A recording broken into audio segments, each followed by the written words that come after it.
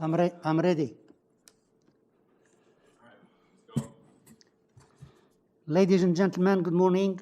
During the declared emergency, Committee of Adjustment virtual public hearings are being conducted by electronic means through WebEx, an online digital platform, and streamed on the Toronto City Planning YouTube channel. These measures are necessary to comply with physical distancing requirements and in-person attendance limitations.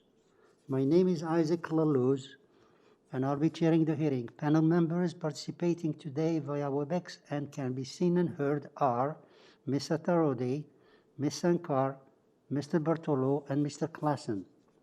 City staff will be assisting us throughout the meeting, including moderating the WebEx platform.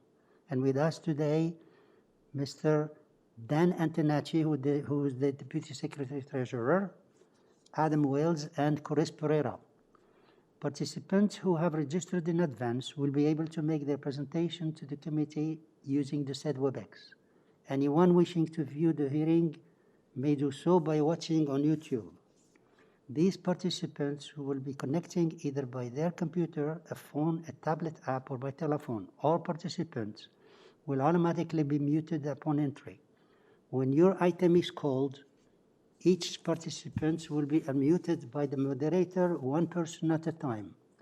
Only the committee members will be participating by video. Any registered speaker will be participating by audio only. We ask that you also mute your devices until you're called up to speak. For those waiting to line on speak, please make sure you call with the telephone number you originally registered with. Calling with a different number, you will not be able to speak on the item.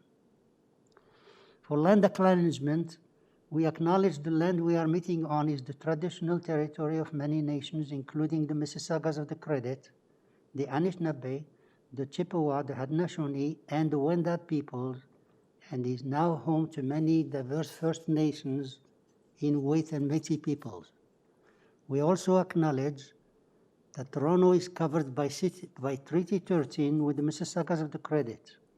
In accordance with Section 45 and 53 of the Planning Act 1990 as amended, this meeting of the Committee of Adjustment of the City of Toronto is called to order. The Committee of Adjustment considers applications for variances from the provision of the zoning bylaw, permission to extend or alter legal non-conforming uses, and consent to sever property to create new lots. Anyone in attendance today who wants to receive a copy of the decision of the committee on an application must submit a written request by email. Please ensure that you include your name, address, and email address, because Committee of Adjustment and the TLAB will be sending notifications and updates by email only. If you do not agree with the decision of the committee, decisions may be appealed to the Toronto Local Appeal Body and in some limited circumstances to the Ontario Land Tribunal. Appeal instructions are set out at the bottom of the decision of the committee.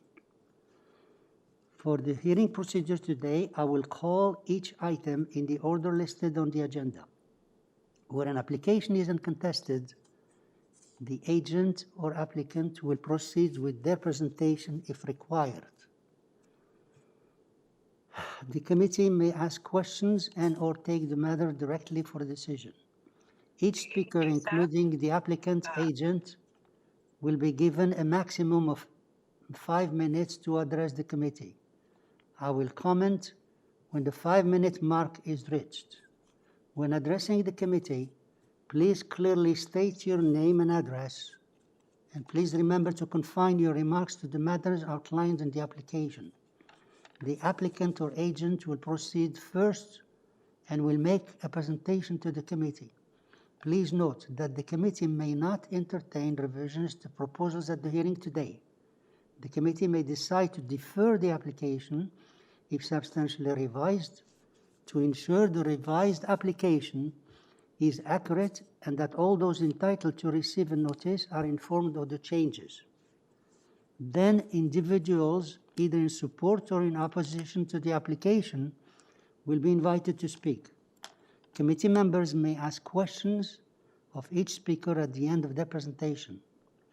When all speakers are finished, the applicant agent has the chance to address only those issues that were raised by the speakers.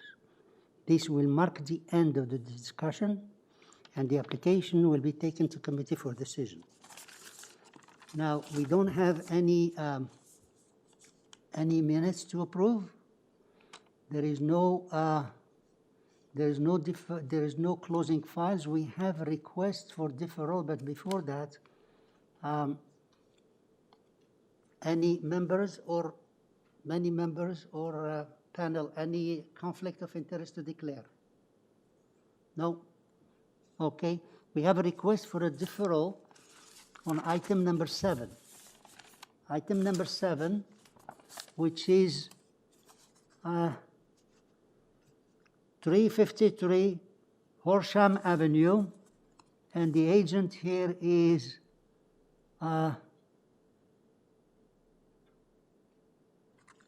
Sean Tusi, are you there? Hello, Mr. Chair and members of the committee. My name is Sean Tusi. Hi. Principal architect. Could you please? Architects. Yeah, could you please state the address, your name and address? Yes, Mr. Chair. For record, the address is 2323 Youngest Street, Unit 503, Toronto. Thank you. M4P2C9. Okay, thank you. Now, you requested the deferral of the item. Could you please tell us the reason why you're asking for the deferral? Yes, Mr. Chair, but I've been working very closely with the planning and transportation. They do have a concern for part of the design related to a existing parking pad. And as a result, I believe they're not in support of the current application. We would like to continue working with the planning and transportation to find a solution that meets the client needs as well as satisfies the concerns of the planning. As a result, we would need a little bit more time to negotiate with them, and that's the reason we're asking for the deferral. Okay. Members, you heard the reason, and we don't have any other speaker. Can I please? Mr. Chair, we may actually have an area resident that was a last minute. We may have an area resident that was a last minute ad. It doesn't say here, huh? I know, but it's because they were very last minute ad. I'm going to double check. If you give me one moment here, please check who's that, because we don't have them here on the list. One moment. Now, Mr. Chair, if it helps, we did notify the committee of staff, the planning, as well as one of the neighbors who did reach out to us. I'm not sure if the registrant is the same neighbor or not, but we did our best effort to notify everybody that the intention is to defer the application just to save everybody's time. And so hopefully the registrant is the same neighbor. Just a second. Is there anybody else here? Mr. Chair, it doesn't look like they're on the call at this time. Okay, members, we don't have anybody else to speak, just the agent who's requesting the deferral, and you heard the reason for the deferral. Can I have a motion regarding the deferral, please? Mr. Bartolo? Yeah, thank you, Mr. Chair, through you. I'll put forward a motion to approve the deferral, signing the I to allow the applicant to coordinate with the city on those requirements mentioned. Thank you. Thank you. Second? Mr. Klassen, second. All in favor? Okay. Thank you. Sir, Thank you, Mr. Chair, Mr. Tusi, your application is deferred sine die. So check with the member, with the staff as far as the next hearing, okay? Yes, Mr. Chair. Mr. Chair, I just received an email from another agent who's requesting a deferral as well. Okay, which one? It's item number 14. 14, okay. A0793 Thank you. 41NY. Okay. 437 Fairlawn Ave. Yeah. Okay, number 14. And here we have a lot of registered speakers. Huh? Okay. Item number 14, requesting deferral, and that is 437 Fairlawn Avenue. And this is Mr. Jim Pfeiffer. Are you there? I certainly am. Can you hear me? Yeah. Could you please tell us first your name and your address? My name's Jim Pfeffer. I'm at 3 Bridgman Avenue, Toronto, Ontario, M4S or M5R1L4. Thank you. Now, could you please tell us the reason for the deferral request? We've become aware of the concerns that a number of neighbors have, and we'd like to make some changes to the project to address those concerns and get a new zoning notice reflecting those changes. I've also recently seen the staff report, and there's actually a pretty significant error of fact in the staff report, and I see the counselor has written a letter based on that Okay, staff report. all right, I so think yeah, that that's, should be okay, for as well. discussion with neighbors and possible changes in the application. Now, we have a number of speakers here, and the first one is Maureen Shade. Are you there? One moment, Mr. Chair, I'm looking for that participant right now.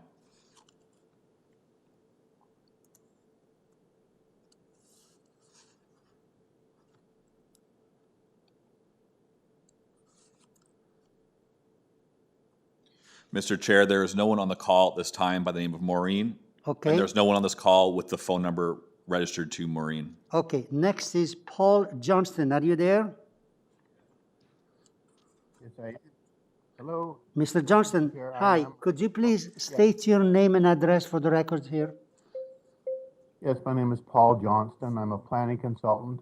My address is 235 Lakeshore Road in Oakville, Ontario. Thank you. Now, you heard the request for the deferral. They want to discuss and maybe change the thing. Do you have any concern about the deferral, yes or no?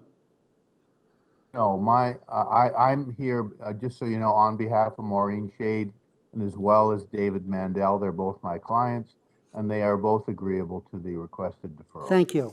Thank you. Okay, next is Lev Reutberg.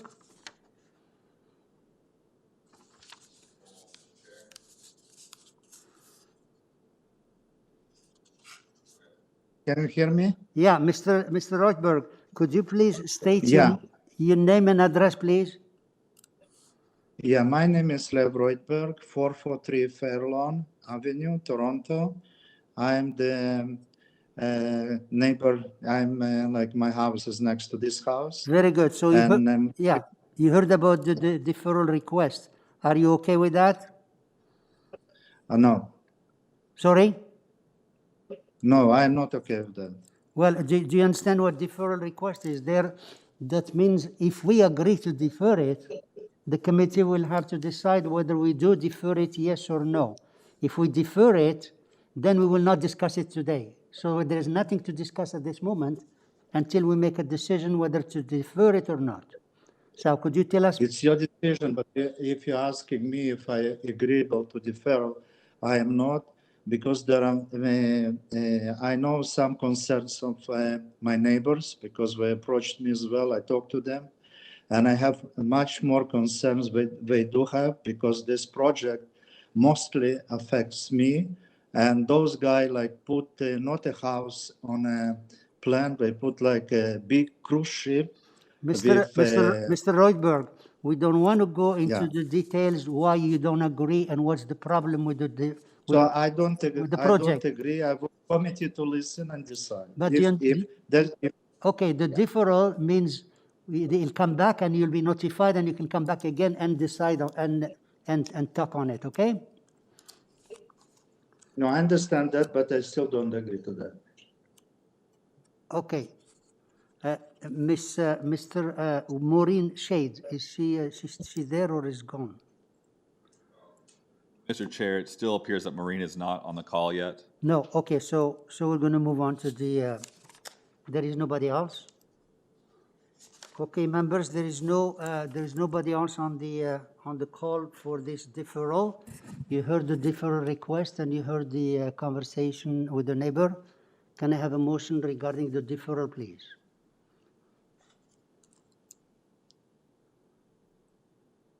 Mr. Klassen?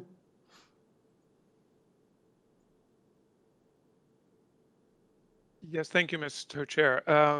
I'll move to defer this application so there's time for the applicant to make revisions. It'll be Sunny Die. Sunny Thank Day. you.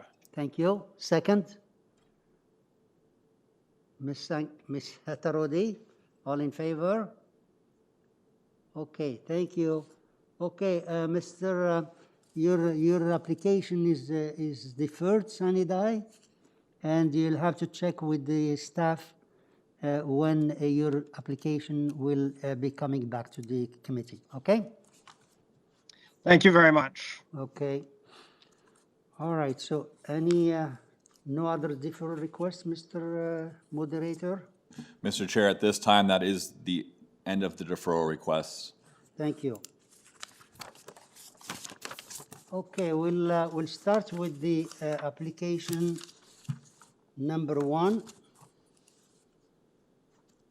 And application number 1 is 211 Sheldrake Avenue. And here we have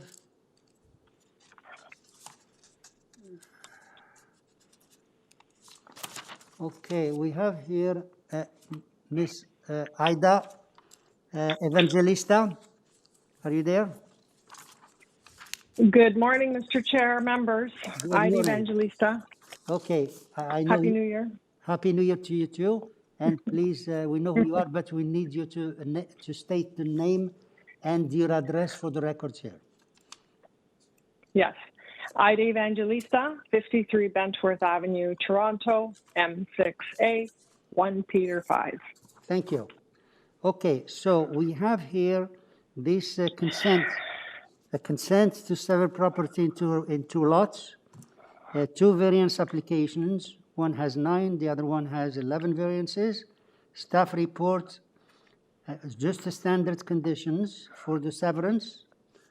Transportation report, no objection, just conditions. Engineering report, no objection, just conditions. Forestry, condition 1, 1 letter of objections, and 4 letters of support in one petition. So could you please give us a take on this application? I'll give you the usual 5 minutes, and please go ahead. Mr. Chair, and members, I'll give you a brief synopsis on what's taken place. So this particular home is owned by Krista and Beatrix. They've lived in this home since 1973. Their mom has passed, dad is in a nursing home, and they've lived in this area for pretty much most of their life, all their life, including Krista's husband, Rob. They form part of this community, and they wanted to stay here. So, you know, what they're proposing is they are proposing a consent application for 211 so that the two sisters can live side by side. Again, the variances that you have, if you go through my submission, you'll see the house that we have that is currently there. The height that we are proposing is exactly the height that is there right now. The side yards are much better than what currently exists. And you'll see our neighboring properties at 207 and 217. 207 has side yards of 0.29, 0.30, and 217 have side yards of 0.97 and 96. So we are consistent, and there are many homes in this area, as you can see from the lot pattern that I actually submitted to, second last page, the building footprint. You'll see that there are many homes in this neighborhood that actually are very characteristic to the lot we are proposing. Now, the variances that we have, I take it, you know, when you take a look at these notices, there are many variances. However, some of them are technical in nature. Now, I would like to add part 2, because I do know that a couple of the neighbors did mention the balconies at the rear, and it only relates to part 2. So the balcony on the 3rd floor of part 2, we can remove, which is variance number 6. The proposed area of the 3rd floor rear platform 9.80. We will remove that variance. Are you making changes to one of the variances? I am, Mr. Chair. Which one? We have. Okay, if we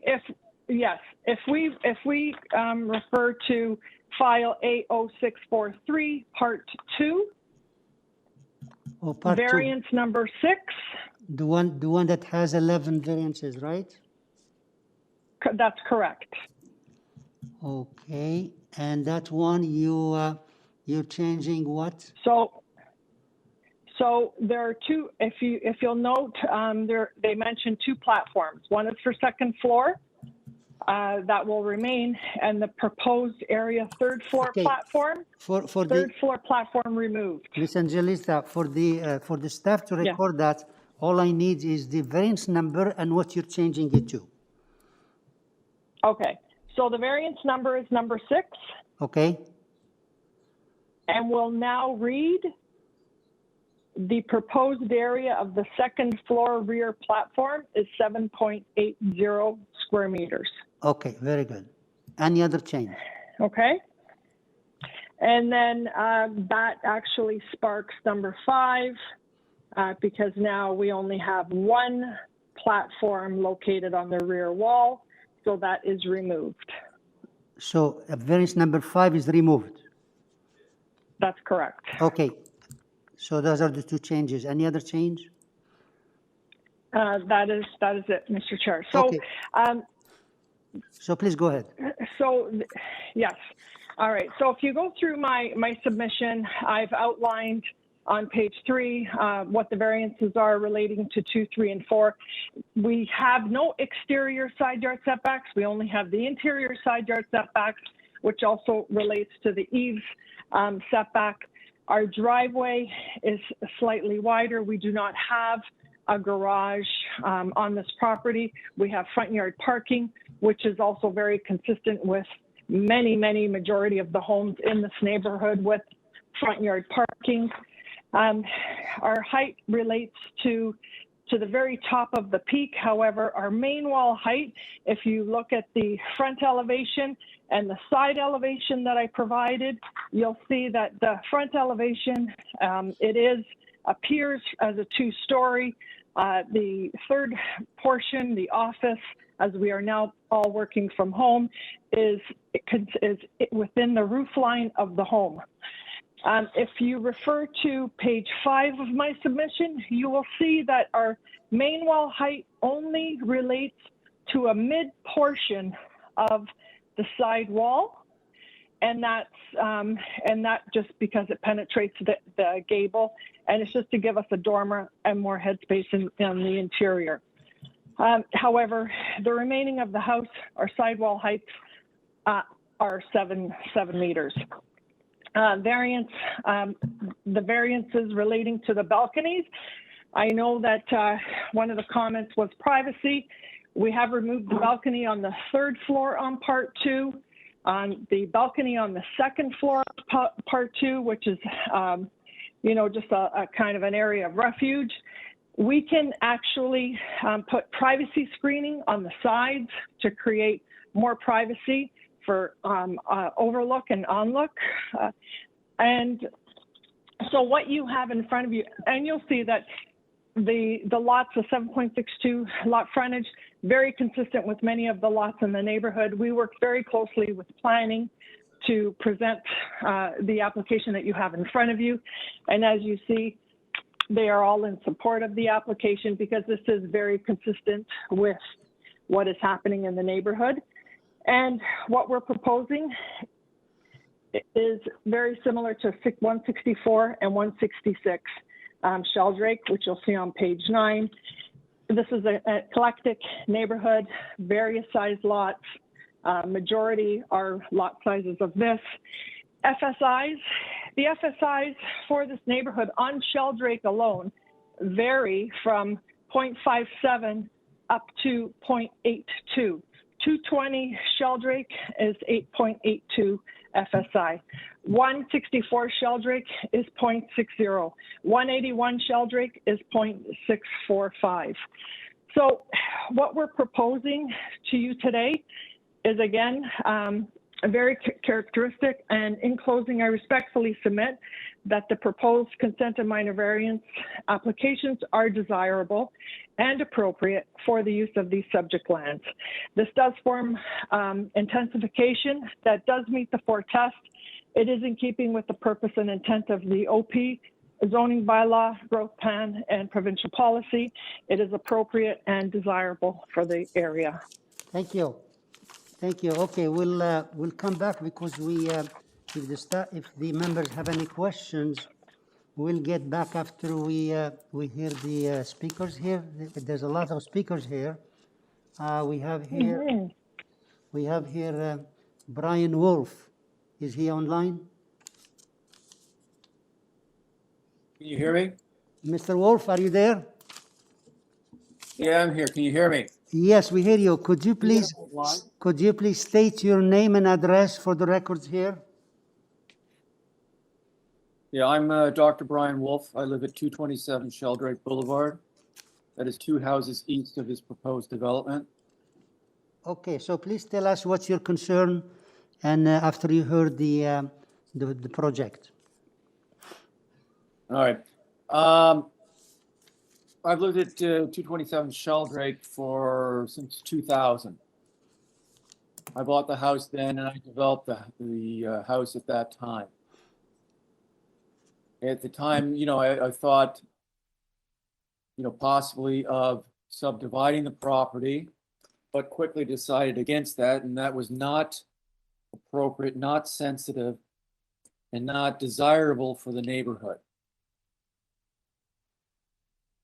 The proposed development, I have not once heard from them coming by here to discuss the development. I would think that if you're considering that you want to subdivide property, which again is not appropriate, not desirable, and not sensitive to the neighborhood, that you might actually want to come by and talk to the neighborhoods. No one has come by at any point. So if somebody wants to subdivide a property, they got total, what here, 20 variances? I mean, that's ridiculous. I had several variances when I built the house. I think I had 3 or 4, but not 20. I expect the Committee of Adjustment to respect the neighborhood, respect the residents that live on the street, and have to basically invested in the neighborhood. So basically, they want to build the biggest box possible on the land, not respectful for the present residents on the street.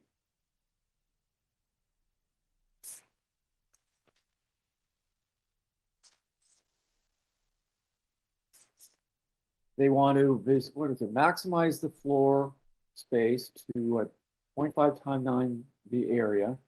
They want to minimize the setbacks, maximize the height of the side walls, maximize the height of the building.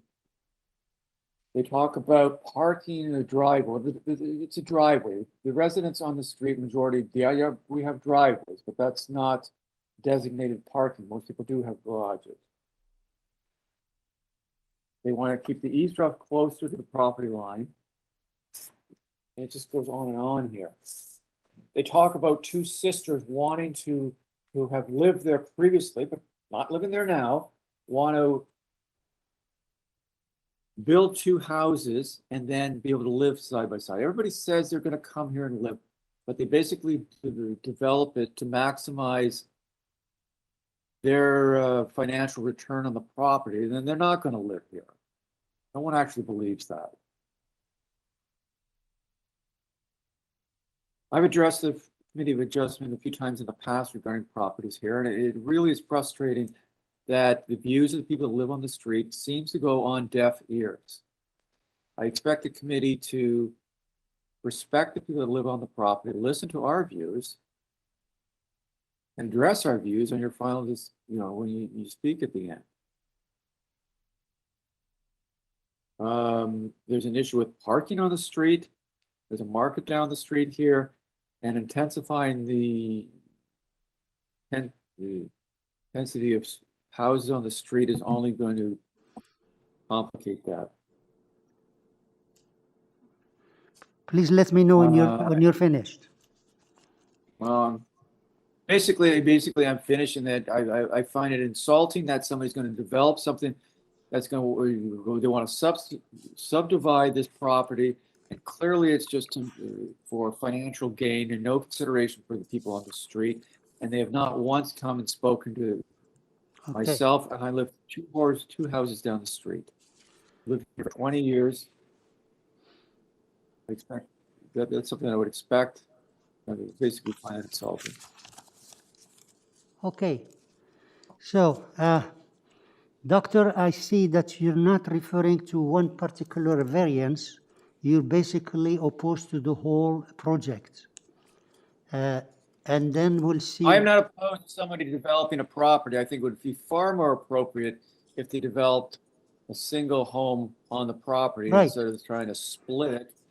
It adds nothing to the street. Yes, so this is the project you're opposing to divide And it they into, got 20 variances. 20 variances. Ridiculous. Okay, all right. Now, as far as the people not living there, just for your information, as far as the people building it and not living there, there is no bylaw requiring them to live there.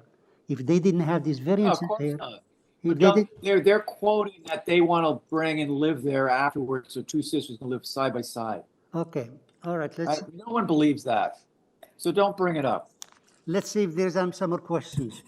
Any questions for this speaker? Ms. Sankar? You know, also the depth of the property is. Excuse me. That's far beyond. Your 5 minutes is over, please. Well, there's 20 things on here, so unfortunately this takes more than 5 minutes. Yes, sir, I do have a If we didn't have so question. many variances, it probably would take. So just to ask, so what you're really saying is you don't believe that this actually fits in the character of that neighborhood? Members, I was having troubles muting the speaker, so I had to expel him from the meeting for a moment. We'll look to try and bring him back, and we can ask him then questions. But No problem. he was out of line in the chair can moment move there, and I wasn't able to mute him properly. So we'll look to bring him back as soon as we can. In Okay. the meantime, though, we want to move on to the next speaker, and we can continue along. Okay, we'll bring him back after we hear the next speaker. Next speaker is Peter Lucas. Are you there? Mr. Chair and members, at this time, Peter does not appear to be on the call. Okay. Rosemary Morton.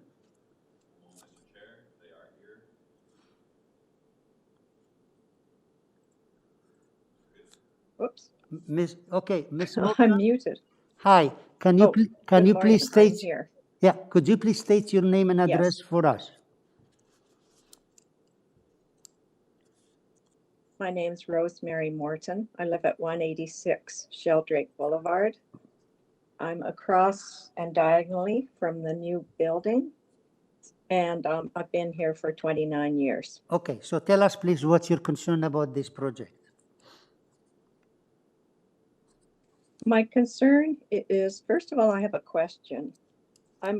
It's hard to tell from the plans because they're from the different markings, but it looks like the house, which is, sorry, just a sec, I got to get the plans here. The new house to the west, I'm wondering, how far away is it from the lot line? Is it 1.5 feet?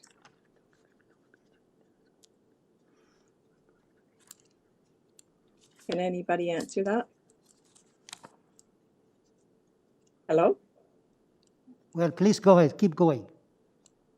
Okay, so from what I can see, it looks like the house to the west, the new house, 211A, is only 2.5 feet from the wall of the neighboring house to the west, number 207.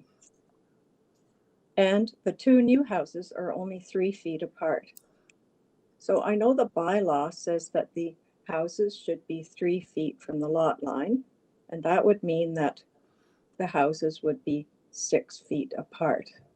So this is really disturbing how the houses are crammed together for aesthetics and also for safety reasons.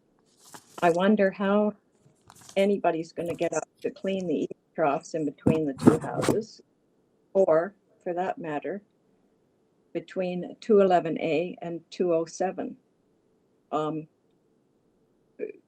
Wonder how they're going to get the garbage out, where they're going to keep their garbage cans. Also, so that it's the distance between the houses that I find disturbing.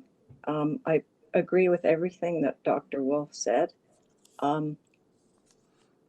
When we talk about the neighborhood, you have to realize that Sheldrake has a different setup than the house, the street to the north, which is Stibbard, and the street to the south, which is Sherwood, excuse me.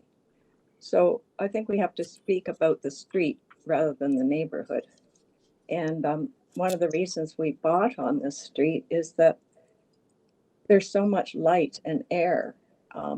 The street is quite wide, there are boulevards, and so this kind of construction is just going to get rid of all the nice light and air that we have on the street. It's just not in keeping with what's happening. And that's all I have to say. I'd like the question answered as to how far away, what's the distance between 211A and 207 to the west? That's my question. Okay, thank you, Ms. Morton. We'll bring back the agent who will explain and answer all those questions. In the meantime, any question for the speaker from the members? No question? Ms. Sankar, you have a question? So just to ask my original question, which I had asked to the other debutante, but I can also ask it to this one. It's just your feeling you've described again, similarly to the doctor who preceded you. You don't believe that this is within the character of that particular neighborhood or street. If you could just respond to that to let the panel know what your thoughts are on, you know, whether this is something that's normal or that this is overdevelopment for the land and the lot that's being proposed to be severed. So are you... Ms. Morton, you heard the question, so please go ahead. All right. Well, thank you for your question. I think the problem is this is going to be a precedent for the street. So it means if this passes, it means every 50-foot lot is going to have two houses that are jammed in that will be reducing the light, probably safety. There's not enough space between the houses. And as Dr. Wolf mentioned, they're trying to put two giant houses, all the qualities of a giant house, squashed into a lot, a small lot. And it's going to change the whole atmosphere and complexion of the street. And that is my final word. Thank you for answering that question. Any other question? Okay, so I'm still wondering the distance between the two houses, 207. Yeah, we'll get the agent, we'll come back. In the meantime, we're going to finish with the speakers. We have here, the next one is Mike Maisy. Is he there? No, Mr. Chair, it's actually here. There's also Margaret Doyle in this. Yeah.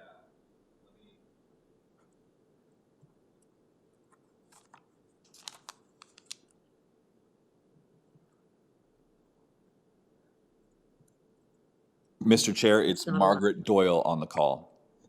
She's on call? And Mike Yeah. Maisa. Okay, yeah, hi. Hi, Ms. Doyle. Hi, good morning, sir. Hi, could you please, I'm Margaret's husband. okay, could you please state your name and address for the records? We heard your name, but we have to record it. Your name and address. No for problem. My name is Mike Maese, M-A-E-S-E. My current address is 1 Balmoral Avenue, Toronto, Unit 712, Toronto, Ontario. Although we just bought property 217 Sheldrake, which is the house adjacent east of 211. Yes, we have the, yes, we have that address. Lot A. Yeah, Right. yeah, we have So we're 217. the current owner. Okay, so we have, yeah, we have that 217 Sheldrake. We know where it's positioned. Could you please tell us Yes. what's your concern about this project? Just so you know, Margaret's here with me, so she's beside me. Okay. Listen, two things. First of all, I would like this meeting to be deferred. We just found out about this less than a week ago by mail. I have still not. Dr. Wolf gave us a notice, who's my neighbor to the east of 217. We just heard about this. So I would like to propose to postpone this. Well, we don't want this to happen in the first place. Now, However, until we didn't have enough time to protest. We didn't have enough time to knock on doors. You know, we have COVID, and then there was also the snowstorm. And I believe with Mrs. Morton so far and Dr. Wolf, we all share the same ideas about this new build. And I believe a lot of other neighbors would feel the same way, to keep the character of the street, exactly what Mrs. Morton had said. But we feel that we haven't had enough time. However, the builder has been doing this for 2 months. And, you know, they got people to sign off saying that they didn't oppose the build. We feel we didn't have enough time. I mean, at the end of the day, we don't want this to happen. We want it to be a single home dwelling. You know, so we just wanted to bring that up to start off with, that the timing, there just wasn't enough time for us to get enough information, enough people to be on our side of the fence. Okay. Now, I'd like to, so one of the letters that they filed that I saw last night for the pro to go ahead with the construction, or they agreed to sign off, I believe it's 229. I don't believe there's a 229 on the street. If you could please check on that. It's fraudulent. It's like, there's no address, 229 Sheldrake. Okay. Or that we're aware of. And I asked Dr. Wolf, or his wife, I'm sorry. He says, Mike, I lived here for, I don't know how long, 20 years. And he says, there isn't. It goes to 231, which is the next address. Anyways, just to point that out. Okay. But first of all, I've gone through all the numbers this morning on their plan. And if you go one by one, the floor size is 59% more with all the variances, as Dr. Wolf pointed out. But the ones that I have access to, 59% more area space. The setback is 51% more than they're allowed. And that's going point by point. The lot frontage is almost 27.5% smaller than what should be. I can go through all the numbers, and they're all the one that the lady earlier pointed out that they're cutting back on the, I believe, is the decks, the balconies. That's okay. She stated on our side that she's cutting back that third floor. But even now, I just crunched the number. It's almost twice as much as what's allowed. If you're only allowed 4 meters, as per the City of Toronto letter. Even if she cuts back, it's now going to 7.8 meters. That's taking away the third floor. And if you would have allowed the third floor, it would have been almost over 4 times. Next, our backyard, and we just, you know, we bought this house for the backyard and the sun, and now we don't have any of that. Let me point something out. This house, our house, 217, is a heritage home. Yes. And I bought the house about 6 months ago, 5-6 months ago, spent a lot of money, and I was aware that because it's a heritage home, you cannot do much to it. You can't. You have to go through the Heritage Committee, et cetera, that I'm sure you're aware. And now, these guys want to put up a wall 6 feet. If I look at the size of the walls here, it says, oh, the extra wall facing, it's only 1.89 meters. Yeah, 1.89 meters is over 6 feet higher when you turn it into feet. So our beautiful sort of like bungalow style, like farmhouse, it's beautiful on the outside, is going to look ridiculous beside these two homes. It's like dwarf. It's dwarf, and it's all the sun that comes in through the west is going to be blocked off. Anyways. Okay. So what happens with the parking? Sorry, sir.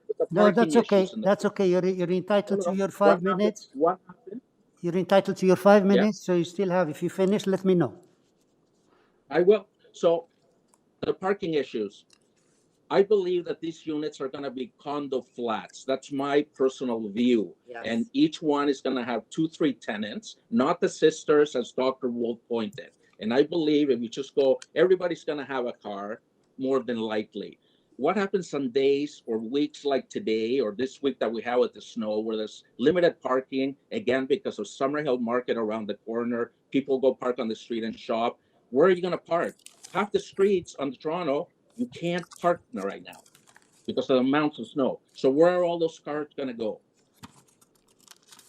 Okay, we're at the end of your 5 minutes, and we'll Thank you have. very much, committee. No problem. We'll have the agent come back, and we'll entertain your questions there. In the meantime, to the members, any question for the speaker? And if not, we'll move to the next speaker. Next speaker is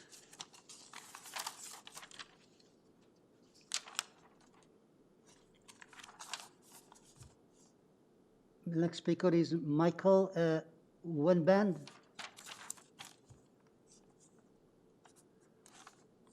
Good morning, Mr. Chair. Michael, yeah, Mr. Wenband, are you there? Could you please state your name and address for the records here? Good morning, Mr. Chair and committee members. My name is Michael Wenban, W-E-N-B-A-N, and I live at 181 Sheldrake Boulevard, which is about 6 houses to the west. Thank you. So tell us, please tell us what's your concern about this project. So I wrote a letter to the committee, which you should have in your file, one of 6 letters of objection, pointing out unresolved problems with the 3 applications, and at the least requesting that these 3 applications, the consideration be deferred. And you should also have letters from the local councillor, Jay Robinson, also requesting a deferment of the consideration of these applications.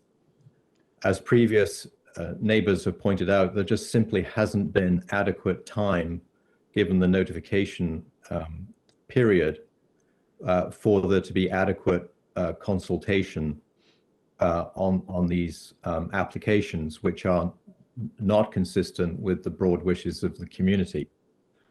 I live opposite the previous severance that was mentioned by the applicant's agent, the severing of 164 Sheldrake 10 years ago, which I reference in my letter to the committee. And there was a very consultative and engaged process among the neighbors that resulted in a better series of applications than are before the committee currently with respect to 211. Undersized lots are out of character with this section of Sheldrake, and the proposed buildings are not consistent with the physical pattern of this part of Sheldrake. And there is some data in my letter to that effect. So it's not clear how the city came to the conclusion that these developments are consistent with the physical pattern of Sheldrake. One of the issues with undersized lots is that to build the sort of houses that people wish, they have to request multiple variances, as previous speakers have noted. And this produces tall houses that are like a person wearing clothes that they've outgrown. They do not fit the character of the neighborhood. They create access and servicing issues.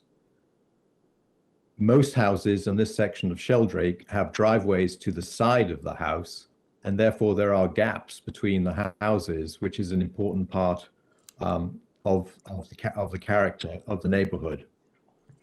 Parking has been mentioned by previous speakers. This is an issue at that end of Sheldrake, and there are traffic congestion problems, and this will be exacerbated by the proposal here. Each building appears to consist of 2 master bedrooms and 2 kitchens, which would suggest that there are up to 4 households and potentially 4 cars being added to this section of the street, when a parking place on the street will be removed by the curb cut for the extra driveway.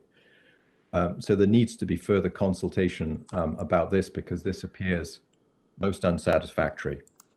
So the request is to have some time for a proper process for the applicant and their agent to make the effort to talk to the neighbors on the streets. on the street. Because as you can tell, there are a significant number of people who are opposed to the application and the development proposal as it currently stands. Thank you. Thank you for your submission. And any question for this speaker before we move on? We have one more speaker, and then we'll get the agents to answer the questions. Okay. All right. The next one is Michael Kutzart. Is he there? Yes, can Okay, you hear me? Mr. Kutsares, could you please state your name and address for the records here? Of course. My name is Michael Kutsaris, and I live at 199 Sheldrake Boulevard, so 3 houses west of the proposed buildings. Thank you. And please tell us what's your concern. We'll give you the time for the submission. Thank you. So having reviewed the many requests for variances that these proposed buildings have put forward, I don't believe that these, much in the way that I think our previous speaker very well said, I don't believe that these homes are in the best interest of Sheldrake itself. I believe that the homes themselves are looking to maximize the space. So with regards to the FSI coverage, I believe it's far too dense, and noted the multiple requests for variances on setbacks, frontage, height, as well as the lot size themselves. The requested GFA is far too dense and will negatively impact the neighboring properties and the overall feel of the street. I believe Sheldrake is a very unique street in this neighborhood. It has a certain urban landscape that is not dominated by cars because of the many old trees that on the boulevard that flank the homes on either side.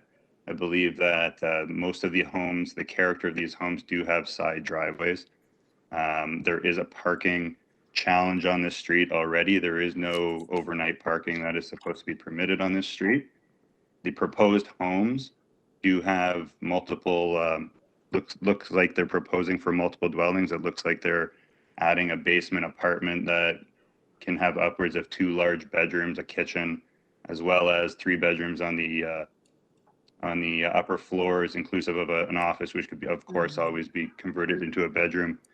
And there is no opportunity for side drives, which will take away day parking spaces on the street, as well as cause more congestion, because you could potentially have up to 6 bedrooms in each of these homes and 2 different dwellings in each home. So 4 dwellings and 6 bedrooms is 12 full bedrooms, and only 1 parking spot per home, which is actually requires a variance in itself, which I think I object to.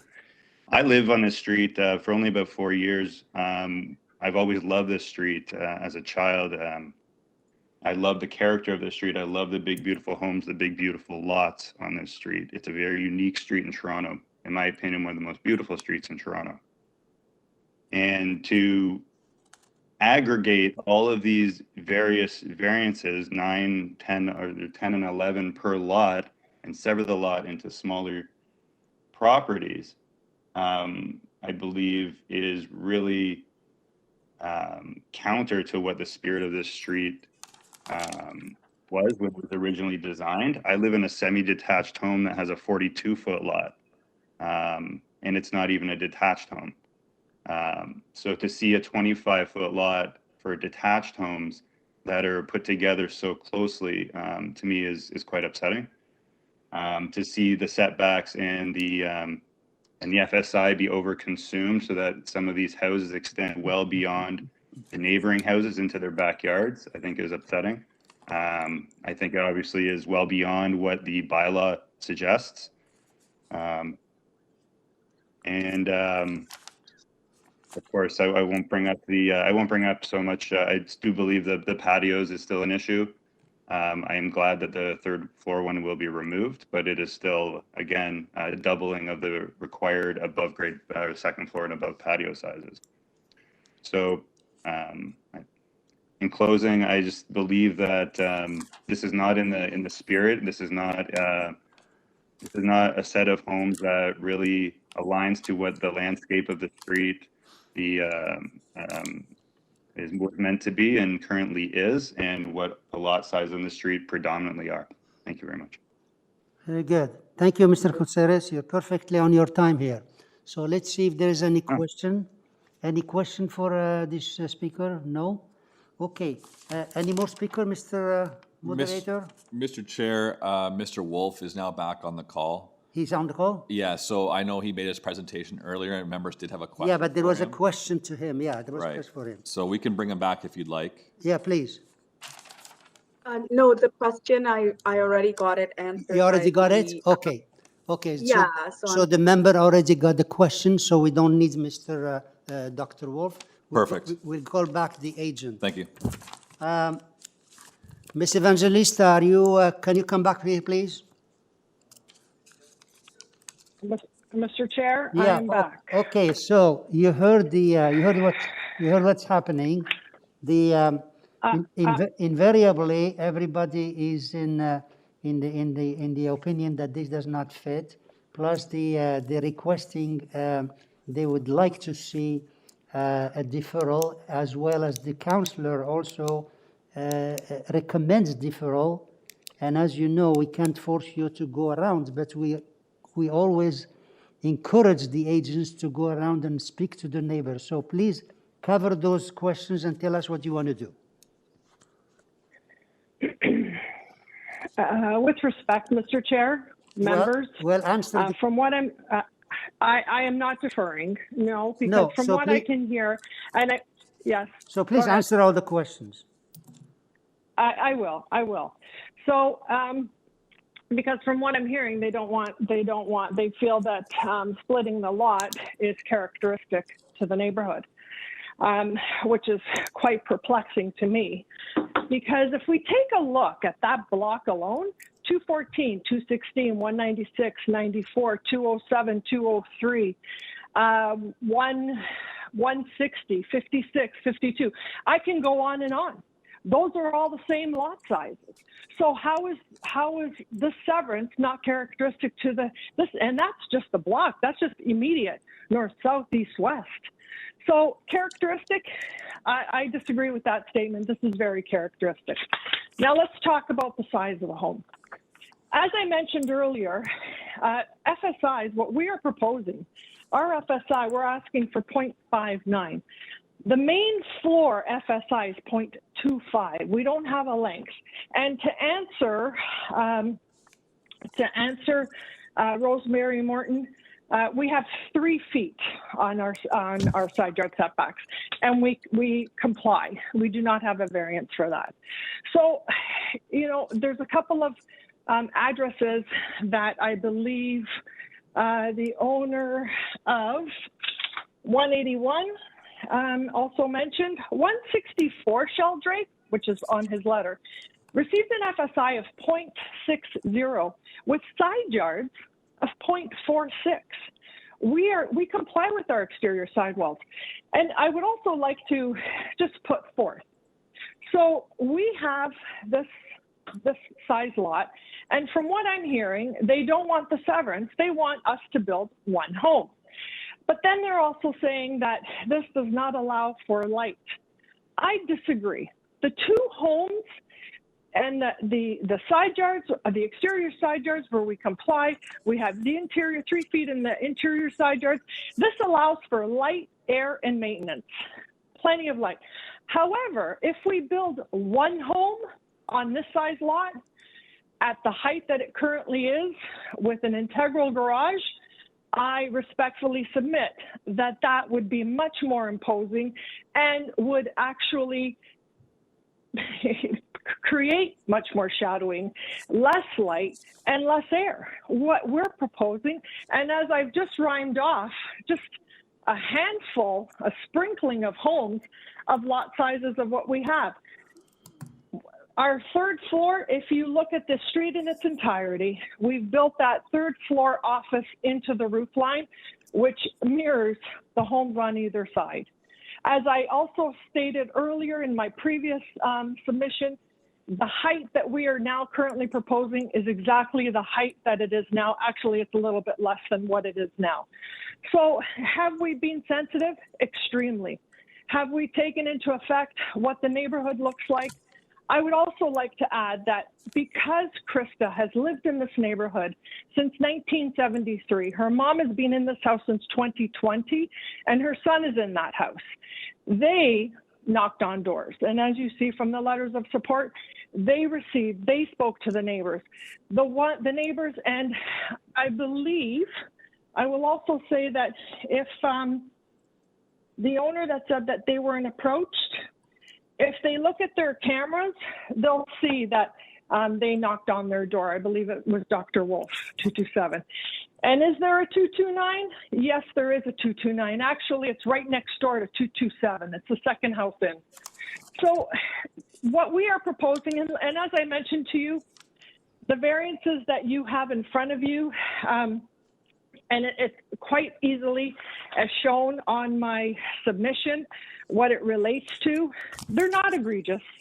The sidewall height, we have a majority of the home has a 7-meter sidewall height. We just have that dormer portion that goes into the roof line, and that's why we have that main wall height.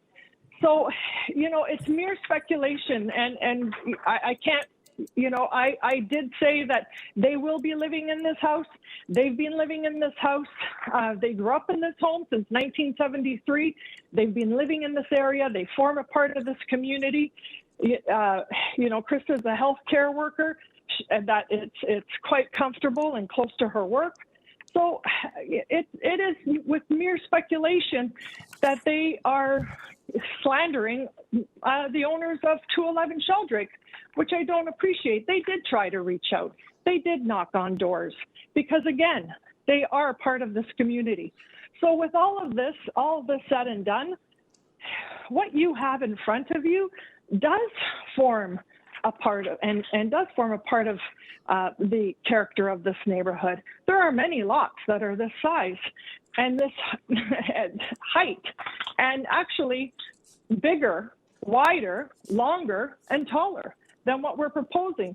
And because they want to live in this, and because that they have, you know, created inroads with all their neighbors, including 207 and 194, and the ones that you saw in the petition of support that actually opened the door to them and spoke to them, and they signed the letter of support. So in closing, I respectfully submit that this does fit the character of the neighborhood. It's gradual and sensitive intensification. Okay, thank you.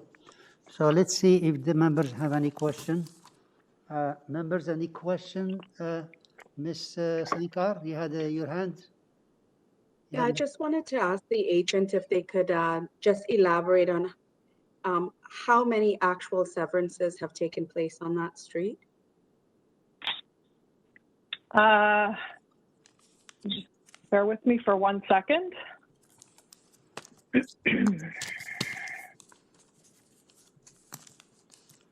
We got 1, 2, 3, 4, 5, approximately about 5 or 6, and behind on, I think, Sherwood, there are several also.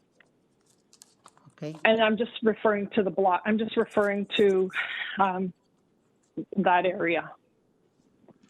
Any other question?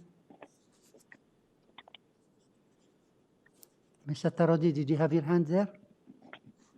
No, okay. Any other question? Well, if no more question, I need a motion, please.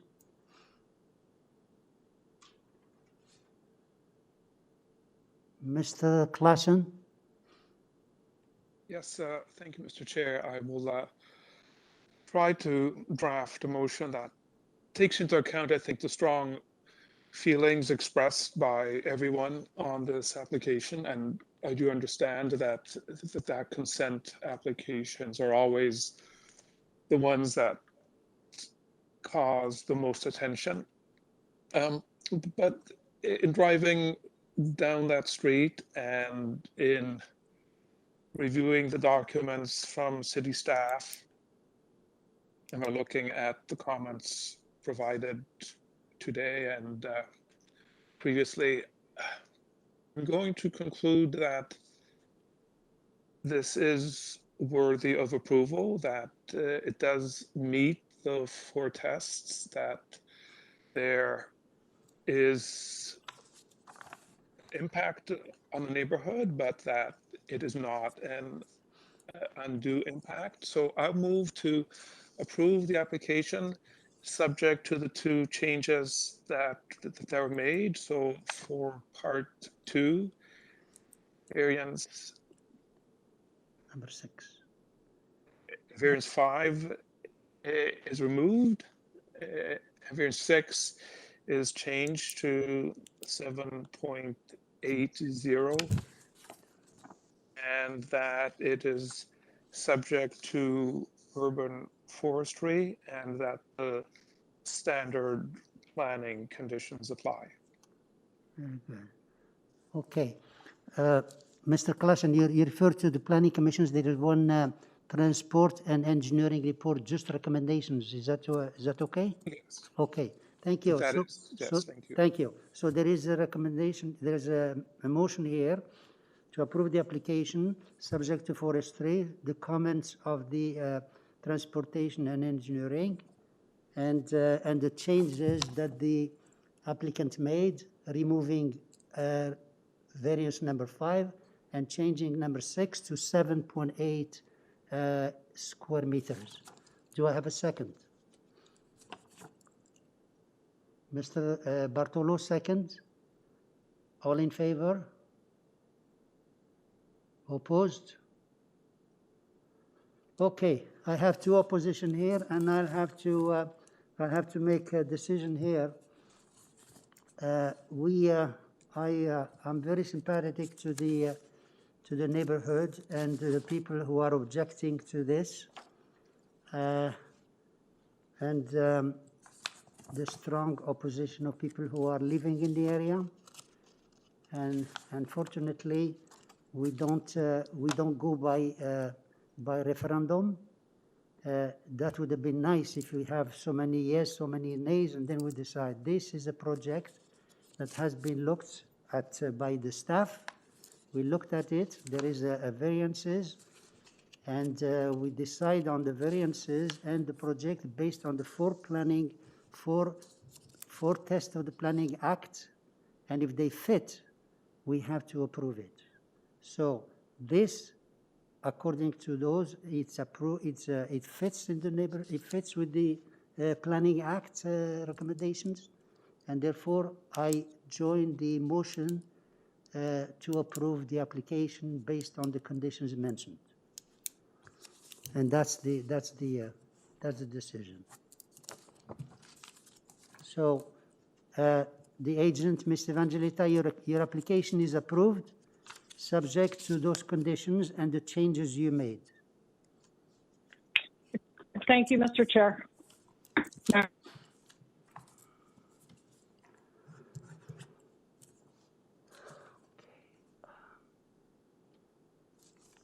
Application number 2, which is 43 Fairchild Avenue, application number 2.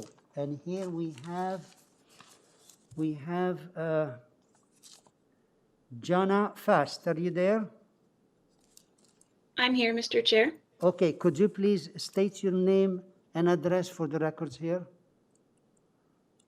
My name is Joanna Fast. I'm a planner with Evans Planning, and my address is 8481 Keel Street, Unit 12 in Vaughan. Thank you. So we have the consent to several the property, 2 variance application. The staff report has conditions for the severance and forestry, and heritage report has conditions. So could you please go ahead? We'll give you the 5 minutes and make your presentation as far as the merit of this project. Absolutely, Mr. Chair. I'll keep my presentation brief because I believe that we don't have any objections from the public. We have a positive staff report. We're simply applying for a severance to divide the property in half. It'll be similar in size to the two properties to the north, as well as the two properties to the south of us.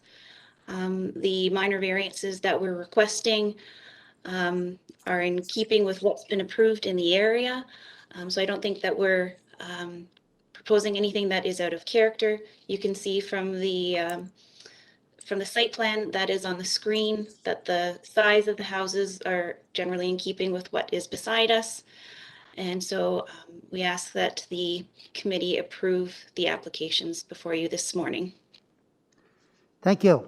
That was very brief.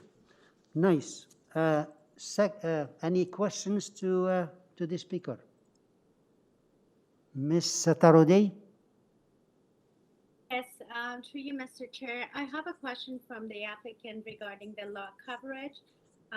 Lot coverage of part 1 and 3, it's the requested one is 44.6%, and the part 2 is 45.9%, and the maximum permitted is 30%. So I would like to get some explanation in that respect. So through you, Mr. Chair, this area is subject to the old zoning bylaw for North York, and the frontage is actually 15 meters, and we're quite a lot less than that. But it's also in an area that a newer secondary plan was approved and approves and allows for more density in this area. This area is actually a transition area. So the zoning for this site actually considered a bigger lot. And so the variances that we're asking for are more in keeping with what was anticipated through the newer secondary plan.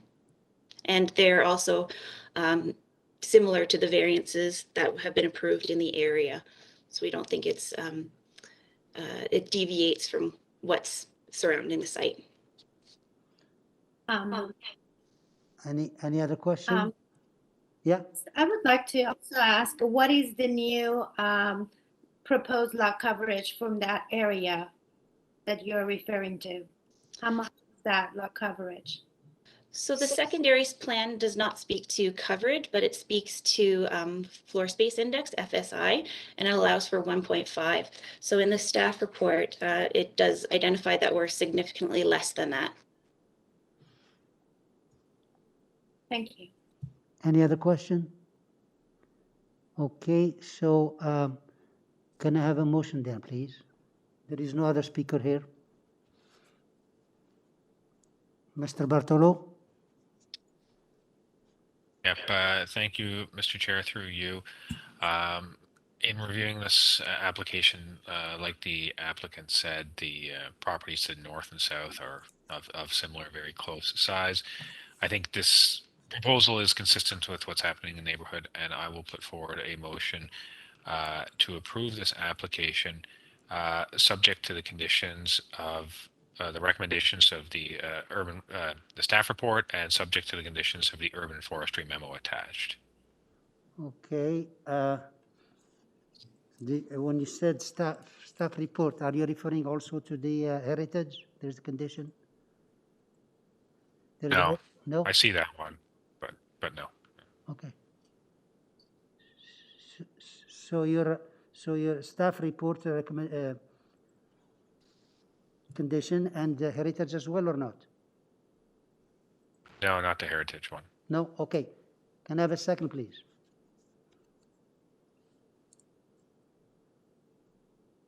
Do I have a second? Ms. Sankar, second. All in favor? Opposed? 2 opposing, yeah? Okay.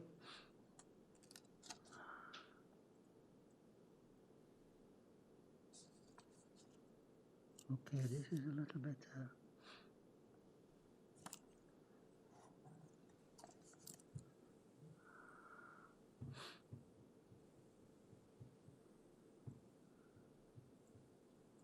Okay, I'll move with the. I also had the questions about the variances. I had questions, and the member here asked about the size of the PFSI and all that, but I believe when I didn't have any concern before I came here, and the staff report has only the condition for the severance, and they're okay with the rest, and I'll vote with the motion to approve the application as submitted with the conditions. There's forestry and there is staff conditions. Did you get that, Miss?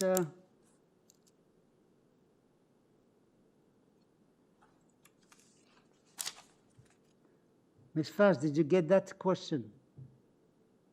Yes, I did. I Okay, so understand. Thank you very much. your application is approved subject to the conditions mentioned. Thank you. Okay.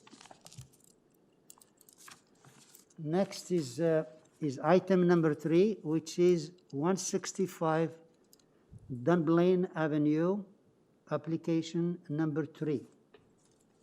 And here we have just the agent, I believe. Yeah, just the agent. And Mr. Maran, Mr. Maran Zabzouni, are you there? Good morning, Mr. Chair and committee members. My name is Maran Zabzouni at 1140 the Queensway. Okay, and we have here a new dwelling, lot coverage, and forestry condition. Members, do we need a presentation here? Yeah. Okay, so Mr. Zabzouni, could you please make your presentation and tell us the merit of this application and also the size of the lot coverage? Yes, we applied for this application based on planning recommendations. Planning recommended that we propose 35%, so we followed their recommendation 100%. And we reduced the proposed dwelling in doing so. So the homeowners, this is a family home for the client. They have spoken with neighbors all around, and they received several support letters that we submitted on the previous hearing. Now, this dwelling is even smaller than previous hearing. So we matched planning recommendations. We have planning neighbor support, and even in terms of proposed coverage of 35%, there are many, many homes in the area that have been approved for even more lot coverage. So we're actually below what's been approved in terms of the general area. So I believe this is a very minor application. It's a traditional home, and we have, matched planning recommendation and spoken with neighbors. So I'll try to make this brief, as I know you have a long list ahead of you. If you have any questions, I'm happy to answer, but I believe it's a very minor application and meet the 4 tests. Thank you. Any question? Members, any question? No question? Can I have a motion then, please? Ms. Sankar? Yes, through you, Mr. Chair. I think the explanations provided by the applicant here today does sit well with me. I do believe that in their attempt to meet planning's suggestions, that this application is indeed, minor and appropriate for the development of the land. And I will move to approve this application and make it subject to forestry condition number 3. Thank you. Second? Mr. Bartolo, all in favor? Opposed? Ms. Satarodi is opposing, and the application is approved. Sir, the application is approved, subject to forestry. Thank you.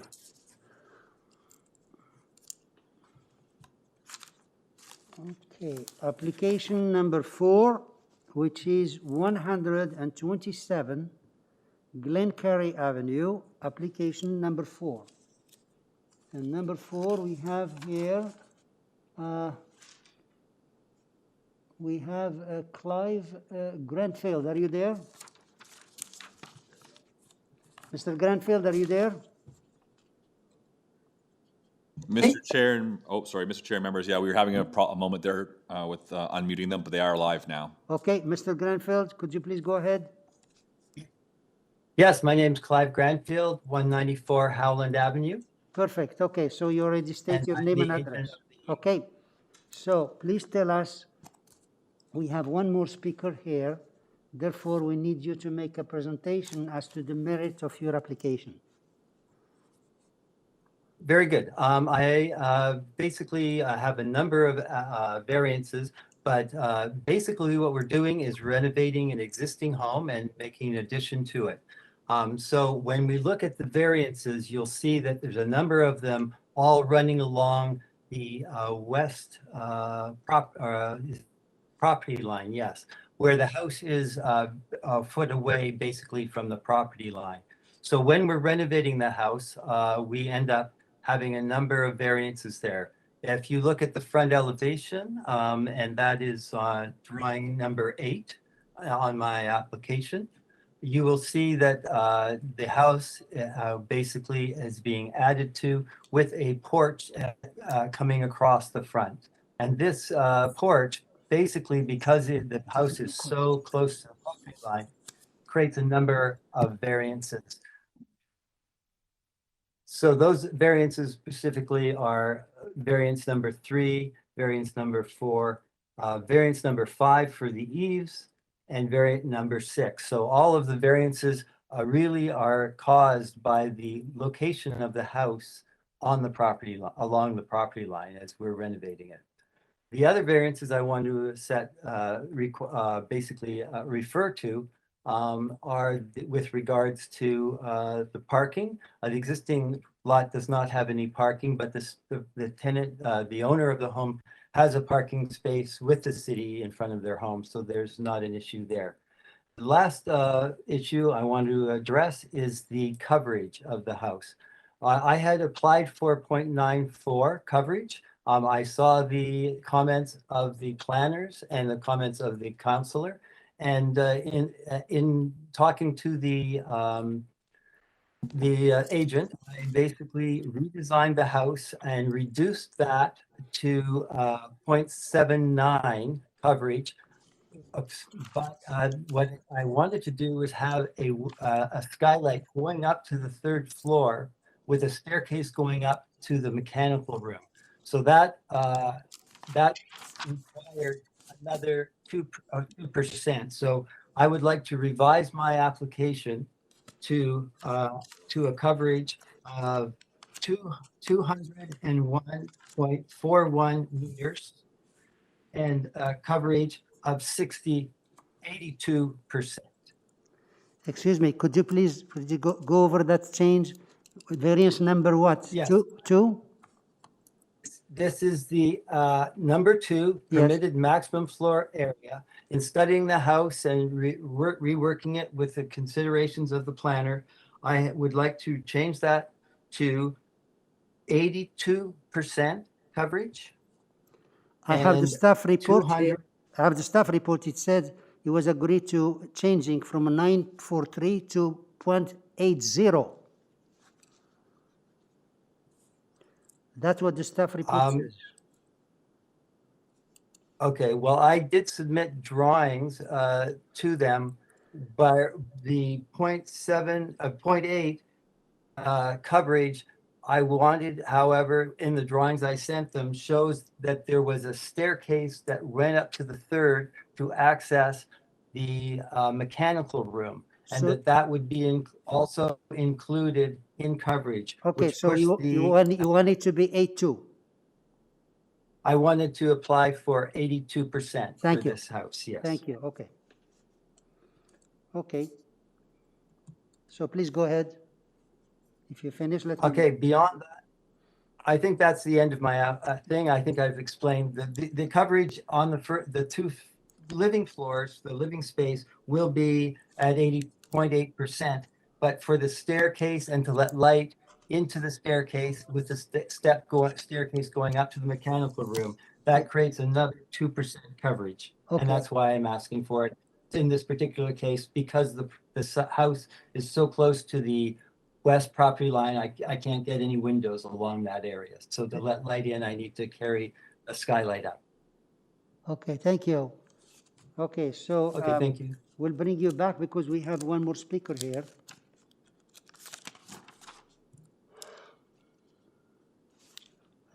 Judith Oborn, is she there? Okay, Ms. Oborn, are you there?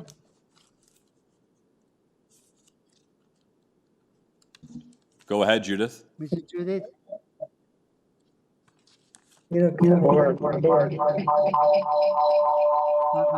Could you please make sure your equipment is in order?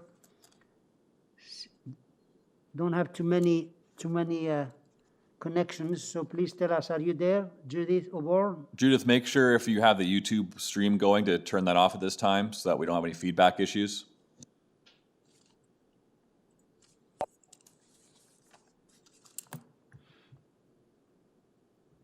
Go ahead, Judith.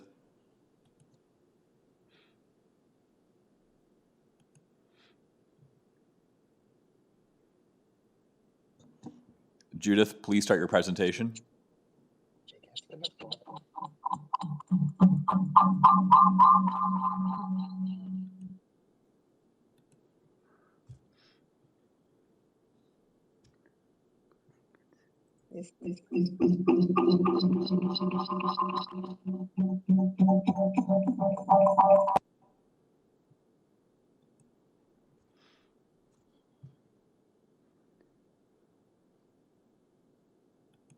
Mr. Chair, I'm unaware of why we're having technical issues with Judith at this time. Yeah, I'm having technical problems here too. The Wi-Fi is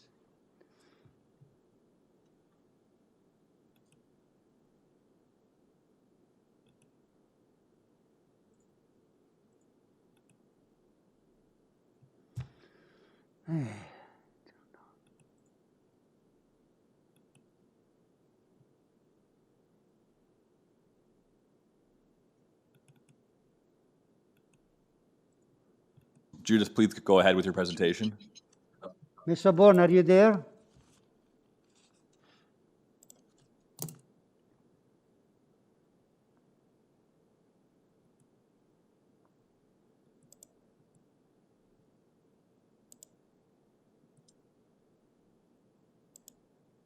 Okay, so is she online at all? No.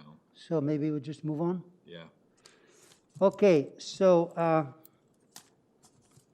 we have no more speaker online. So any question to the speaker, Mr. Bartolo? Mr. Bartolo? Yes, thank you, Mr. Chair. In reviewing this package, there's a note from the transportation staff here that the landscape plan is actually building on an existing easement. They're requesting a deferral for that. Can the applicant address that, please? There is an existing easement along the west side of the property, and we are not building upon that. The house existing line. The landscape is on it, I suppose, but. The landscaping could potentially be shown on that area, but I believe I left that off. But it would not be impacted. Obviously, if the neighbor is using that as a driveway, we'd be maintaining that. Yeah, maybe it's just a little bit of confusion on the plan, because if we look at the landscape plan, your hatch marks there, I assume that's like a pavement with grass or planting in between. It's a drivable surface, right? I think that's the main concern. Yes. There is showing a paved hard surface area, and that's for the and that is subtracted from the front yard area because the driveway is not included. So that shows there that it's subtracted from the landscape area. Yeah, I see it. It makes sense to me. Maybe there's just some confusion for whoever reviewed it there. I just saw that comment. That's all for me, Mr. Chair. Thank you. Yeah. Very good. Okay. Any other question?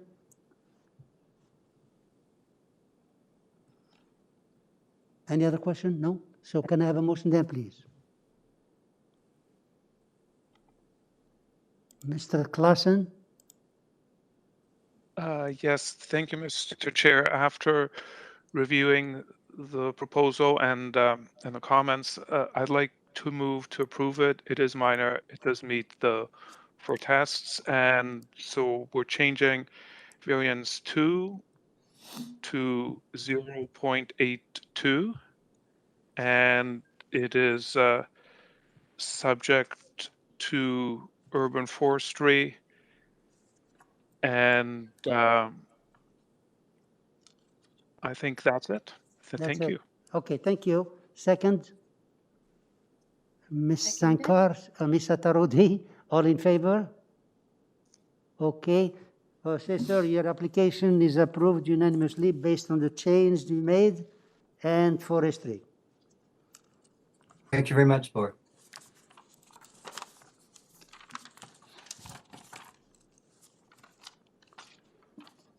Application, now we have, before we move on, we have a request for another deferral, which is number 17, I believe. 17.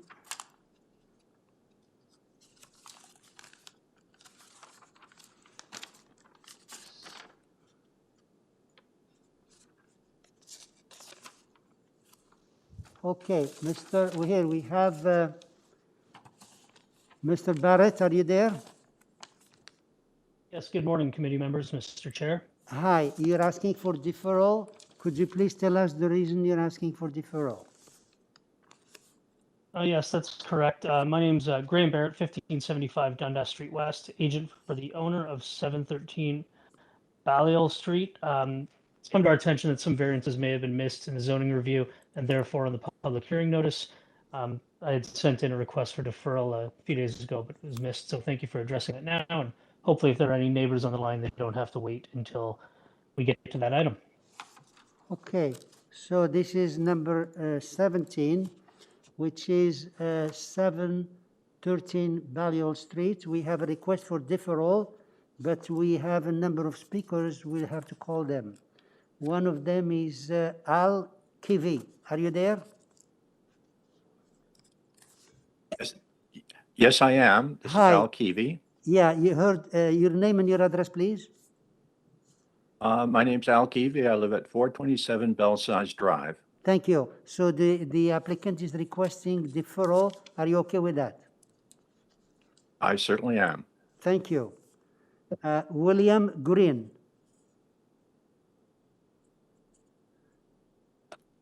Mr. Green. Right here. Okay. We have a request for deferral, meaning we're not discussing it if we defer it, and you'll be notified when the next one comes. Do you have any problem? No, I don't have any problem with that, Mr. Thank Chair. you. Thank you. And Mr. McCabe, McCabe, are you there? I am. Okay. So you heard we have a request for deferral. Are you okay? I'm okay with that, yep. Thank you. Okay. So members, we have a request for deferral. Any, Ms. Tarodi? Yes, through you, Mr. Chair, I would like to put forward a motion to defer this application due to some misvariance and sine die.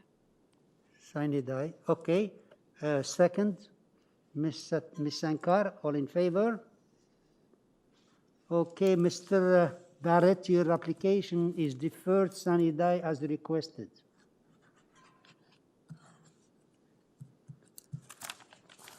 Okay, now we go back to the agenda and we have a number 5, I believe.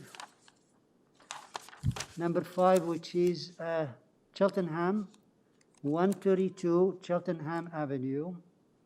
And number 5, we have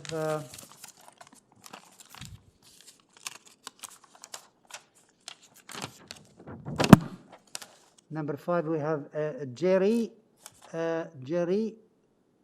Paloskriwicz. Are you there?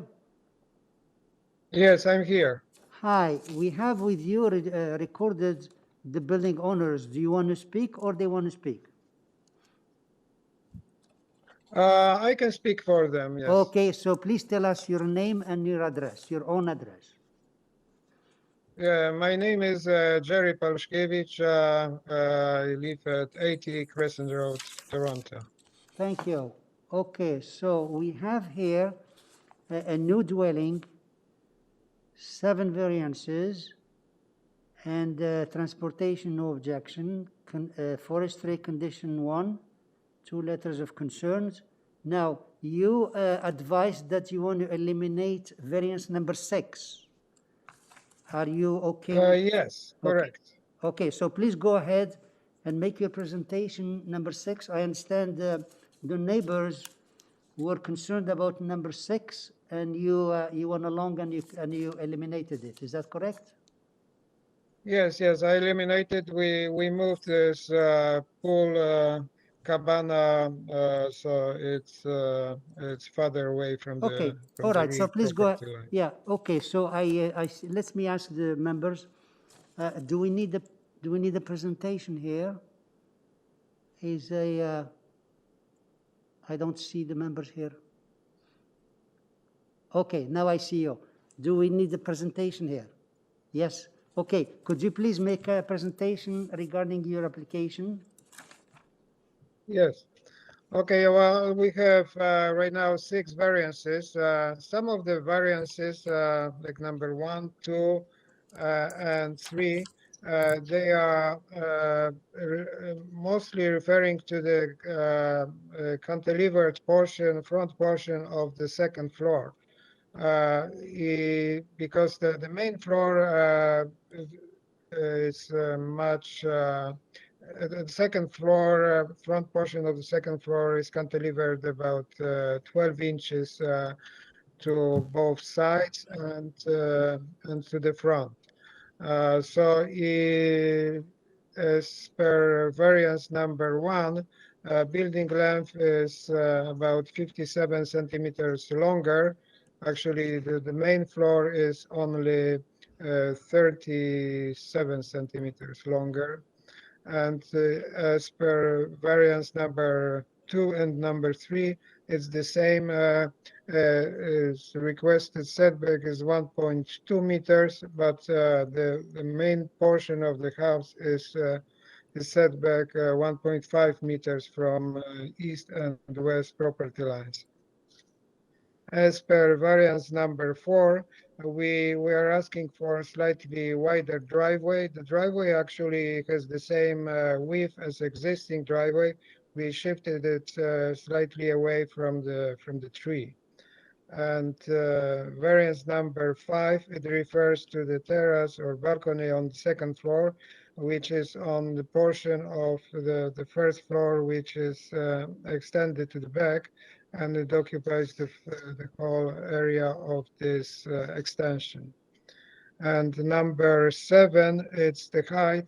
Height is only as per Toronto building zoning bylaw. It's actually triggered by the lower elevation of the road, and the visible portion of the house is much lower because the top part of the roof is set back from the front elevation about 1.5 meters, as I remember.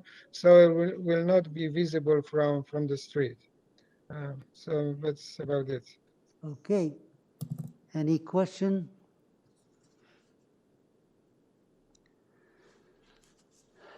Ms. Tarudi, any question? Yes, Mr. Chair. So my question was also was variance number 2 and 3. So I just would like to ask the applicant to confirm. So this east side yard setback and west side yard setback are only for the second story of this dwelling. Yes, correct. The main floor is 1.5 meters on both sides, and also the back side of the house is the same. It's just front portion of the east and west side yards. Okay, thank you. Okay. Any other question? Okay. Can I have a motion then, please? Ms. Satarodi?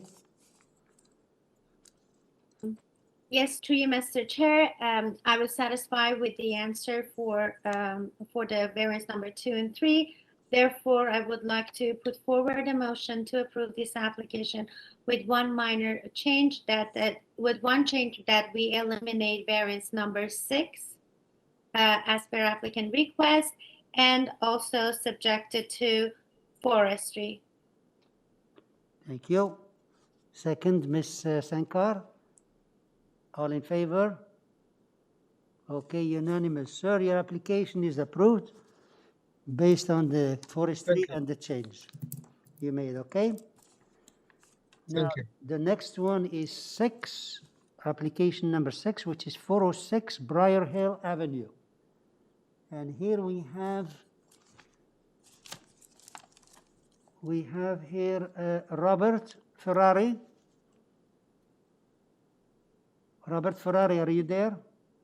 Mr. Chair, I think the property owners are going to speak to this file. What's that? Naomi and Dan Strumpf are actually the owners of the property, and they'll be speaking to it, I think.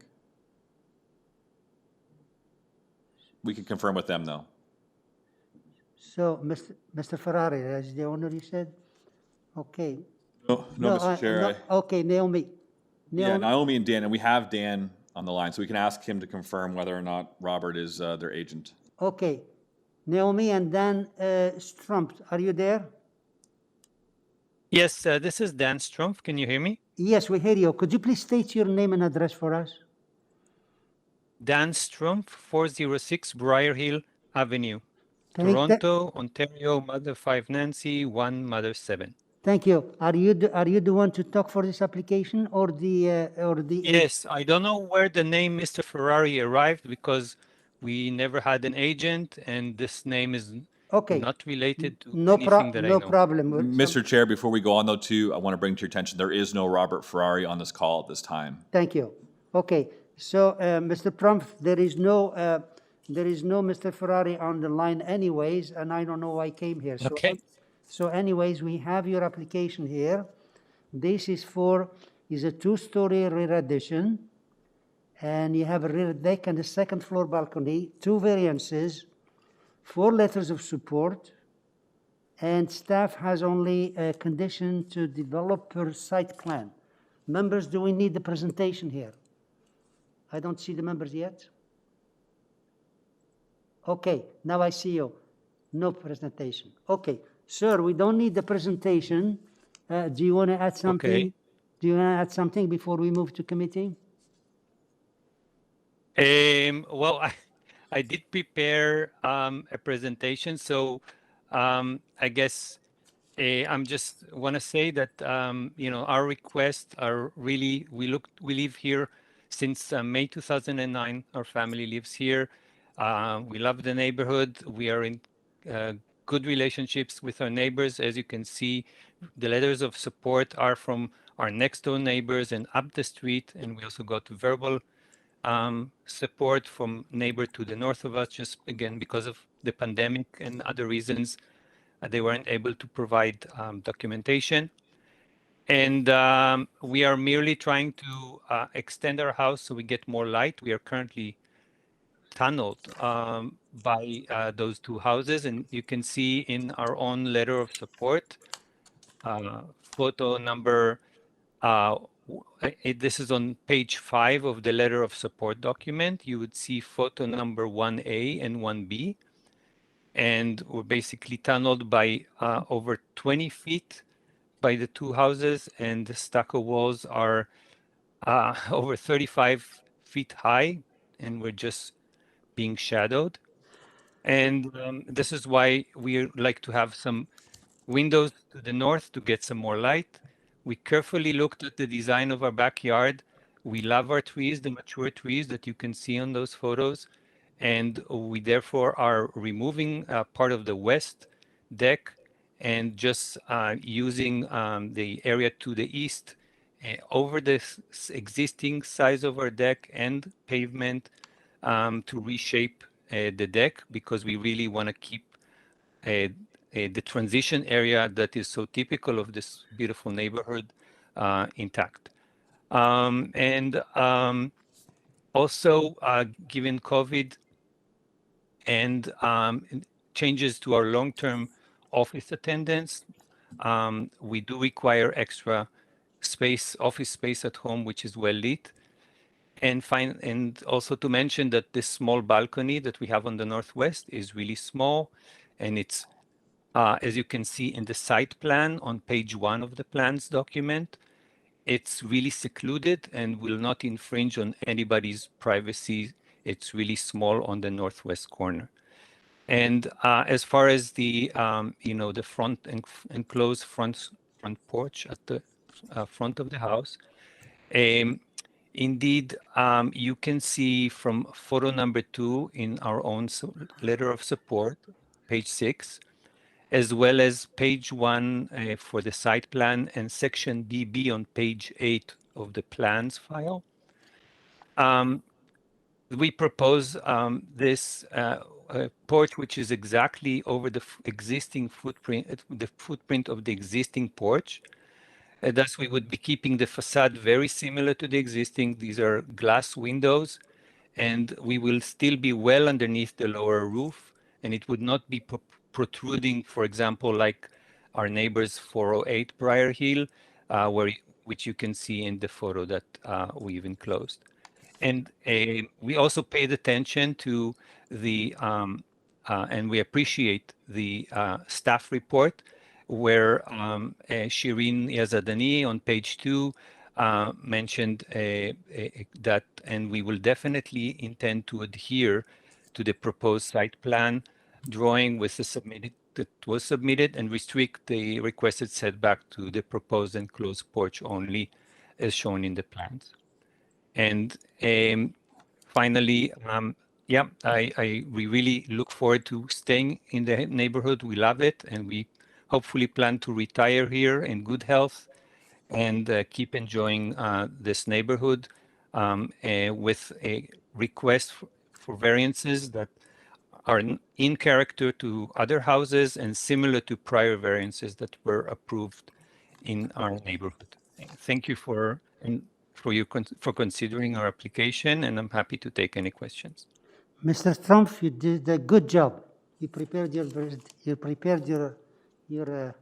your stock, and we heard it, and very good. Let's see if the members have any questions. Thank you, Mr. Chair. I appreciate it. Okay, any question?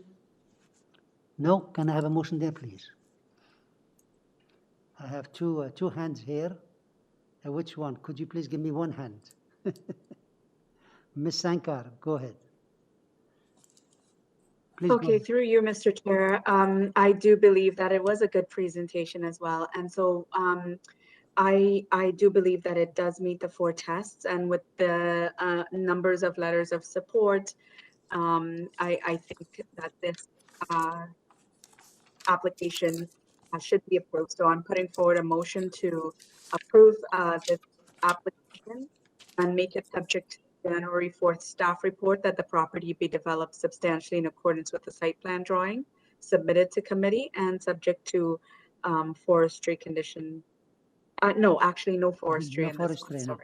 Okay, thank you. No forestry. So just the staff report, and second is Ms. Atarodi. All in favor? Okay, sir, your application is unanimously approved, subject to just that recommendation of the staff. Okay? Thank you very much. We really appreciate it. You're welcome. Good luck. Thank you. Bye-bye.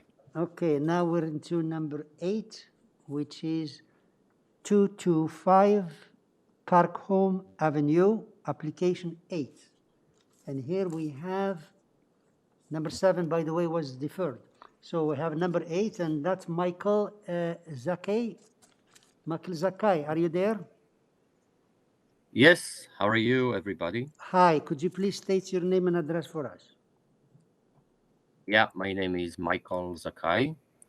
I currently live in 64 Tanjo Court in Thornhill, Ontario. Okay, and we have here is 1-story addition and a 2nd-story addition, 7 variances. Staff report was submitted for information only, no particular recommendation. And transportation has no objection, just a condition, which is to mark the driveway labeling, and forestry condition 2. So members, do we need a presentation here? No? Okay. Sir, we don't need a presentation. Would you like to add something before we move to committee? Yes, I will keep it brief. This is primarily for my for our first dream home, and we're very enthusiastic, me and my wife, to build a beautiful house that will be leveling the qualities of the street. We just simply cannot afford to really tear it down and start from scratch, and we'll be able to produce a much nicer result overall if we were to maintain this very solid bungalow here and just do the addition on top.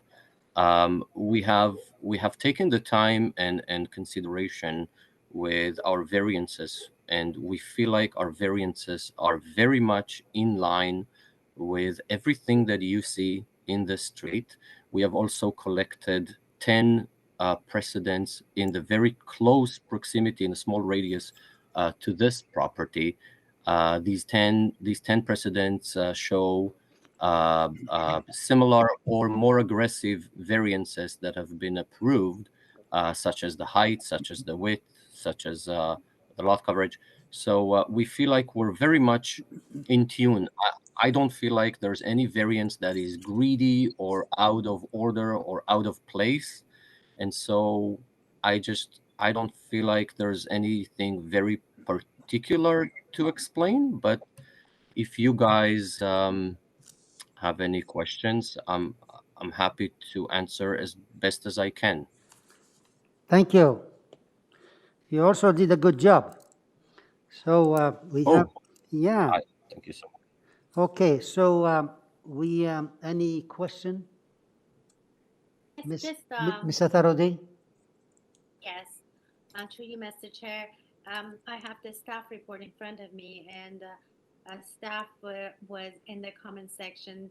They mentioned that 32% of the lot coverage are more consistent with the lot coverage of the neighborhood. Just want to get an explanation from the applicant that is this 32.26%. I mean, I want some explanation about that. Yes, thank you for your question.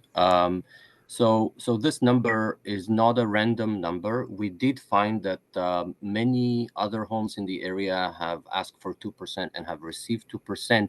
But the number that we are asking to get is really not a random number. If you take a look at the plans, more specifically the offered new site plan, which is on page 3, you'll see that this is resulting by squaring off the void that used to be a part of the driveway. Now we feel like there's no value in either subtracting it, and we don't want to be greedy on the other hand and bumping it. But by just simply squaring it off, we're getting this very perfect shape and a very, very convenient foundation. Furthermore, for the second story to go on top. So these are just the numbers that are resulting in squaring off this geometry. Thank you very much. Any other questions? Thank you. Okay, can I have a motion then, please? Ms. Sankar, Ms. Attarodi. Okay. Yes, Ms. through you, Attarodi. Mr. Chair. Thank you for the explanation for the question that I had. So through you, Mr. Chair, I would like to put forward a motion to approve this application with no change, but also would like to subject it to forestry and also subject it to the one following recommendation from transportation that labeled the proposed curb cut and driveway width dimension on the public right of way accordingly. So that's the only thing that transportation recommended. So that's my motion. Thank you. Second, Mr. Klassen, all in favor? Okay, unanimous. Sir, your application is approved unanimously, subject to the staff report Fantastic. recommendation and condition of the forestry. Thank you so much, guys. In Yep. behalf of me and my wife and our two little daughters, we're very excited. Thank you. Thank you so much. Thank guys. you. Okay. And Mr. Chair, I wonder if I could ask for a short recess. Thank you. Yeah, we'll stop for 10 minutes, 10, 15 minutes, 10 minutes. Okay. 10 minutes. Yeah, Mr. Chair, we'll come back maybe at 12:10 then? Yes. 12:10? Okay. Yeah, perfect. Thank you. Thank you. Thank you.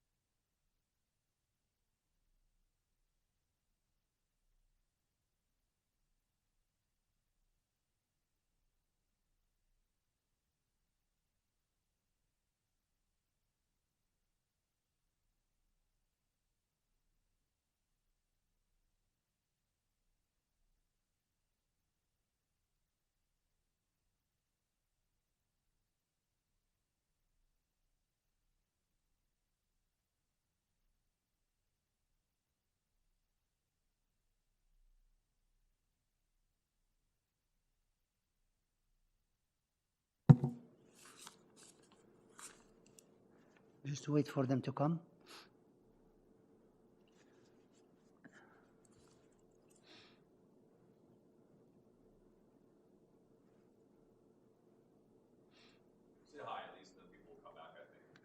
Hi there. We're back into session.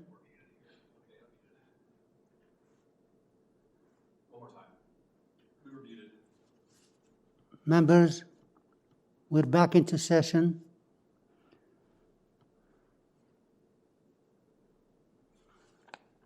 Yeah, it's 12:10 and we're back into session. Okay. All right. So we have the quorum. So we'll move to next application is number 9, which is 2 Parkhurst Boulevard. And here we have the agent, David Egelman. David Egelman, are you there? Yes, good morning, Good. Mr. Chair and fellow committee members. Please state your name and address for us, your own address. Through you, Mr. Chair, my name is David Eagleman of 900 the East Mall Suite 300 here on behalf of the property owner. Thank you. So we have here a new dwelling with 10 variances, 6 supporting one petition, 1 letter of objection, and the staff report is referring to variance number 5, 8, and 11 with the changes there. Could you please make your presentation and cover those changes if you agree with them or not? Yes. So through you, Mr. Chair, good morning, and good morning, fellow committee members. As I said, my name is David Eagleman. I'm a planner at Design Plan Services. Before getting into the variances, I would like to note that surrounding neighbors have been consulted regarding this application, and a number of neighbors along Parkhurst Boulevard have provided signatures in support of the proposal, including the adjacent neighbor at 4 Parkhurst Boulevard, which is the only adjacent single detached dwelling. Regarding variance number 1, a front yard parking space is an existing condition on the subject property today, and the proposal will be maintaining that existing condition. Additionally, front yard parking spaces are a common characteristic within this neighborhood, and transportation services. Hello, we lost you.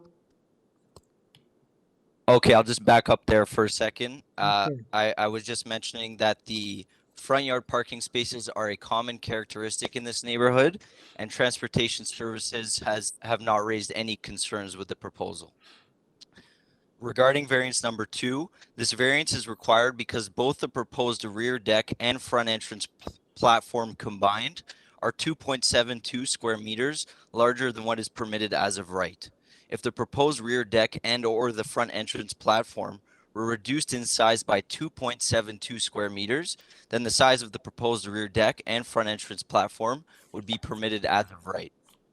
Regarding variance number 3 and number 4, both variances pertain to the proposed side yard setbacks, where variance number 3 relates to the east side and variance number 4 relates to the west side.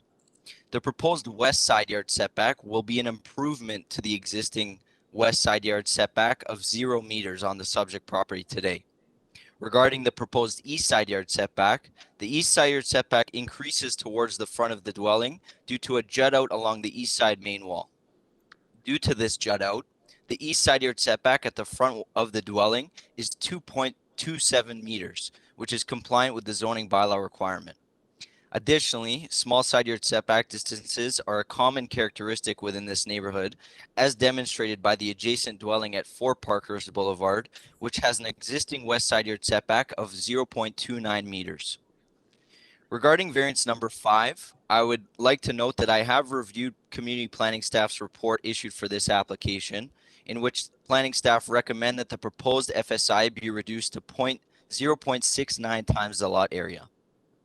I respectfully disagree with planning staff's recommendation, considering that there is only a difference of 23.58 square meters between what is being proposed and what planning staff are recommending. Removing this amount of floor area would eliminate usable floor area while having a relatively negligible impact on the built form and massing of the proposal.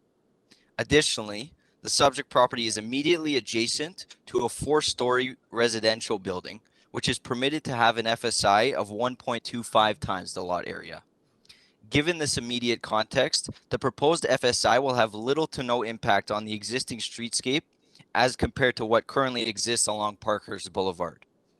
There have also been a number of previous approvals for FSI along Parkhurst Boulevard and within the broader neighborhood, such as 29 Parkhurst Boulevard, approved at 250.6 square meters, 54 Parkhurst Boulevard, approved at 253.5 square meters, and 42 Parkhurst Boulevard, approved at 238.74 square meters. Based on these approvals and the justification provided, it is demonstrated that the proposed FSI and resulting massing will be in keeping with the existing character of the neighborhood and will be found in context. Regarding variance number 6, the proposed lot coverage will result in only 11.97 square meters of lot coverage over what is permitted as of right, and the resulting massing will be imperceptible as compared to a dwelling with an as of right lot coverage. Additionally, the proposal is compliant with the front yard and rear yard setback requirements, as well as all landscaping requirements, which demonstrates that the proposed lot coverage is appropriate for the lot size and will not result in an overdevelopment of the subject property.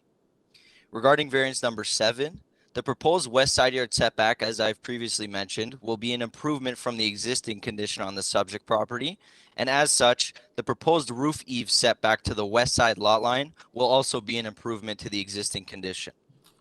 Regarding variance number 8 and number 11, planning staff have also recommended that both variances be reduced to 8.9 meters within their issued report. Again, I respectfully disagree with planning staff's recommendation, considering that the proposed height is only 66 centimeters greater than the recommended height of 8.9 meters. Further, the proposed dwelling will be a 2-story dwelling with a sloped roof design, which is consistent with the existing character of the neighborhood.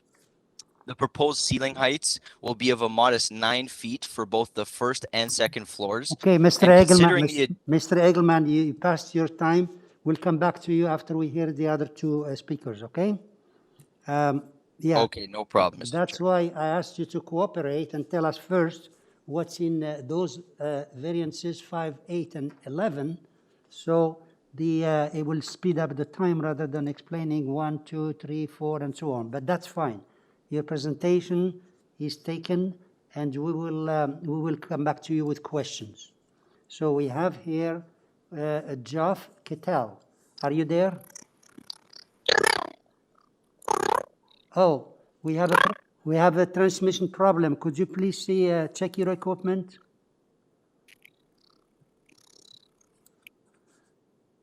Mr. Geoff Kittel.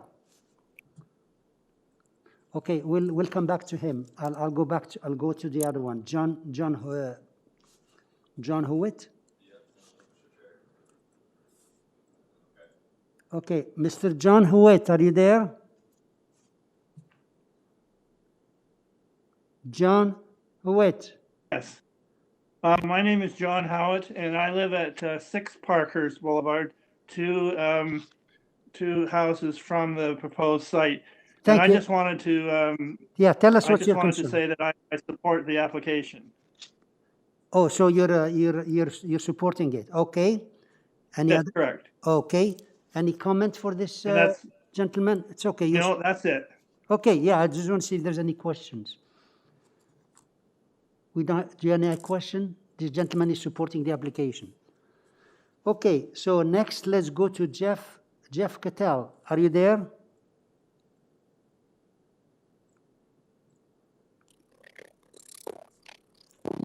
Yeah, you must have.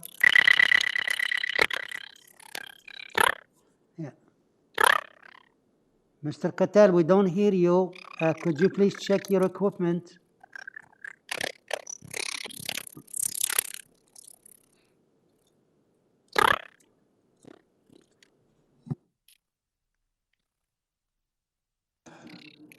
Yeah, Mr. Chair, I'm not totally sure what Jeff can do to improve his situation there. We can kind of hear him, but as you can tell, it's very digital and obstructed.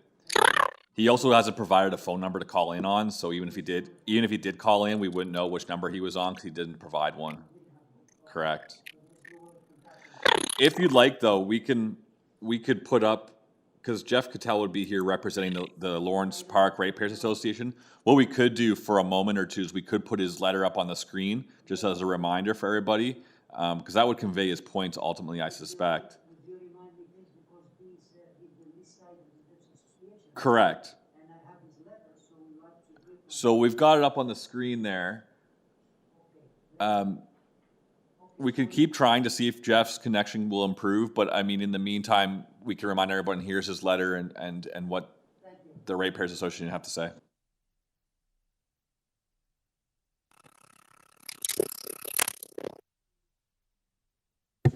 Members, we're still waiting for the gentleman to show up. In the meantime, we'll move to item number 10. Sorry? Item number 10, which is 22 Harrison Road, application number 10. And here we have Joseph Battaglia. Are you there? Mr. Chair, for one moment here, I just want to step in and just, Jeff, can you log out and log back in and reconnect? I think we're going to stand down item 9 and we'll come back to it. Are you talking about Jeff Cattell? Yeah, I just want to have Jeff log out of the system and log back in, and then we'll come back to item 9. I guess, is that your idea, Mr. Chair? You want to stand down item number 9 right now? We're standing down 9, Okay, and we called number 10. Okay, so Jeff, please log out and log back in. Make sure you authorize your microphone. Okay, and Joseph Battaglia, are you there?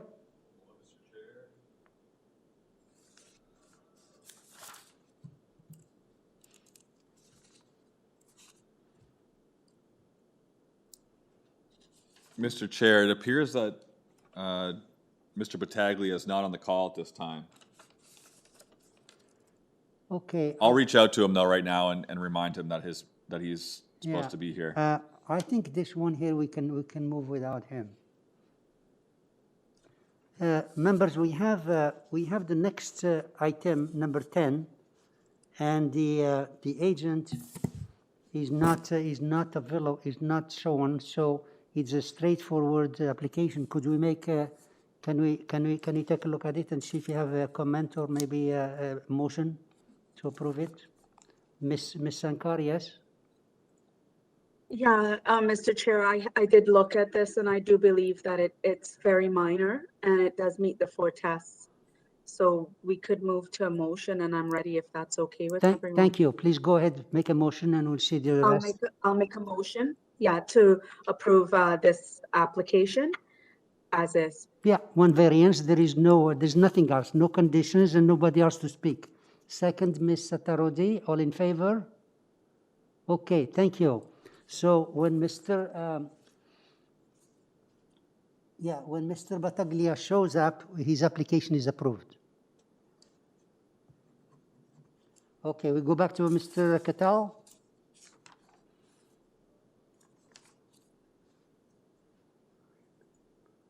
Yeah, Mr. Chair, we can try Jeff again if you'd like for item number 9. Yeah, let's try it again.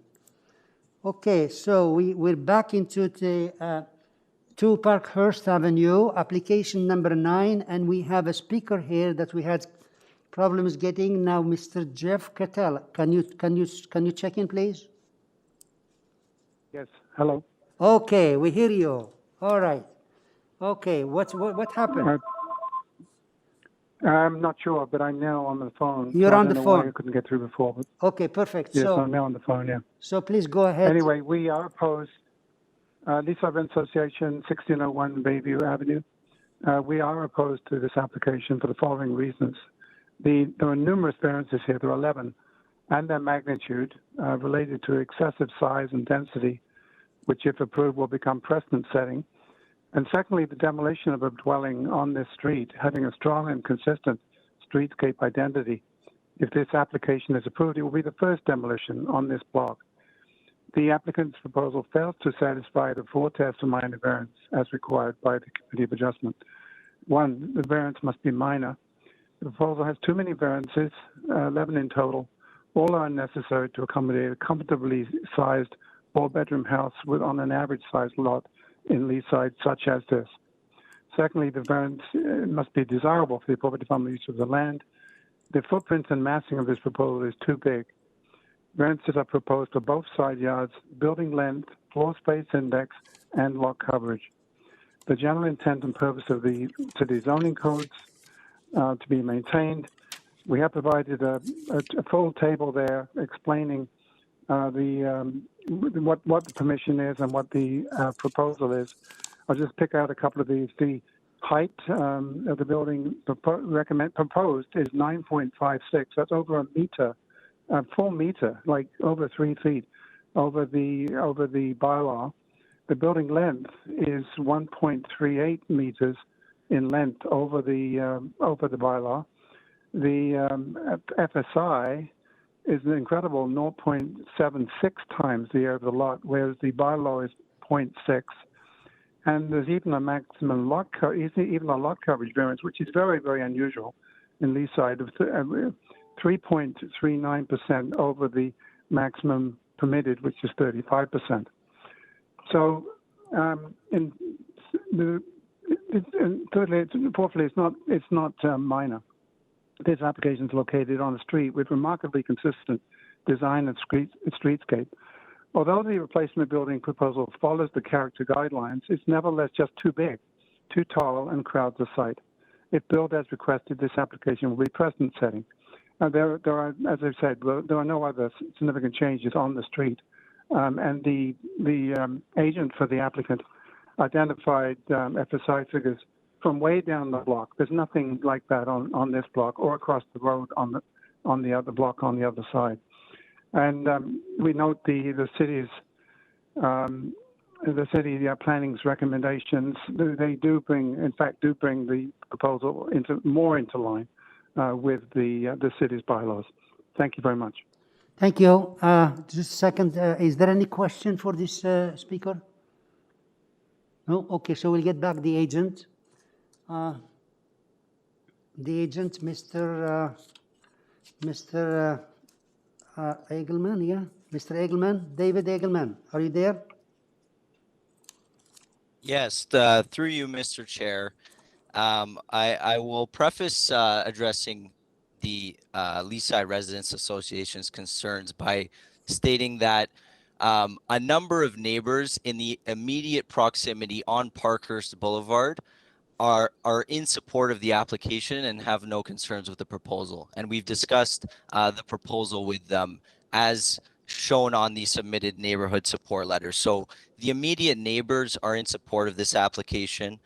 In terms of the density and the size, it is the subject property is adjacent, as I mentioned in my presentation, to a 4-story residential building that is permitted to have a FSI of 1.25 times. So given this immediate context, the dwelling will appear to be very similar in size and density to the other single detached dwellings on the street, and it will not have any significant impact on the streetscape considering that it is directly next to a 4-story building. In regards to the demolition of the dwelling, that is something that can be done as of right and is also not dealt with through the Committee of Adjustment process. In regards to the number of variances, I will note that one variant is actually under the former bylaw due to outstanding appeals to 569, but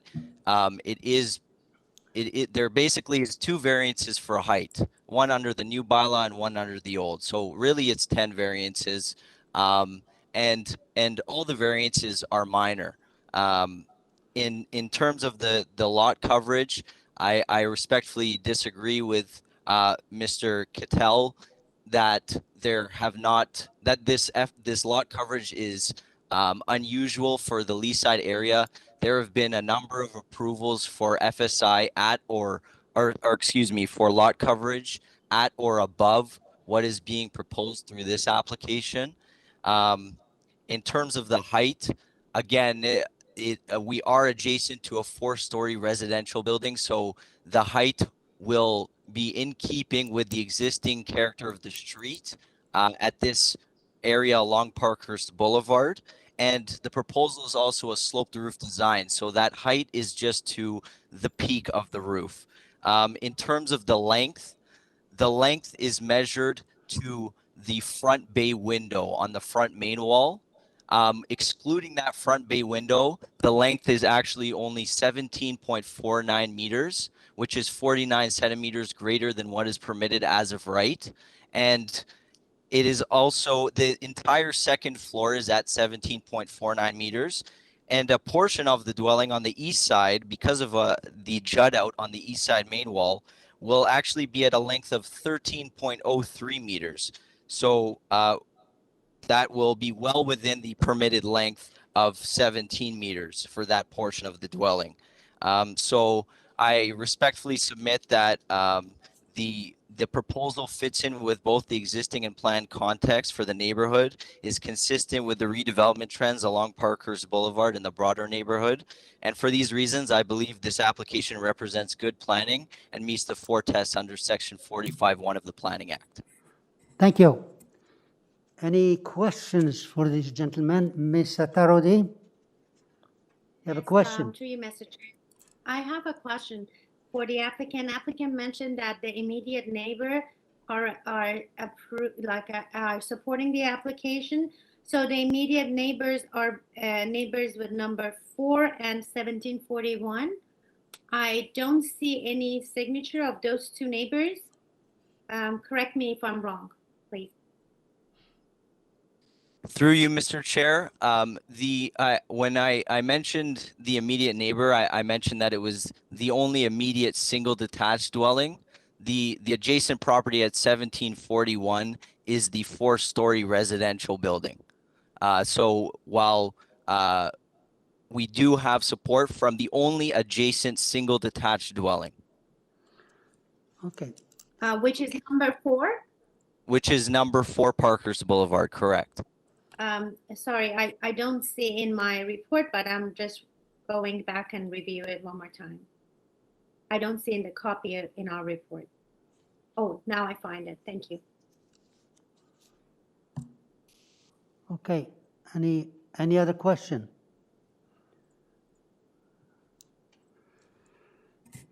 If no question, can I have a motion, please? Anyone? Mr. Bartolo? Thank you, Mr. Chair. Through you, in understanding the concerns of the Residents Association and the information presented here by the agent, and just keeping in mind the general context of the small block adjacent to the main street and the larger building, I do think the applicant's proposal here meets the 4 tests. I do believe it's minor in nature. I don't think it's going to have a significant impact. The demolition, as stated, is an as of right, and they could demolish and build something regardless of the variances presented here. So I'm going to put forward a motion to approve this application as presented here. There is no condition. Second? You have second? No second. Okay. Can I have another? Oh, Miss Sankar, you're seconding it? Okay. All in favor? Opposed? Okay, 2 opposing here. So, okay, I'll have to make a decision here. I'll vote. I'd like to hear another motion. I'll oppose the motion with the same opposing 2. Therefore, I need another motion. The motion, Mr. Klassen.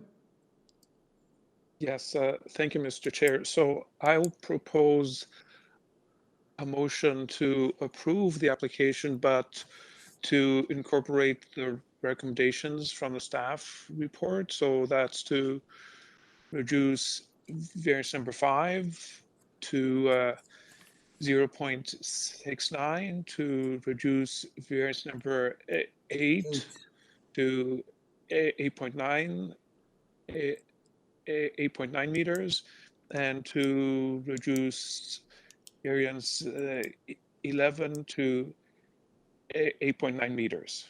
Thank you. And that is it. Thank you. Thank you. Second? Miss, So I would like to also, yes, through you, Mr. Chair, I would like to also have a friendly amendment. Do we have a transportation recommendation? do you have a recommendation? I don't see it here. Well, they said they have no objection to minor variances, but it will be subjected to the following. They had 3 recommendations. Okay. All right. So, So if yeah. Mr. Yeah, let me Bartolo ask him. is Mr. Klassen, you're okay with that condition of the report? I am. You're okay to add it? Okay, thank you. And then I have second, Miss Tarodi. Are you seconding it? Yeah. Thank you. I'll second it. Thank you. All in favor? Opposed? Okay. So I'll vote for the motion because of the changes that have been mentioned, and the condition of the transportation. So therefore, your application is approved, subject to those changes of number 5, 8, and 11, and there is a recommendation for the transportation. Thank you. Thank you, Mr. Chair and committee members.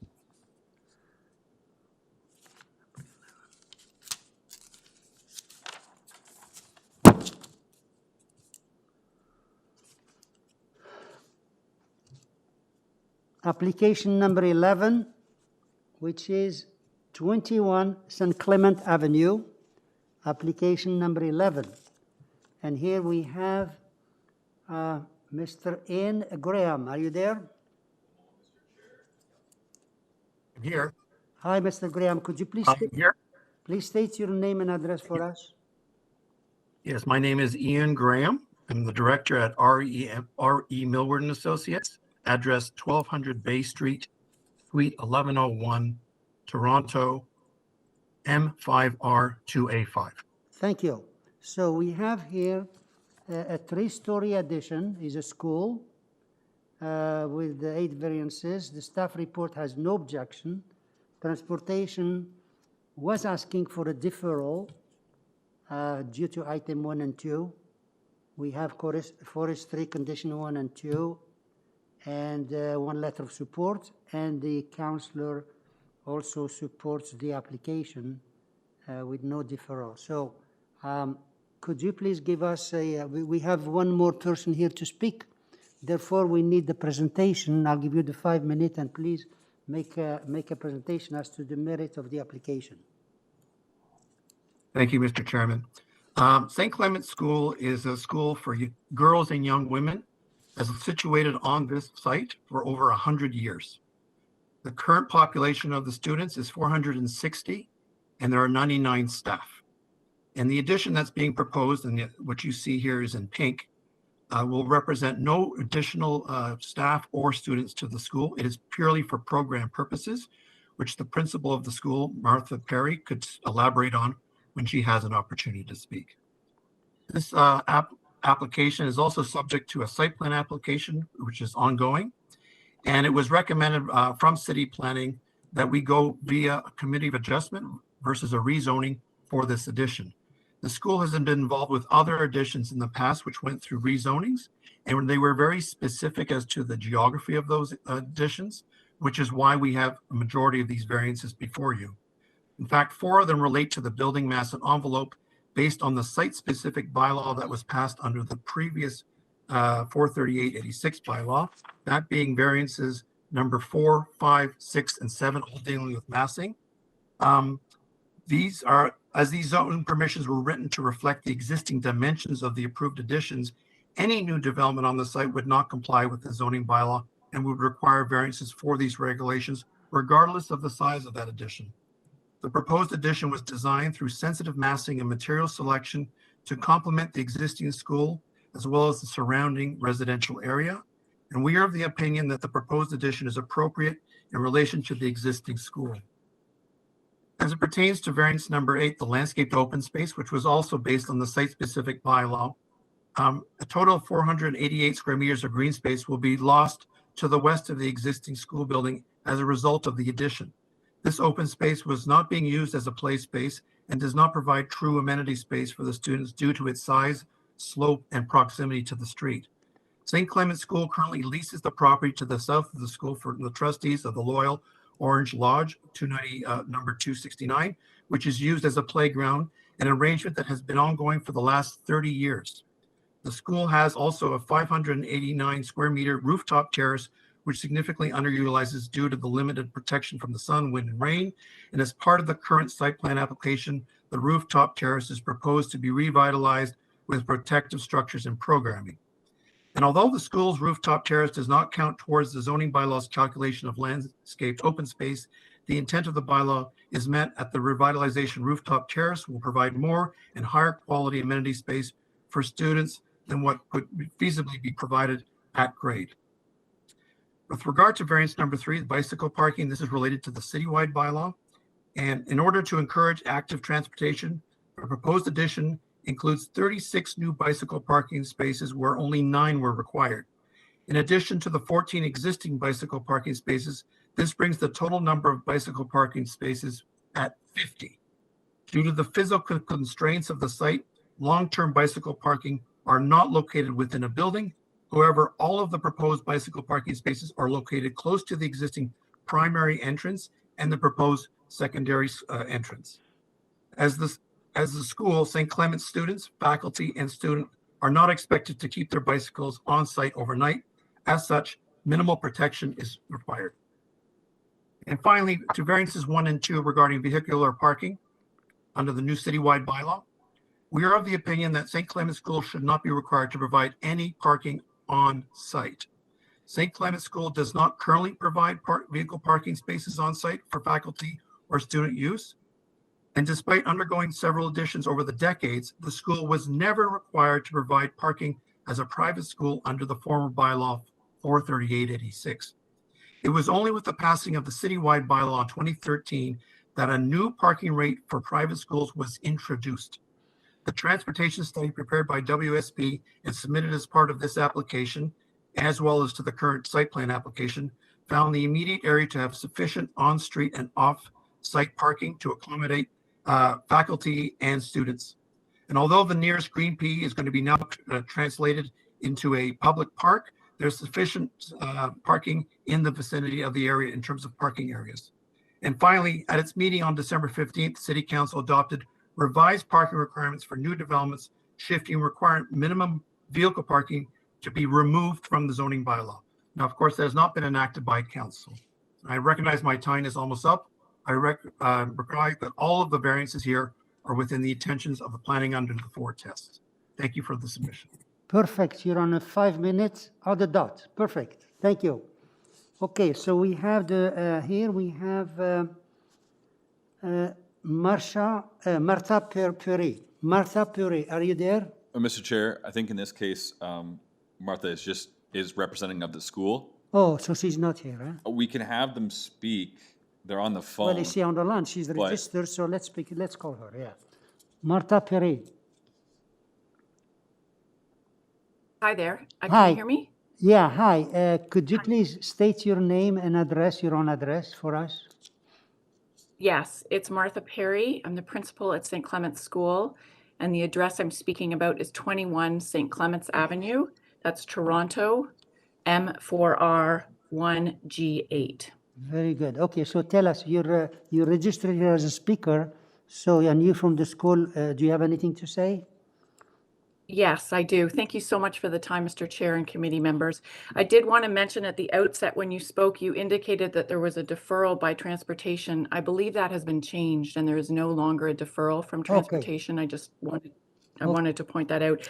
But I did want to speak more so from my role as principal at the school and also as a graduate of the school. Our school has been in the community, as Ian suggested, for 121 years. And we are a school that believes strongly in community. So knowing this is the case, my relationship with the neighbors and with our students is very strong. I've spent a lot of time working with our neighbors and we have strong support from them. I believe you mentioned there was one letter of support. I think we have two from neighbors as well as one from Councillor Cole. And I think those are really important to mention. And I want to highlight also what Mr. Graham said. We have no intention of changing our student enrollment. To us, part of our school's unique feeling is as a result of being grades 1 to 12 under one building with a small school population of 460 students. The reason for this expansion is driven by programming. All of the spaces that are being added are extending spaces so that we can coexist in those spaces with grades 1 to 12, and it enhances our program. You may not be aware of our school, but we have a very strong reputation for our academic programming, and for us, that's a priority.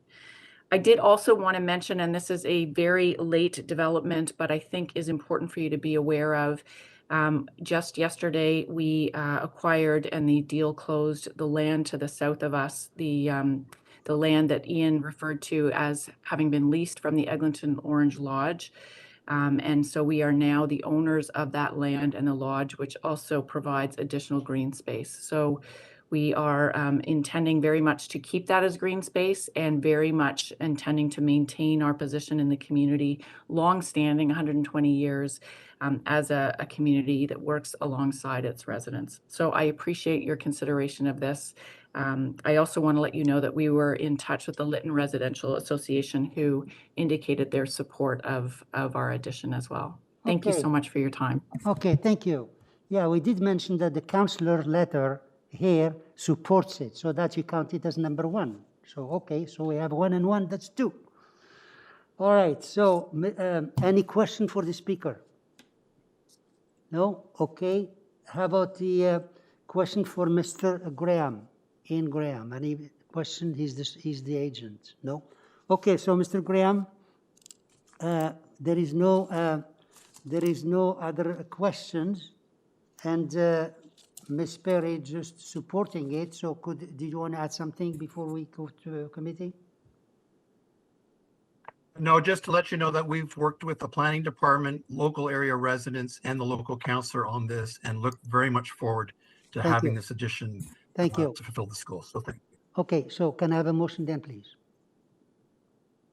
I have 2 hands with Ms. Satarodi. Thank you. Through you, Mr. Chair, I've been satisfied with the explanation that have been provided. Therefore, I would like to put forward a motion to approve this application subjected to forestry. Thank you. Second? Mr. Klassen seconding. All in favor? Okay, thank you. So your application unanimously approved, subject to only forestry. So we have number 12, which is 15 Cavoti. And here we have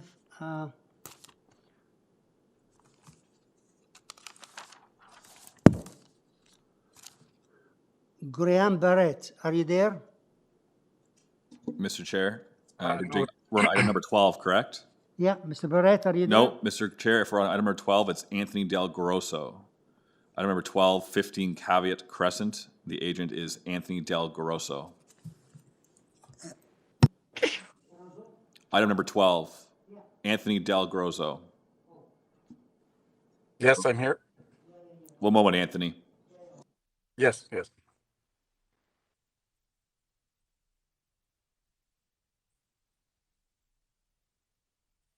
Okay. Mr. Anthony Grosso, please. Are you there? Yes, yes, present, yes. Okay, so that's for item number 12, which is 15 Cavoti. Correct. Could you please state your name and address for us? Yes, my name is Anthony Del Grosso. I'm the agent for the owners. I live at, the office is 406 Horsham Avenue, M2R1H2, Toronto. Thank you. Okay, so we have here just a rear and second story addition.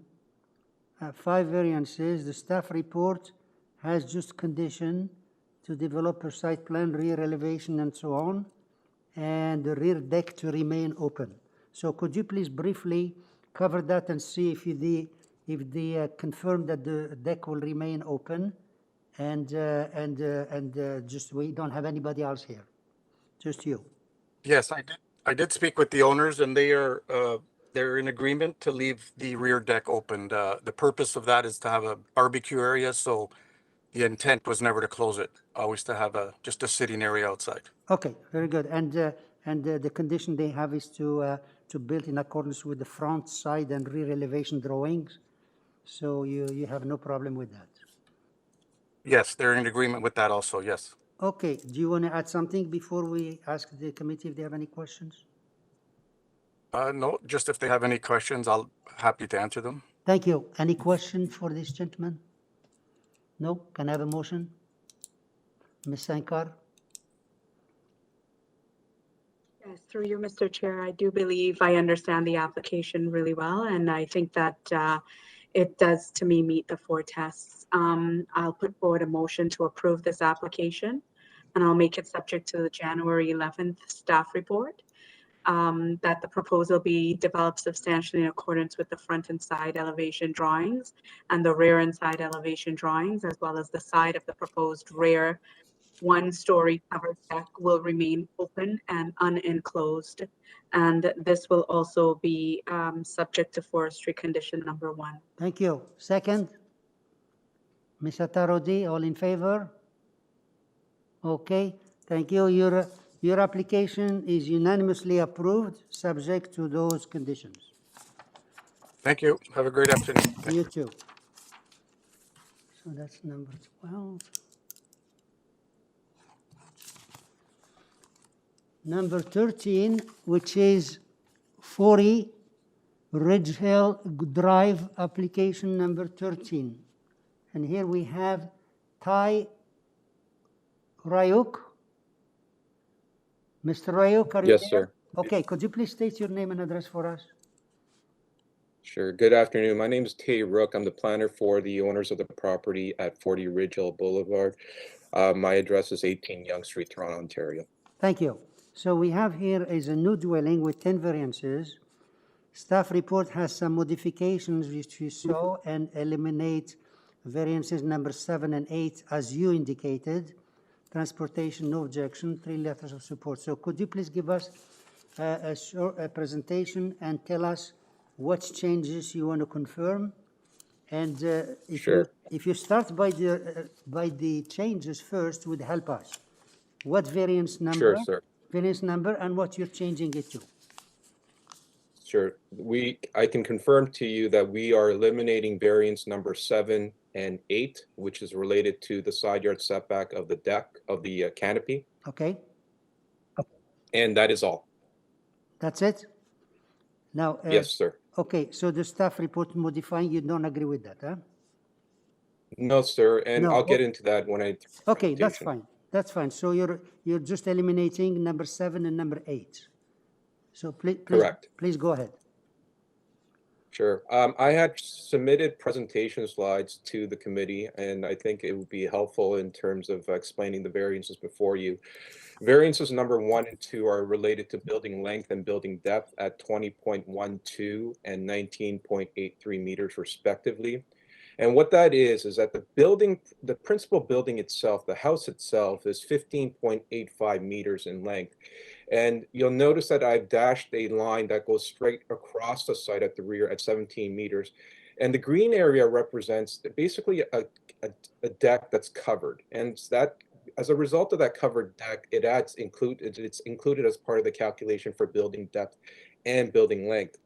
And you'll note, once again, the building itself is in line in terms of the rear walls with the adjacent dwellings in both 42 and 38.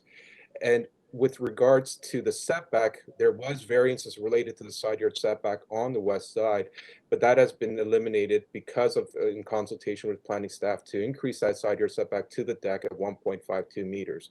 You'll also note that in the file, we do have letters of support from either neighbors at both the east and west at 38 and 42 respectively. And Also, a third letter of support from 35 Ridge Hill as well.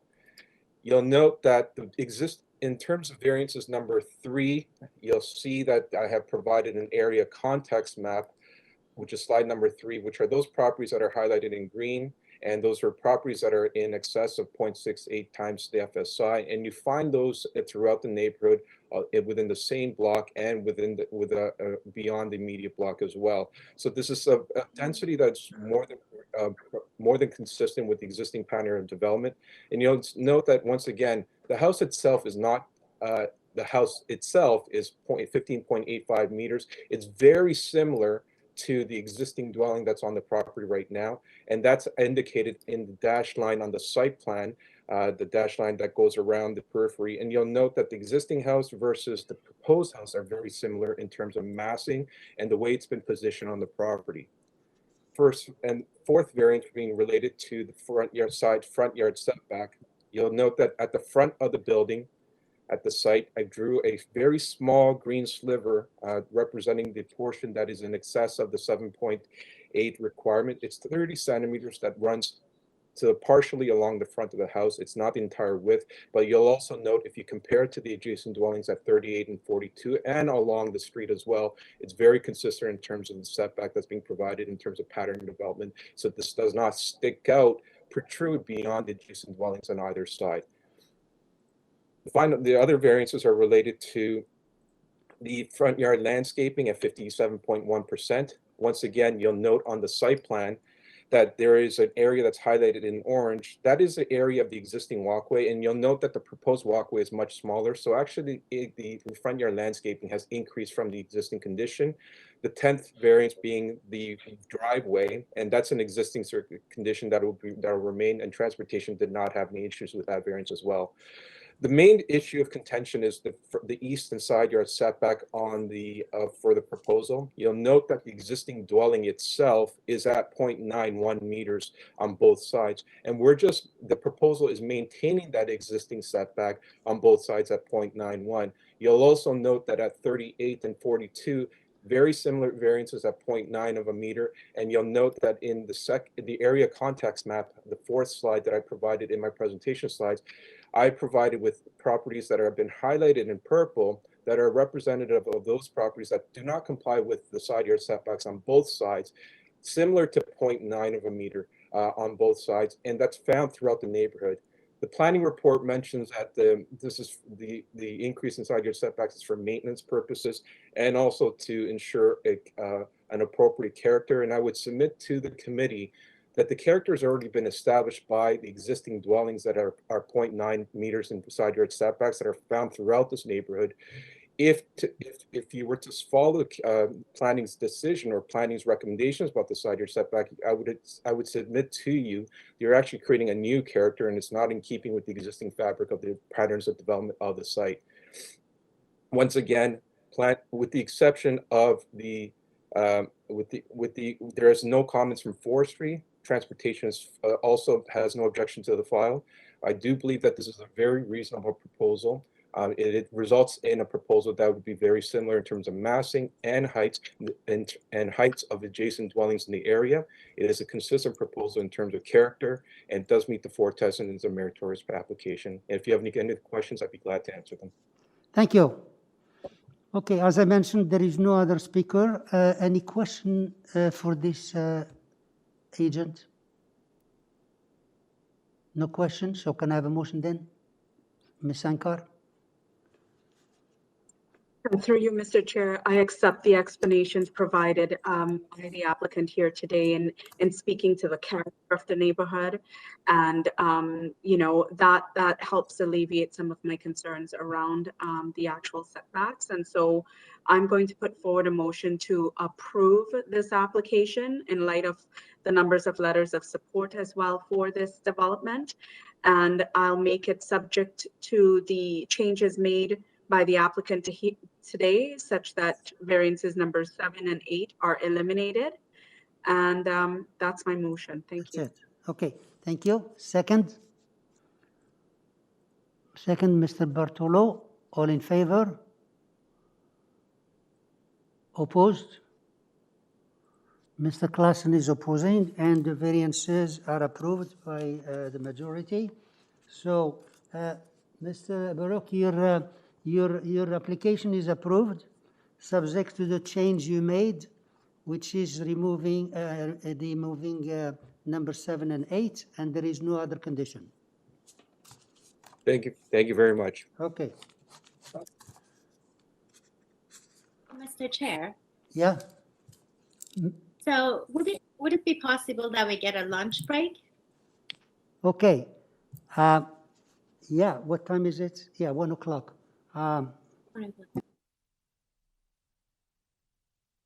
Yeah. How about 20 minutes? Is that okay? Yeah. 20 minutes. Perfect. Okay. Yes. Okay. We'll be back. We'll be back at 1:20.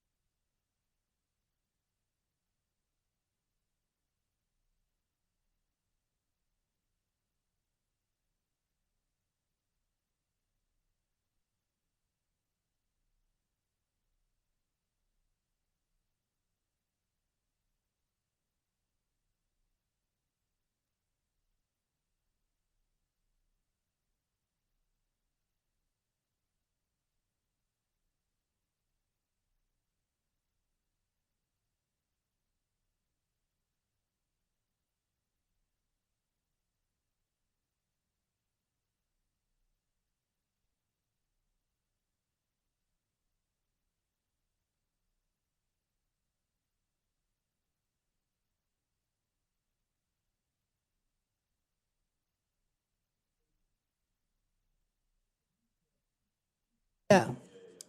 Yeah, we said 120. Okay.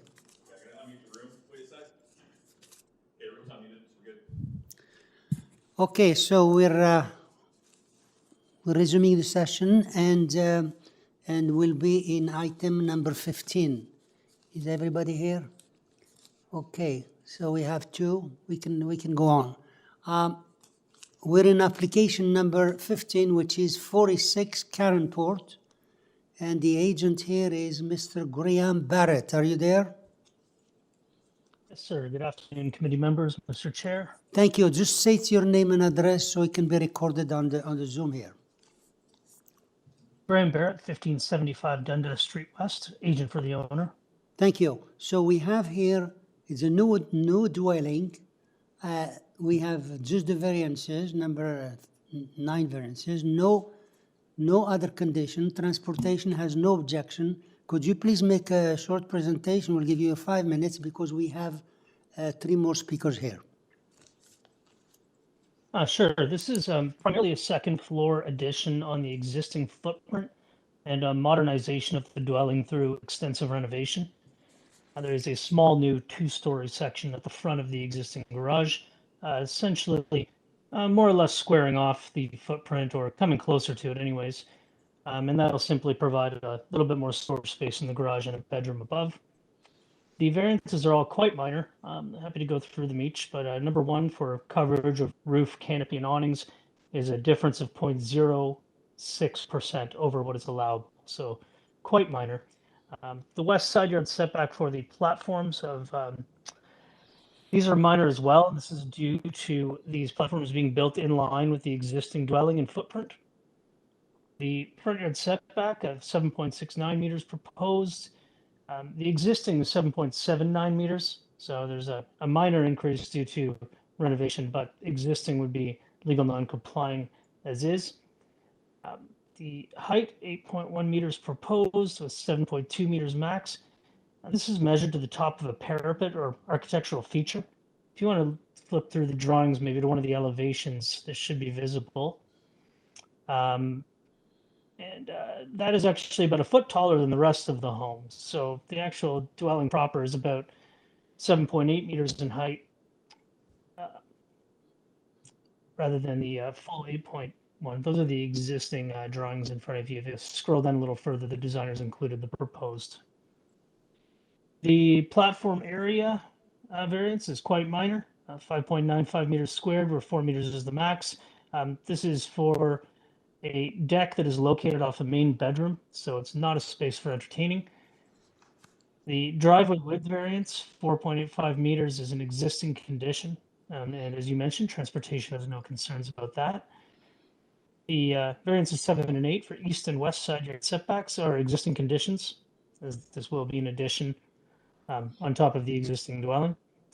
And the final variance is for height under the old bylaw. It's considerably higher because of I believe this is still measured to the center line of the street. And if you look at my presentation materials on the first page, you'll see a photo of the existing dwelling. You'll note it's up on a small hill, so there's a significant slope down to the street.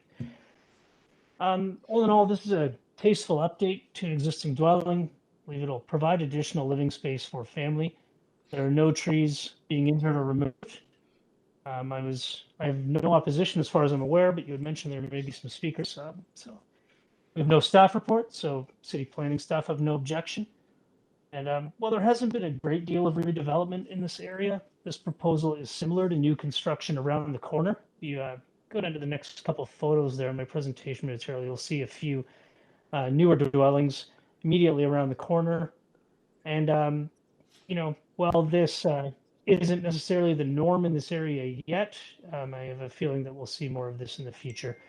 But I do believe the variances being proposed for 46 Caronport are indeed minor, and that this passes the 4 tests. So thank you very much. Okay, thank you. Yeah, we'll see what these speakers have to say, and we'll come back to you. We have here Daniel Aiken. Thank you. Daniel Aiken, are you there?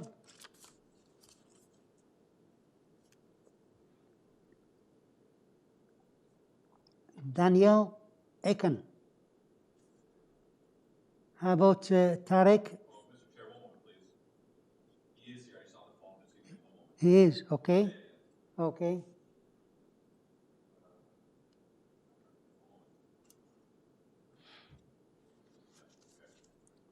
Okay, Mr. Hello. Yeah, Danny, okay, could you please state your name and address for us?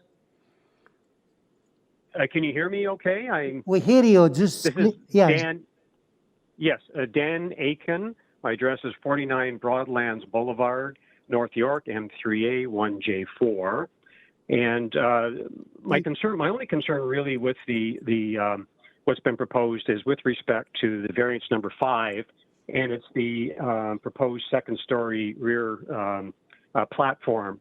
Now, as I understand it, and looking at the drawings, it would make it appear that anybody on that platform would have a direct and complete visibility of our backyard pool area.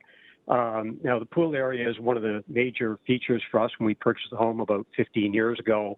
It's a major significant area for us in the way of just a respite from the very stressful lifestyle.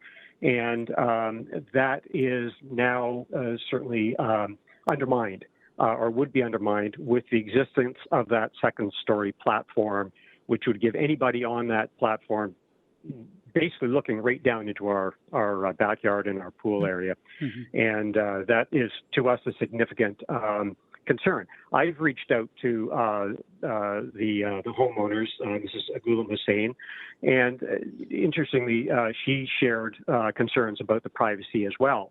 And as I expressed to her, it's a mutual concern in the sense that, when we're in our backyard area, it's almost impossible for us to not look up to where they're going to be. And of course, they're looking down. So it's a very, very uncomfortable position for us. And I suspected in speaking to Mrs. Ghulam Hussain, the owner, that was something that they were also concerned about and had indicated a desire to look at ways to mitigate it. So I don't know what has come out of those efforts, but I just wanted to state my strong concern with that second-story balcony. However, I just want to add, if I may quickly, that the variance is almost 2 square meters. I think the bylaw is for 4 square meters, and what's proposed is 5.9, so it exacerbates an already awkward and uncomfortable situation. Okay, thank you. So what you're saying is they're allowed 4 square meters anyway, so what you're saying, the difference between 4 and 5.95 is the one that gives you a problem. Is that what you're saying? No, I'm going to say that the variance just exacerbates an already difficult and difficult situation for us, in that we now have a neighbor looking right down into our back pool area, our backyard. And that's a very, very uncomfortable position for us. And then having the area of that balcony expanded by another almost 2 square meters just exacerbates the already difficult situation of having the balcony there in the first place. I mean, it isn't our desire to try and make things more difficult for them. We'd like to be, as helpful and cooperative and friendly as we could in this. But it is a situation that it appears that both us and Mrs. Ghulam Hussain, at least as she expressed to me, and I would very much like her to speak for herself on this matter, but she indicated to me a feeling of discomfort with the lack of privacy as well. So I do think it's mutual, but certainly I'll speak for myself in saying that it is a difficult position for us to have a neighbor in a balcony looking right down into our pool area. Okay, thank you. Any other question for the speaker? So we'll go to the next one, who is Tarek Casey. Tarek El Casey. Mr. Chair, one moment. They are on the call, Okay. But they haven't allowed their microphone to be used. So I'm just going to double check if they've called in. Okay. Yeah, this should be here then. Give it a shot. Okay. Mr. Tarek El Casey, are you there? I am here, sir. Can you hear me? Yes. Could you please state your name and address so it can be recorded on the system here? Certainly. My name is Tarek Casey, or Tarek El Casey, and I am the owner of 45 Cairnport Crescent. Thank you. And tell us what's your concern about this application. Okay, so my concern is quite basic, and there is an increase of massing and volume of 31%. And I'm very happy to go through the math. I've been having difficulty reaching out technically with the email, but the width required side yard setback maximum width of the should be 43. The proposed width is 47.4. The depth basically is 37.6. The proposed house depth is 40. And the height, the maximum house height is 7.2 of what he's allowed, and the proposed height is 8.1. So now when you take all these numbers by themselves, they don't seem big, but when you actually calculate the volume, and I believe the designer says it's almost in the shape of a cube, not quite, but it is. So roughly, when you multiply these differences, you get an increase of volume of 31%. Now, approximately. Now, we want to be fair to everybody, not just to the owner, but to the neighbors. I asked every member of the committee, if somebody decided to reduce by what is allowed, reduce your houses by what is allowed by 30% in volume, or increase it by 30% in volume, would any one of you consider this a minor variance? Honestly, if you go and you fill up a gas tank and it's 30% less or 30% more, would it really be considered a minor variance? So on the surface, you know, like the width is 10% increase of the second floor, and the depth is 6.7% increase, and the height is 12% increase. When you look at each one of them, oh, okay, maybe that's not, but actually calculate the math, the math, which is the volume. If you do the calculation, is 31% over what he's allowed. 31% over what is allowed. Is it reasonable to consider this a minor variance? Now, I mean, I have, and I can show you why a mass of building or the volume of building could cause problem. I have examples. I mean, basically, Toronto Star has, they have an article where people built a massive home, and then their neighbor got charged because they're now not in compliance with the building code because the chimney is too low compared to the new house. So I know they want to characterize it as basically a minor variance, but when you actually live beside them, day by day, you cannot consider this a minor variance. Nobody, and I would urge any of the members to tell me if somebody decided to decrease your house by 30%, what you're allowed, or increase it by 30%, this would count as a minor variance. It could, you know, like, it would impact the person who are living in the area. So a lot of the problem can be alleviated. I don't want him to stop building. Okay, I understand he wants to build, but does he truly need close to 11-foot height ceiling? Now, it's good if a person wants to improve their house or increase their house, that's good, but also not at the expense of the neighbor. He doesn't need 10 inches in height ceiling or 9 inch. He could have everything he wants if he reduces the balconies, push back the deck, and certainly the height cannot be considered a minor variance. Does anybody have any questions for me about the math here? Thank you. Your calculation of 30%, very interesting. Anyways, any question to this gentleman? No? Okay, next one is Jennifer Canning. Are you there? I am. Can you hear me? Yes. Can you hear me? Yes. Could you please state your name and address for us? I can. I'm Jennifer Canning. I'm situated at 42 Carenport Crescent. Thank you. So, could you tell us what's your concern? I sure can. First of all, I want to say hello to everybody. Hello, hello. My my house is situated 2 doors up from the applicant. The majority of the homes on the street, about 90%, are bungalows, including mine. One of the 9 variances requested is for the height to increase over 1 meter more than what is allowed. I personally have real concerns regarding this request. First and foremost, I will lose complete privacy in my backyard.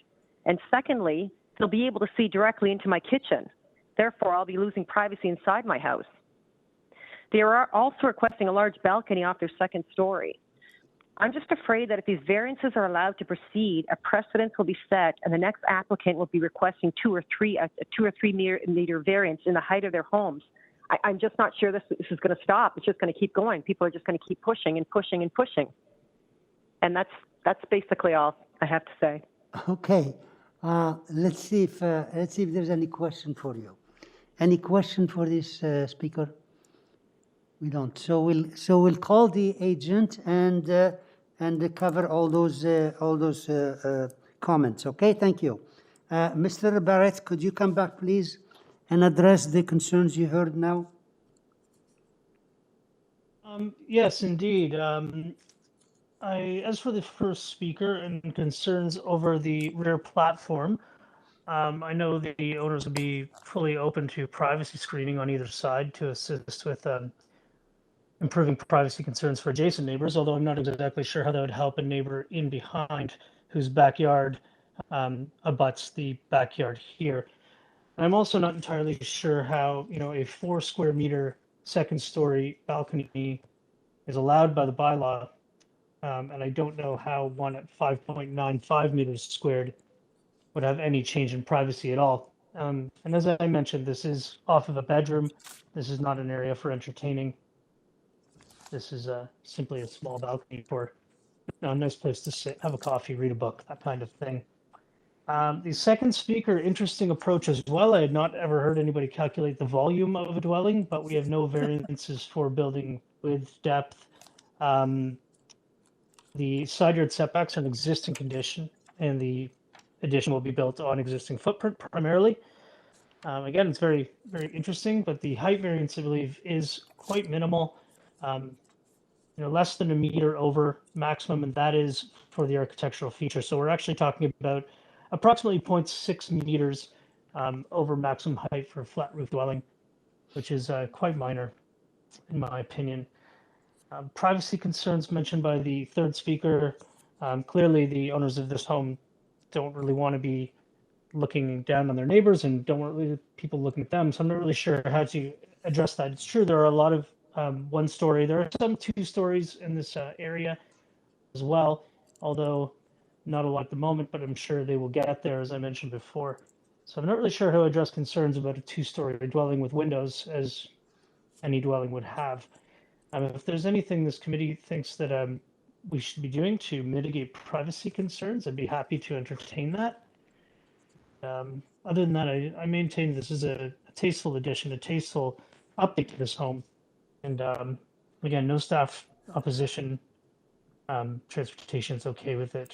I believe it passes the 4 test. Thank you. Any questions? Thank you. Yeah. Did you finish? Yeah. Did you want to add something? No. No, sorry. I've been in touch with the designer via text here while we've been listening to neighbors, and if it would address the neighbor for the rear's concerns, then we can make that second floor balcony comply at 4 square meters in area. So that would in fact eliminate variance number 5 if this committee thinks that it would help. Excuse me, could you repeat that again? Are you prepared to address that particular one? What did you say? Yes, sir. If this committee feels that reducing that second story balcony. No, if not in this committee, we don't negotiate. You tell us what you want to do, and the committee will make a decision. Are you changing that variance? Fair enough. To address the neighbor's concerns from the rear, let's eliminate variance number 5, and we can make the second story balcony comply at 4 square meters. So in other words, you're removing variance number 5? Correct. Thank you. Okay, any questions, members, any questions for this gentleman? If not, can I have a motion? He is removing variance number 5 to comply with the 4 square meters. So can I have a motion then? Mr. Bartolo? Thank you, Mr. Chair. Through you, listening to the three neighbors and the applicant here, and understanding that this is an addition on top of an existing house, and it's maintaining and some of these variances, especially as it relates to setbacks, are actually existing conditions. I do see this as minor. I don't think it's going to have a very negative impact on the neighborhood. Some items were pointed out with regards to privacy. I think the applicant's made some concessions in deleting number 5, and any 2-story house in the area will naturally look down on any adjacent bungalows. There's nothing anybody can do about that. So with all of those items in mind, I'm going to put forward a motion to approve this application with variance number 5 being deleted. That's it. Thank you. Second, Ms. Satarodi, all in favor? Okay, so, sir, your application is approved, subject to the change you made of removing number 5. Thank you very much. Have a nice day. Thank you. Application number 16, which is 22 Courtley Boulevard, application number 16. Application number 16, and then we have Mr. Lorne Rose, agent. Mr. Rose, are you online? Yes, I am. Okay, could you please, let me just see here, we have 16. We have, this is for a new dwelling. Staff report had conditions to 5 items, and there's 4 is 3, 5 letters of support, 6 letters of objection. So could you please make a presentation and tell us about the conditions, what you want to change for the committee to consider? Absolutely. Good day to everyone and Happy New Year. Happy New Year. I want to first start out by telling you that this application has been through a lot of changes as a request, first of forestry. They asked us to flip the house, so we did. Then planning asked us to increase the side yard setbacks, and we did. Then the neighbor to the east asked us to increase the side yard setback again further, and we have. So I'll take you through the changes to the variances. So variance 6 is no longer needed. Variance 8 is no longer needed. Variance 11 is no longer needed. Variance 10 will be modified. The last part of the paragraph sentence, we no longer need the east side yard setback of 1.22. And the same for variance 12. We are complying with the bylaw on the east side. So if I understand well, you're removing number 6, 8, 11, and 12? No, I'm not removing 12. Oh, okay. I'm modifying 10 and 12. Okay. The east side yard setback request of 1.22 is no longer needed. Okay. It's the last part of the sentence on each one. Okay. So you're just removing 6, 8, and 11. Okay. Yes. Okay, so please go ahead. Okay, so we've had lots of consultation with the neighbors. I'll take you through the variances. I do hope that you've read the staff report because it does explain the unique situation with variances 1 and 2. 3-story houses are permitted here. However, this is the first time this has happened to me, but the zoning examiner has taken, so in the new bylaw, you're allowed a roof to have a flat portion up to 50% of its surface as flat. That is what we have, and you can see that on our drawings of our roof plan. However, this is the first time the examiner has taken the flat roof on the first story and added that to our total area of flat roof. Now, in fairness to him, the bylaw wording does say total area of the flat roof. But it is not what is intended here. And I understand that management is re-looking at this. However, so the variance we're asking for is 10.66 whereas 7.2 is required for a flat roof house. But you really should be looking at this as 10.6, where 10 meters is required. Technical variance. Again, variance 2 is for a 3-story house because flat roof houses are not allowed to have 3 stories where it's permitted in the bylaw. I want to point out that over 50% of the houses on this street have 3rd stories, including the 3 houses to the east, all of them, which are basically identical houses. In terms of variance 3 and 4, they have to do with length and depth. So the 2nd floor and 3rd floor are basically complying as noted in the planning staff report. I will note that the neighbor to the west has length of dwelling of 0.41 meters. It's a unique situation. I don't know if you've seen the area map. She also has a side yard setback of 0.96. I understand she will be speaking against this. We were asking for 1.2 meters. Variance 4 in this area, 0.46 times density is one of the lowest I've ever asked for in this area. I've achieved densities of 0.8 on this side of Avenue Road. Variance 7 is for the west side setback, which I mentioned we're asking for 1.2. You'll note that many houses in this neighborhood complied with the old bylaw, which was 0.9 meters. We were asking for 1.2 and it's achieved on virtually every application in this area that I've done. Variance 9, platform. We have a balcony on the 2nd floor, and under the building code, we do require a small balcony on the 3rd floor for fire rescue. So that's why we have 2 balconies. So in the new bylaw, if you have a deck or a platform, even if you get the variance for the side yard setback, you are required to get another variance for the side yard setback for the balcony or the deck. So that's what variance 10 is.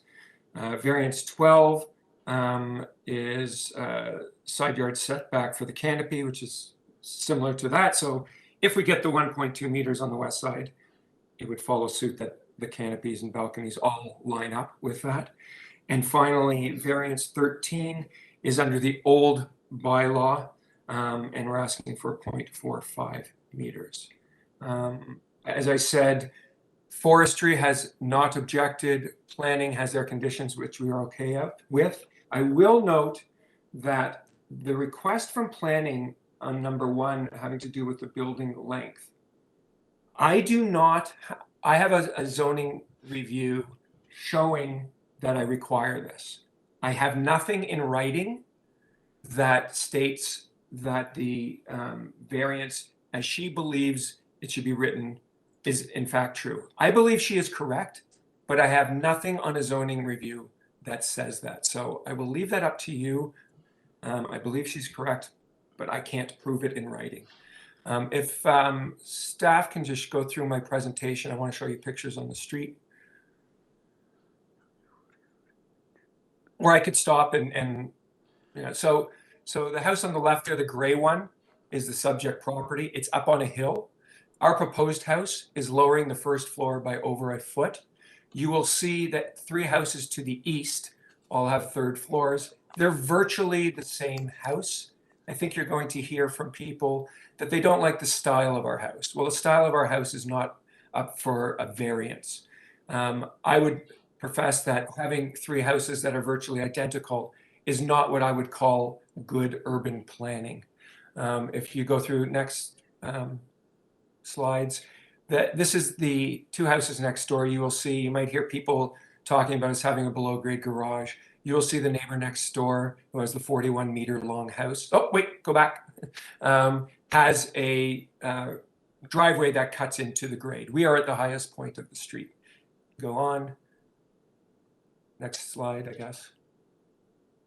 This is the neighbor apparently that is objecting the most.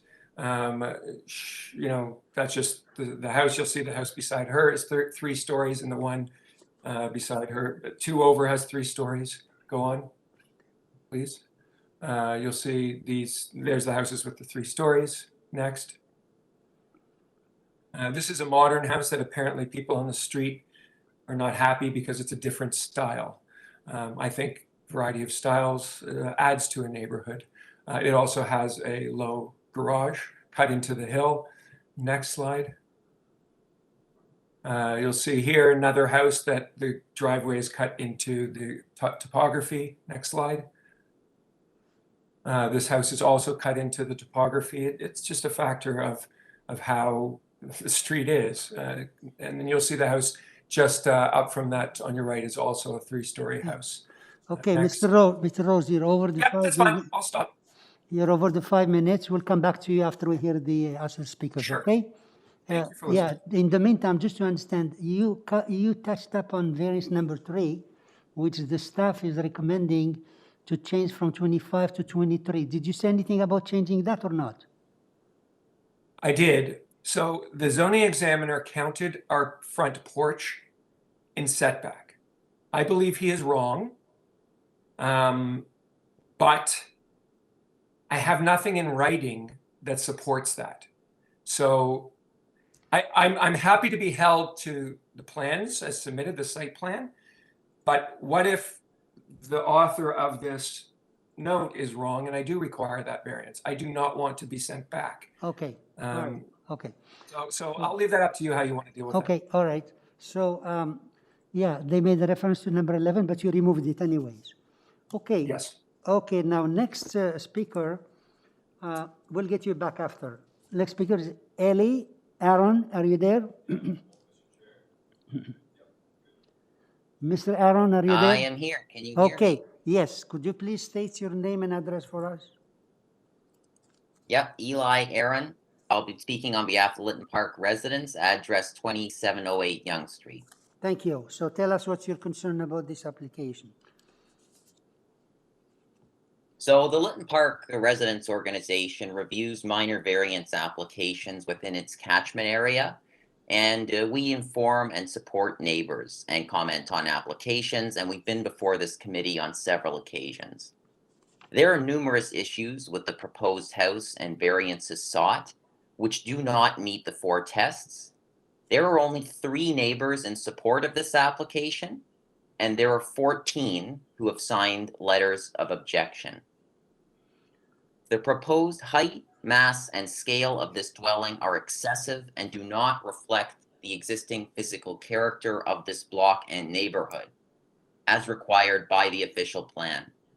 The proposed house is 3 stories with a flat roof and exceeds the permitted height by more than 3 meters or 11 feet. The official plan also requires the location, design, and elevation relative to the grade of driveways and garages to respect and reinforce the prevailing character. This 3-story dwelling is stacked on top of a grade level 2-story, 2-car garage, giving the impression of a 4-story building. So we have 3 full stories on top of a garage, which is not a prevailing characteristic of this neighborhood. The height from the floor of the garage to the top of the roof is more than 12.2 meters, resulting in an overwhelming scale which does not respect and reinforce the prevailing character of the neighborhood.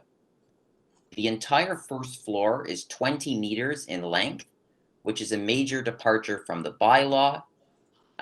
It's also important to note that the house, front porch, rear porch canopy all encroach into the required side yard. Toronto building staff have confirmed to me that the total length of a house should be inclusive of the basement length. In the last revision of these plans, a waiver was used and the basement length was extended substantially without adjusting the length variance accordingly. And so the total length of the basement is now 33 meters, but the requested length variance is only 23. The current situation, there is a mutual driveway which is shared with 18 Courtly, and that's the subject of an easement. The landscape plan for this proposal shows the portion of the mutual driveway on 22 Courtly entirely removed. This is going to remove the access to the rear yard parking at 18, resulting in a lack of vehicle parking and a substandard driveway width which are non-compliant with the zoning bylaw. If the driveway is to remain, then the front yard at 22 Courtly will not have sufficient landscaping. And we have seen nothing in writing confirming that the adjacent neighbor is consenting to the removal of their vehicular parking space and the removal of the easement which is on the property survey. The existing house is located atop an embankment that was formed by a creek. The official plan requires a continuation of special landscape features, but this proposal involves cutting a 4.5-foot deep, 18-foot wide trench through the front yard to allow for a 2-car garage in the basement. This will alter the character of the block, which is in part formed by its landscaping and dense foliage. The digging of this massive front yard trench is not characteristic of the neighborhood, nor should this application begin such a trend. The digging of this front yard trench is also going to result in the removal of 2 trees, one of which is a very mature tree that is about 50 feet tall. And forestry has confirmed to me that they do not want to see that tree removed. The digging of a similar front yard trench through a landscape feature was the was part of an Ontario Municipal Board case at 116 Belsize Drive, a fairly similar situation to this, and that application was denied in 2018. So just to conclude, the cumulative impact of these variances result in a structure which does not respect the permitted building envelope and therefore the intent of the zoning bylaw. The building massing is not prevailing. The proposal involves significantly altering the grade, which will change the special character of this block. The approval of this application is not in the best interest of the neighborhood. Thank you. Okay, just to understand, did you notice the changes the applicant made? And if you did, what is your suggestion, you said? I have seen the changes that were just presented now. Yes. Yes, I have seen them. Okay. It's and what? A minor improvement. Okay, but you still have concern, huh? Still have significant concerns with this application that I've outlined. Okay. Yes. Okay, thank you. Any question for this speaker? Before we go to the next, we have lots of other speakers. Okay, thank you. We'll call the agent to answer those questions. Next one is Amanda Sherrington. Amanda Sherrington. Is she on? Amanda Sherrington, are you there? Yeah, could you please try to speak up because we don't hear you?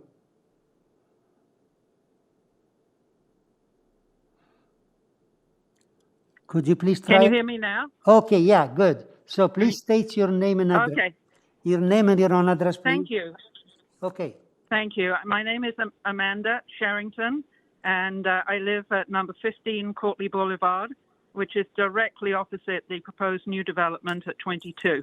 Thank you. So you heard the concern of Mr. Aaron, and do you have something different to add?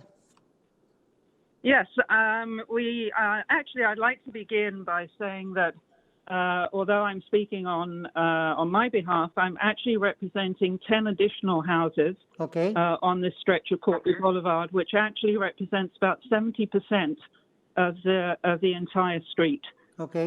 We all have a number of concerns and objections, and I'd like to go through some of those, if I may, Mr. Chair. I might just start by saying that to the best of my knowledge, none of our individual concerns do relate to the style of the building. As Mr. Rose indicated earlier, our overarching concern is with the overall size and scope of the proposed development and the impact that a house of this size and potential scale will have on the very character of the street. By setting a precedent for future homes, it could well spur speculative development that could eventually overtake and overrun the rather precious ecosystem of the Courtly Ravine, of which the homes on this street are an integral part. In particular, we're objecting to the proposed height of the building. A height variance of approximately 3.5 meters is being sought, as well as a variance to allow a third floor.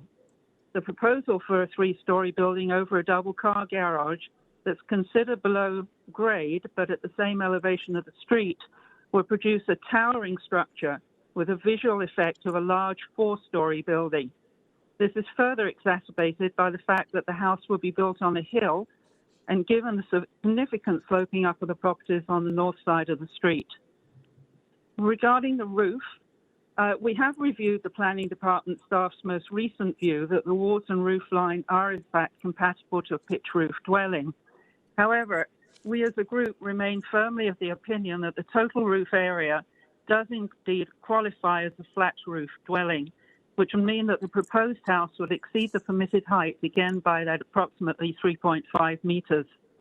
Now, we do appreciate that the homeowners have recently indicated that they'd be willing to consider amending the design of the roof line. However, we feel that this would be a design feature only and it would still essentially remain as a flat roof dwelling. Another concern of ours is the area of the proposed third floor. Whereas the current proposal for the third floor is for 872 square feet of usable living space, the total footprint of approximately 2,150 square foot allows for a possible future expansion without adjustment to the envelope of the house. Approving the conditions for the expansion of a third floor in the future would set an alarming precedent for development on the street. And we therefore ask the committee to consider either removing approval for the third floor or requesting a redesign that would prohibit future expansion beyond the current proposed living space. Our next concern is the proposed positioning of the garage. As you've heard, the property at 22 is fronted by a landscape slope which raises the height of the building by approximately 9 feet on the west side. The proposal calls for the landscape slope to be removed on that west side to accommodate a double garage approximately half the width of the house with a 3% slope driveway. The proposal doesn't seem to address the difference in level between 22 and 24 Courtly, particularly at the street level. Also, part of the current landscape slope belongs actually to the property on the west side, which is number 24, which will presumably also necessitate either building a retaining wall alongside the garage slope or flattening the slope completely on the neighbor's side. We don't believe that this important visual aspect of the topography between the two houses has been adequately addressed in the proposal. We also note that the proposed west side setback is 1.2 meters, whereas the required minimum side yard setback is 1.5 meters. So whereas the garage would be considered below grade, it would in fact be at the same elevation as the street, and the resulting visual effect from street level will therefore add to the appearance that it is indeed a four-story house. This will not be characteristic of the block on either side of the new house and will overpower the frontscapes of the houses for the rest of the street. I think, Mr. Chair, I'll leave it there. I believe that there are some other speakers who might want to address some other points. So I will close my presentation there. Thank you very much for the opportunity to speak. Yes, thank you. You approached your 5 minutes anyways.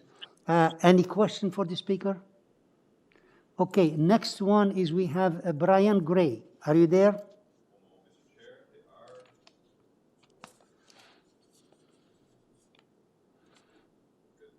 Yeah, Mr. Gray? I'm here. Okay, could you please state your name and address? My name is Brian Gray. I live at 10 Courtly Boulevard. Thank you. Yeah, you heard what Mr. Aaron said and Ms. Sherrington. If you have something different, it would be helpful to repeat the same thing. I don't know if you want that. Please go ahead. Well, I may touch on a few things that have been said, but I think that's my prerogative. My name's Brian Gray. My wife, Barbara Glennie, and I have lived at 10 Courtly Boulevard, which is on the north side of the street, for more than 35 years. The Courtly neighborhood. What makes Toronto unique as a major city are its boroughs, its unique and differing types of neighborhoods.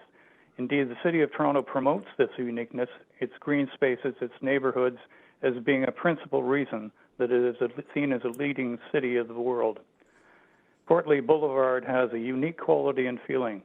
The area is special with its green spaces, its trees, its ravines on both sides of the street, as well as the unobtrusive design of the houses, many of which have been purposely designed to maintain the nature and spirit of the streetscape. Articles have been written in magazines such as Toronto Life about the neighborhood being a jewel of the North Toronto, owing in large part to the unique qualities that I've described. Our principal objection to the proposed development at 22 Courtleigh Boulevard is the overwhelming size and scale of the building. If built as proposed, its height and width will leave an overpowering the street on the south side neighbors' houses. I might note that the proposed height of the building is higher than our house peak, as per our original blueprints, which we still have.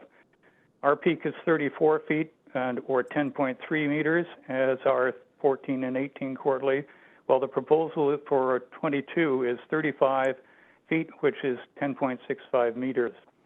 Further, it will feel even more imposing owing to the fact that the flat roof will stretch across the width of the building, unlike the houses to the east of it. Further, it will feel even more imposing due to the high land elevation of the property vis-a-vis the street and the neighbors. In addition, should the scale of this project be approved as is, we foresee and we fear that within 15 years, this size of house will become the norm for our neighborhood, and it will set a precedent. The result could be a cookie-cutter wall of massive houses on the north side of the street from Rosewell to Courtleigh Crescent. If that were to occur, the unique nature of the neighborhood would be truly destroyed. We believe strongly that the sheer scale of the proposed building is excessive and will significantly threaten the uniqueness of the street. Finally, the proposed structure does not blend with the other structures on the street, further eroding the feel of the neighborhood and its character. The owners of 22 Courtleigh Boulevard have shared with us that they love the current neighborhood that they bought into less than 5 years ago for its uniqueness, its greenery, its trees, its landscaping, and the way the houses blend together. We are hopeful that your decisions about the development of 22 Courtleigh will take to heart our comments and support the maintenance and the unique nature of our neighborhood into the future. Many thanks. Thank you. Any question for this speaker? I don't see the members. Okay, any question?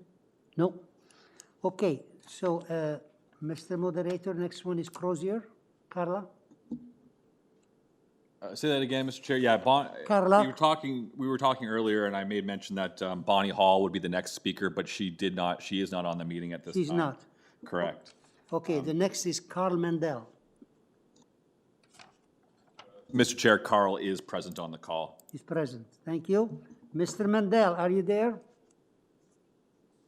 Mr. Carl Mendel. Yeah, actually, you're Judith, right? It's Judy Mandel. Carl is my son, and we're sharing computers. Oh, that's okay.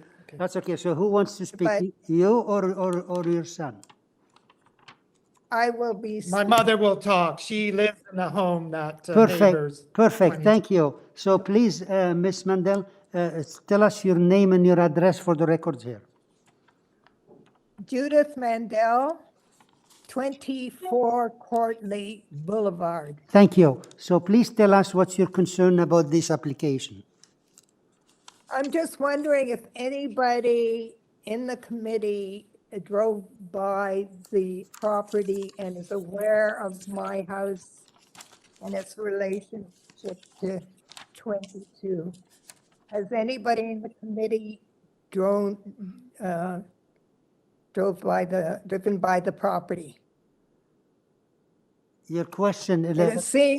Yeah, we. I don't. There is the members. Some they drive, some they use the online.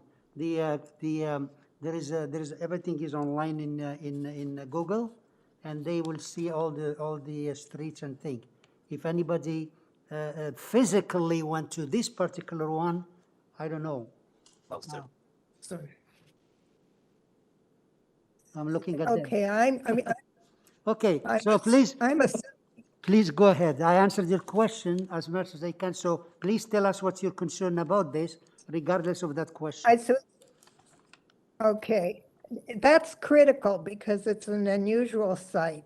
My house is actually cut as part of the original property at 22 Courtly. And our house is carved into a slope, so it's lower than 22 Courtly. And it nestles in the hillside. When you see our house, part of what looks like the land belonging to 22 Courtly is actually part of our property. And when our house was built, it was built with significant working with the people in the neighborhood, and our house is completely different in design. But we received support from neighbors. Our house is built in 1966. It's built of natural materials, cobblestone driveway, using local products. My husband was an architect. He worked with neighbors on the northeast, southwest to engage in the design, which received their acceptance.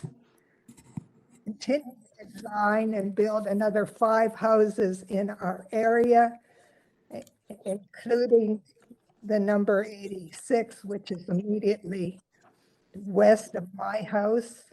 I'm requesting that the house next door at 22 Courtly be constructed with consideration to the existing neighbors regarding heights, setbacks, landscaping, and trees. And definitely the setback on my side should be a minimum of 1.5 meters. And it's unfortunate that nobody has actually seen the properties involved. Okay, are you, is that finished? Yeah? I'm finished, but if anybody wants to ask me anything. Okay, yeah, you're on 24, just next door, and you know very well. Right. Yeah, so you know your Vehicular construction. So based on what you see here, what is exactly, you mentioned the site setback, what else do you see that's bothering you in the variances that you received? The construction. Over construction, the change in the lot, change the lot. Side setbacks and various things, and at the house itself and its overall height. The overall height. Okay. Okay. Any question for this speaker? Okay. Next one, Mr. Moderator, Rachel Gillespie. Is she on? Rachel Gillespie, are you there? Hi. Oh, hi. Yes, I'm here. Could you Hi. please state your name and address to be recorded on the system here? Of course, Mr. Chair. This is Rachel Gillespie, and I'm at 6 Courtly Boulevard, just a few houses down from the proposed building site. Thank you. We are supportive of the building plan, and we are supportive of the requested minor variances to the zoning bylaws for the following reasons. So you're For the supporting? current owners, yes, we are. So you're supporting. Okay. And the other thing? So for the following reasons, we are supportive. Okay. The current owners are planning to continue to live in this community with their family. My understanding is they've been here for 5 years, and we feel that they have the best interests of the community in mind. Their landscaping and complementary style to the neighborhood. They've spent 5 years here enjoying this neighborhood and being a part of this community. We suspect they'll do the same going forward. Our neighborhood already has a number of new homes, for example, on Lytton Boulevard, which is just 1 block north, and Alexandra, which is a couple of other blocks north. And the proposed plan herein is consistent with general new development and refreshment of this Linton Park community. Refreshment of any neighborhood is good for everyone, including the city. And the current standard is that homeowners require more space during a work from home, school from home, and exercise from home environment. All of the minor variances requested are consistent with the other properties on our street and broader neighborhood. The peak of the proposed building appears to be comparably less than the houses to the east if we are taking into account this unique hill location. The owners have provided plenty of notice to us regarding the size and style of their proposed building, and we indicated that we were supportive at that time in the fall of 2021. The owners of the property have worked well with a respected architect to design a home that is consistent with this broader neighborhood. We are concerned that if the proposed plan and requested minor variations or violations, are not supported, the owners of the house will decide to move elsewhere and sell to a builder or an investor that may have less care for this community feel.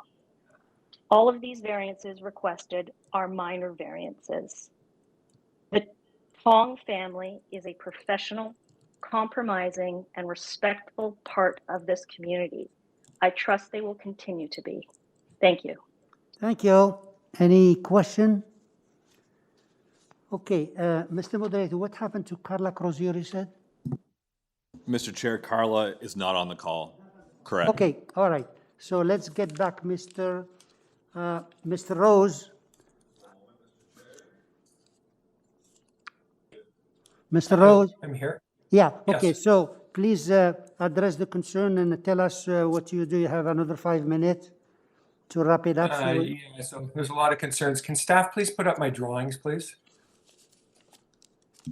Site plan, Lauren? The whole package, because I think, people are referring this to as a 4-story house, 3-story house that's not compliant. Maybe you want the front elevation first then? Well, what I really want to explain, because I think it's very important to understand the roof plan and why even planning staff agree with me that this is considered a sloped roof. Can you put up the roof plan, which should be the slide before that? There you go. So you can see right on there, sorry, Adam, if you just slip out a little bit further, you'll see that the roof is 49% flat. But what's happened is, now staff, if you can go to the side elevation, the examiner has included the flat roof that's 2 stories below. He's included that flat roof in the height of the house. I wasn't there when they planned the bylaw, but there's no way they wanted to consider a roof on the first floor in part of the entire height of a house. So planning staff recognize this. And so this should be considered a 3-story house that is allowed to be 10 meters. Staff, can you please put up the rendering I sent in showing our house in relation to the neighbors?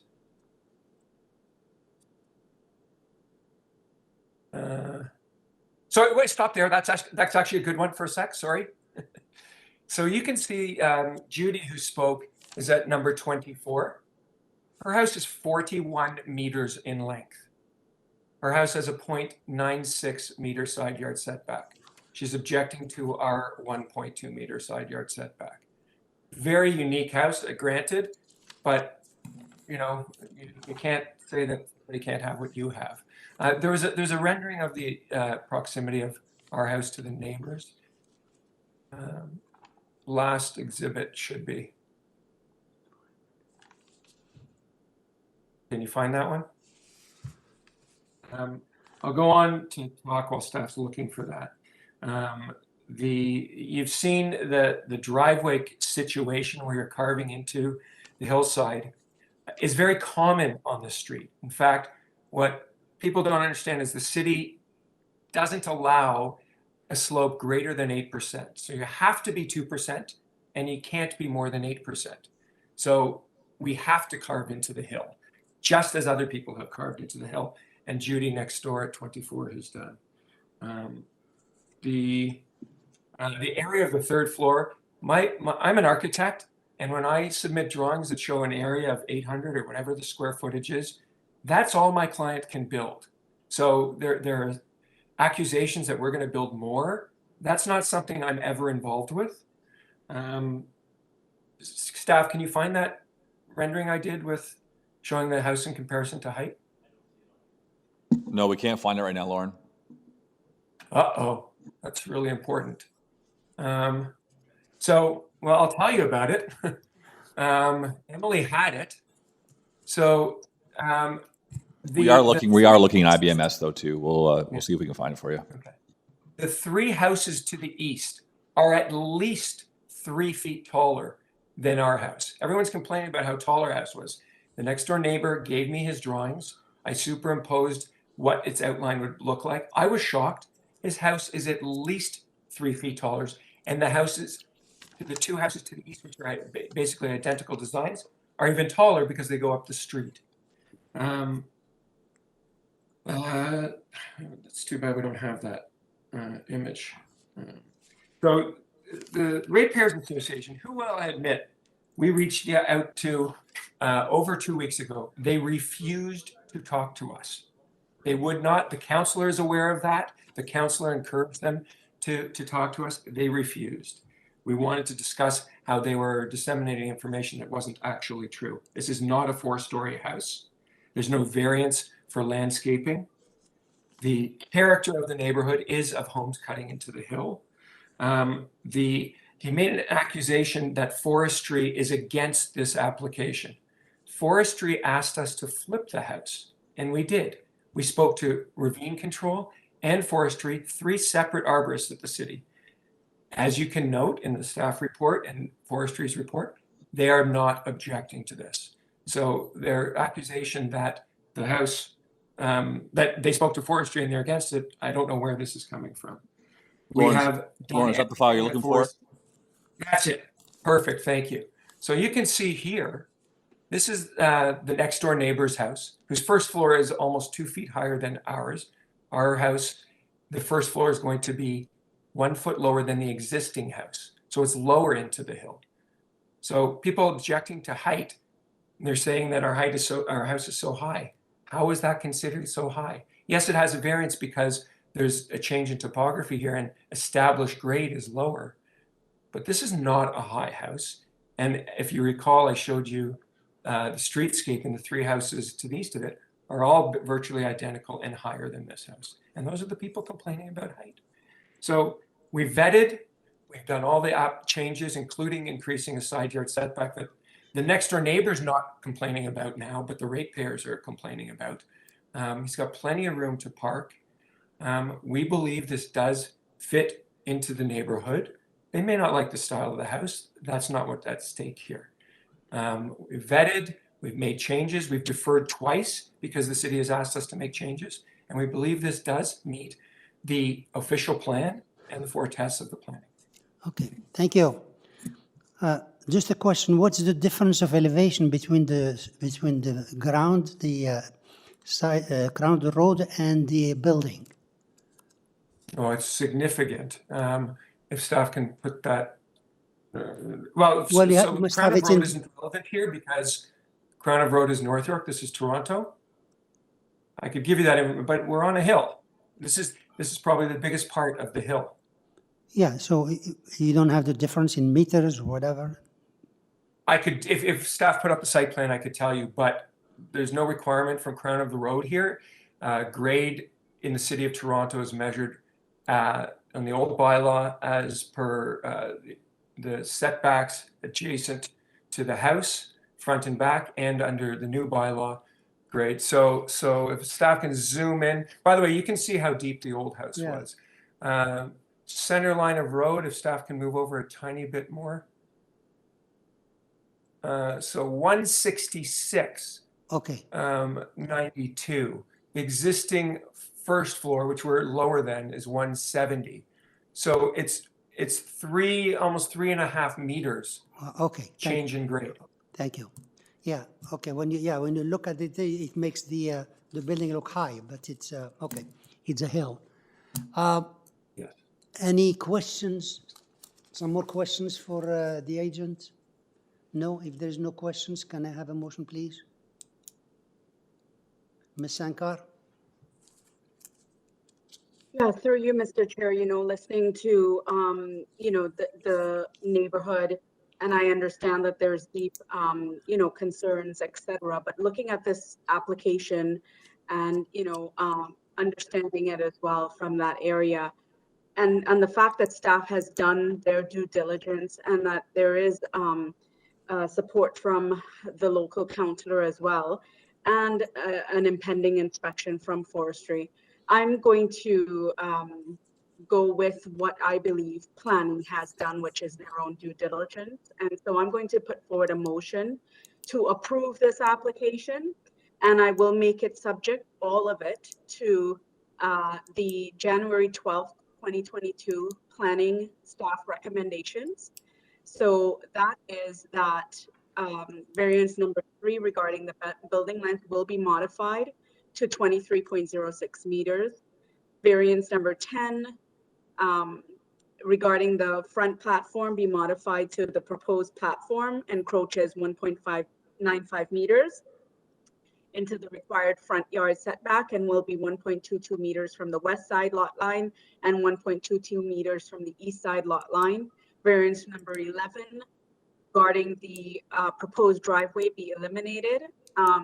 Variance number 4, that building length be developed in accordance with the site plan attached to this report and the ground floor length having an approximate length of 20.09 meters, excluding the front porch and rear terrace, second floor length of 17.07 meters, and third floor length of 14.55 meters, and that the building height and number of stories be developed substantially in accordance with the roof plan and elevation drawing to this report.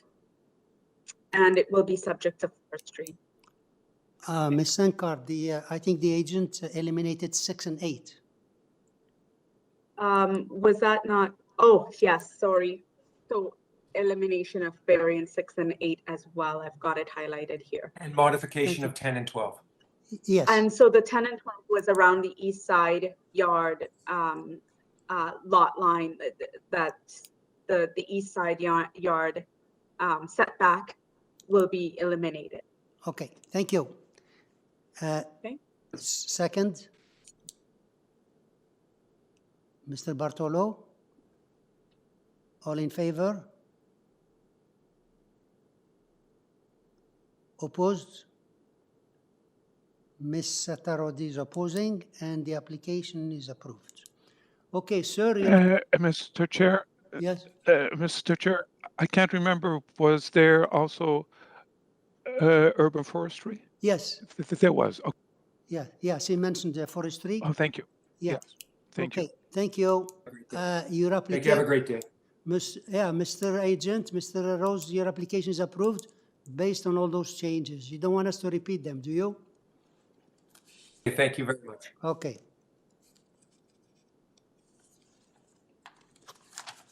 16.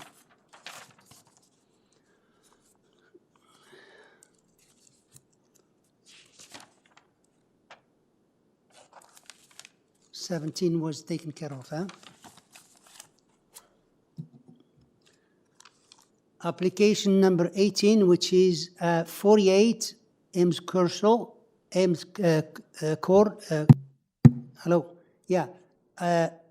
Application 1848 Ames Circle. And here we have Guido Ronchen.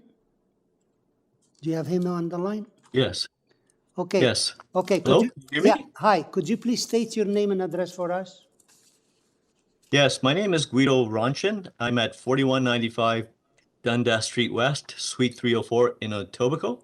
Thank you. So we have here. I'm acting as agent.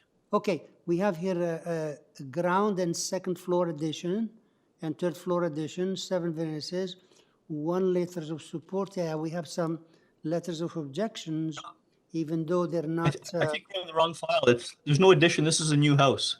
Yeah, yeah. Oh. 48 Ames Circle? Yeah, sorry, okay, yeah, you're right. Okay, so we have 3 variances, 1 letter of support, that's it. Yeah, Yes. yeah, you're right. Okay, let me see if do we need the presentation, members? New 3 variances, 1 letter of support, that's all there is, okay? Okay, sir, we don't need any presentation. Do you want to add something, or we just go to the motion? That's fine. I don't need to add anything, I guess. That's Okay. very quick. Okay, so members, Ms. Sankar? Yeah, through you, Mr. Chair, I think it's pretty self-explanatory. There's, this does meet the 4 tests in my eyes. I'll motion to approve this application as is. Thank you. Second? Mr. Klassen, all in favor? Okay, unanimous. Sir, your application is approved and there's no conditions. So Thank you very much. You made a good presentation. Thanks again. Okay. 19, which is Jonathan Benskowski, yeah? Is he there? Okay. I'm here, sir. Okay, item 19, which is 110 Mona Drive. And Mr. Benskowski, could you please state your name again and address for us? Jonathan Benskowski, 301 Keewatin Avenue. Thank you. Here again, we have, it's a new dwelling, 3 variances, forestry, that's it. Members, do we need a presentation? No? Sir, we don't need a presentation. Do you want to add something, or we just move on? I don't need to add anything. Thank you. Okay, members, can I have a motion unless you have some question? Oh, I see a hand there. Ms. Sankar. Okay, please go ahead. Yeah, I'll motion to approve this application. I think it meets the 4 tests, and I'll make it subject to forestry. Thank you. Second? Mr. Bartolo, all in favor? Okay, unanimous. Thank you. Sir, your application is approved. You also did a good presentation. Thank you. Okay. The next one is 20, which is Mr. Zabzuni. Is he there? Hello again, Mr. Chair. Marin Zabzuni at 1140 the Queensway. Here is application number 20, which is 57 Hemford Crescent. And Mr. Zabzuni will give you the 5 minutes and make Mr. Chair, before we do that, I want to bring to your attention the area resident is not on the call. Oh, he's not on the call. Correct. Okay. All right. So we don't have the second one. I'm told here that the second registered will not be here. So you're it. So let me see what happened here. We have staff report, forestry, 5 letters of support. Okay, so could you make a short presentation, please, for us? Yes, absolutely. So we previously deferred this application in order for the homeowners to speak with immediate neighbors, as they had some questions about the home and mostly landscaping and trees, etc. So they talked and worked it out and came into an agreement. So the neighbors now support this application. We did submit also letters of support recently. And planning supports this application as well on conditions that I believe is to be tied to the side yard setback, or it's written on the report to be substantially in accordance with the site plan, I believe. So we worked with city staff thoroughly on this, and we spoke with neighbors. So that deferral helped in order to come into that agreement. This is a new dwelling, 2-story, that there's a lot of similar builds in the area with similar variances. So, to keep it short, I believe we've addressed the items with neighbors, and I believe this property meets the 4 tests and is minor in nature. So if you have any questions, I'm happy to oblige. Thank you. Any question? There is no other speakers. That's it. Just there's just speaker, just the agent here. If no questions, can I have a motion then, please? Ms. Sankar? Yes, through you, Mr. Chair. And upon review of this application, I'm satisfied that it actually does meet the 4 tests, and I'm going to make it subject to the staff report. So I'll motion to approve this and make it subject to the January 13th staff report, that the side and rear setbacks be developed substantially in accordance with the site plan drawing attached to the report. And given the letters of support that also satisfy me, I will make it also subject to forestry. That's it. Okay. Second, Ms. Tarodi, all in favor? Okay, unanimous. Sir, your application is approved, subject to those 2 conditions, okay? Thank you, sir. Okay, now we have a number 21, which is Mr. Robinoff. Mr. Robinoff, we have here application number 12, Sharon Drive, and here we have a whole list of speakers, and also this here was you have 1 variance is for an ancillary structure. This was deferred in August 2021. Staff report recommends to refuse, and councillor refused at the time to refuse the application. 2 letters of objections. And could you please go over this and tell us what the story is? Sure. It's Glen Rubinoff, 18 Gloucester Lane, Toronto, Ontario. This is regarding an application that we came in the summer with. We had 3 variances in the summer. A variance for coverage of the ancillary building of 10.5%. We had a lot coverage of 45.2%, and we had a rear yard landscaping variance of 41.7%. We eliminated the variances related to the ancillary building coverage, and we eliminated the landscaping area variance. So we're down to 1 variance. And the 1 variance, we reduced it also from 45.2% down to 43.6%. And which is, under 9%, and you're permitted up to 10% with an ancillary building in the backyard. So what we're really dealing with here is I'm a little puzzled, concerned about the reaction to this application. It's a shed in the rear yard. It's not unusual. If you look at the area map, you'll see many, many homes have sheds in the backyard. It just happens to be, if you zoom in actually on where the property is, I mean, right there, you'll see all those little boxes in the backyards of all the neighbors. There are sheds in the neighborhoods. There's some on the next street. If you see some bigger ones over there, and if you zoom out a little bit, I have several decisions of ones in the neighborhood which exceed 10%. And like I said, we're just under 9%. The coverage of 43.5% or 43.6% is also nothing unusual for the area. So I am baffled as to why there's a concern, such concern expressed over a shed, a 1-story shed at the rear of the property, which has no impact on anyone that I can tell. We did speak with the neighbor to the rear on Bessborough and had some discussions, and we adjusted our elevations as well. Even though we didn't have a height variance, we reduced it and angled it to minimize the impact on them. So we've made several efforts to try to work this out, and here we are.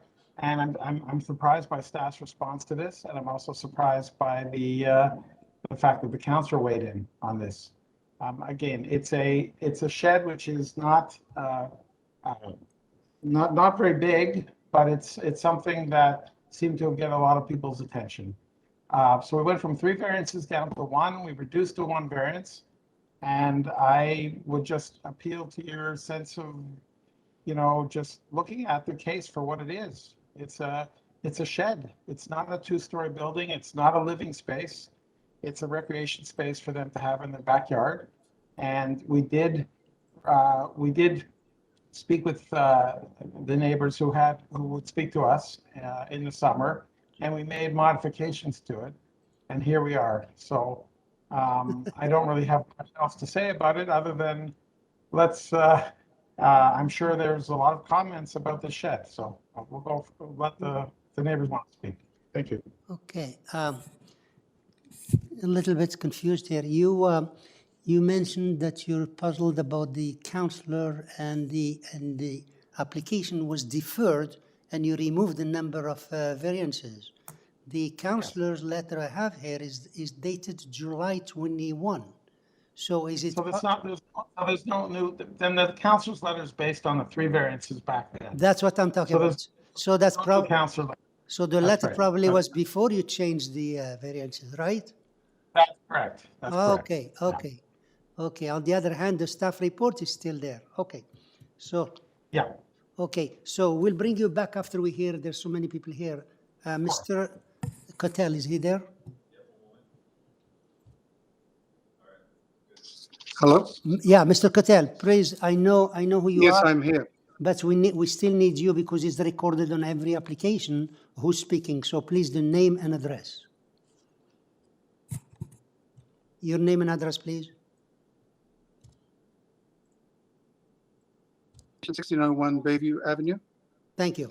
The Lakeside Residents Association provides this input to express our opposition to the revised application for minor variances required to construct an ancillary structure. Mr. Kotel, you're cutting off. We don't hear you. Could you please check your equipment?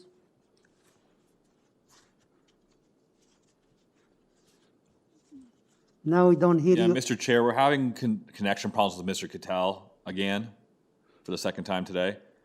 Yeah, this we had it before with him. Correct. For whatever reason, he was unmuted, but the system muted him, and I can't unmute him for whatever reason. Okay, I can unmute other users, but I can't unmute him. So again, Jeff, if you could log out and log back in, maybe that will solve the problem. Maybe we'll go on to the next speaker. Okay, so why don't we hold on to him in case he comes. Yeah, and again, Jeff, please log in and log back out. Okay. Log out and log back in. That's. All right. So let's move on to the next one. Mike Van Humbeck, are you there? Mike Humbeck. Mike Van Humbeck. Mr. Chair, members, Mike is a call-in user. He is unmuted. So go ahead, Mike. Hi, Mike. Mr. Van Humbeck, are you there?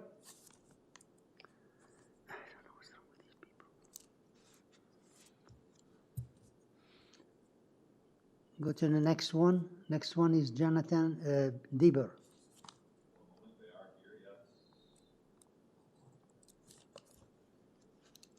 Oh, hi there. Can you hear me? Yeah, which one is that? Who's speaking? This is Jonathan Deber. Okay, okay, good morning. So, afternoon. Good morning. Afternoon. Afternoon. Okay, could you please state your name and address so it can be recorded here? Sure. My name is Jonathan Deber, and address is 231 Bessborough Drive. Thank you. So tell us, please, what's your concern about this application?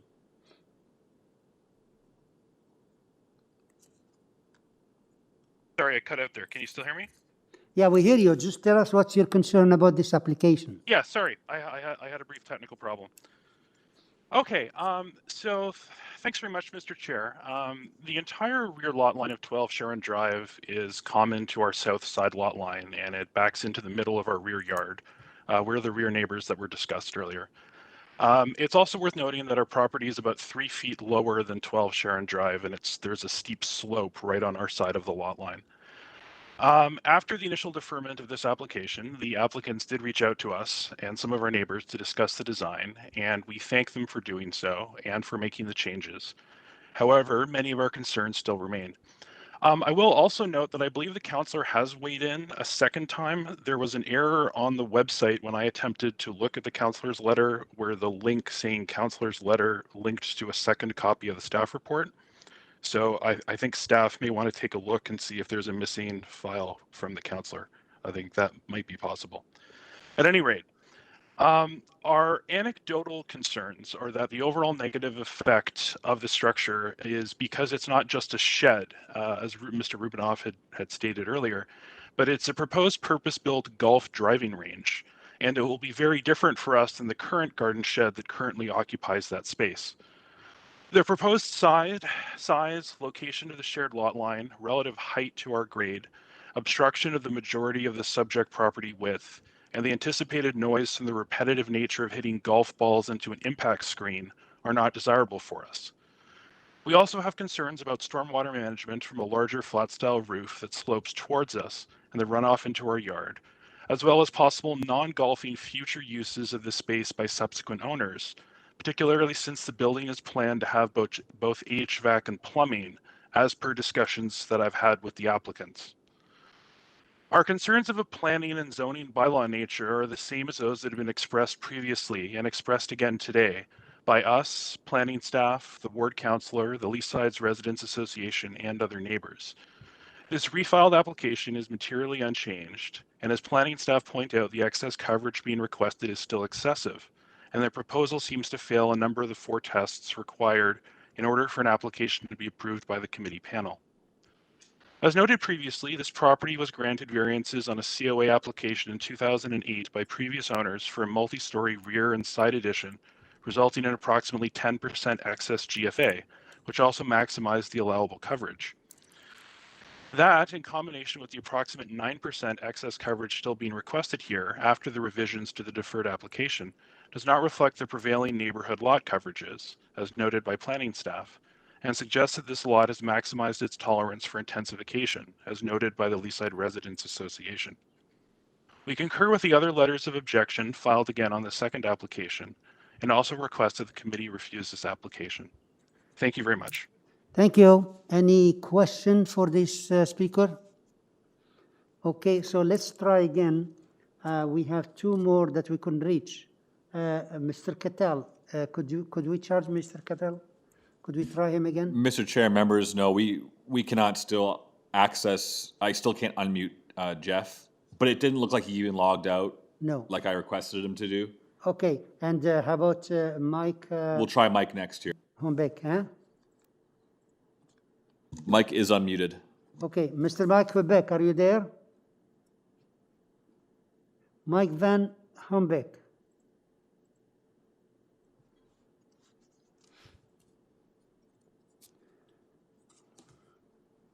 He's unmuted, huh? Yep. Mr. Humbeck, do you hear us?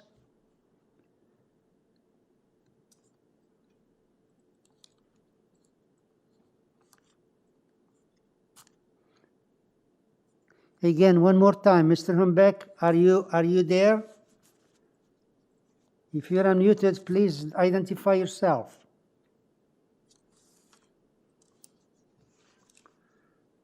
Well,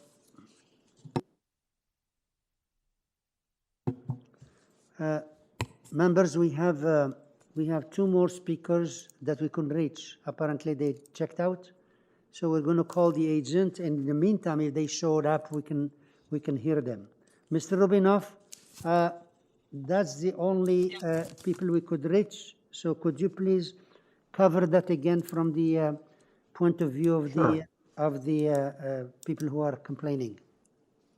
Okay, so when I talk about a shed, I refer to a detached building in the backyard that it's, whether it has heating or no heating, that doesn't really factor into whether or not it's going to impact anybody.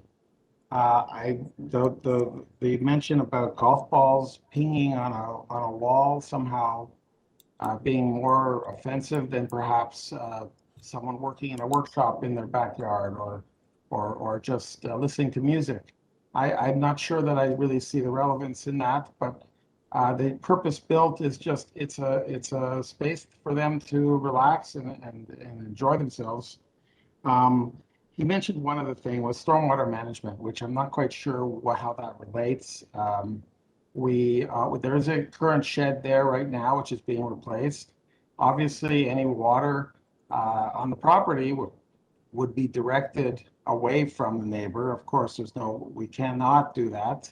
It would be designed to be non-consequential in terms of impact.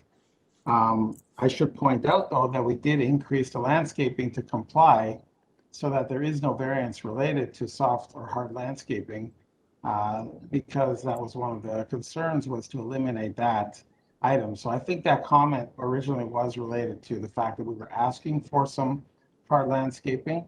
But I still point back to you that we did adjust the height and the roof slope to the back to minimize the visual nature of it. I mean, the topography of the lot is what it is. The shed that was there was visible to the neighbor previously. This new shed will be visible. And as you can see, this is a good example. The shed has been sloping, and we actually did an extra little slope at the back to make the wall height even less apparent. So we tried to provide, based on comments and discussions, provide an alternative to minimize the impact on the neighbor.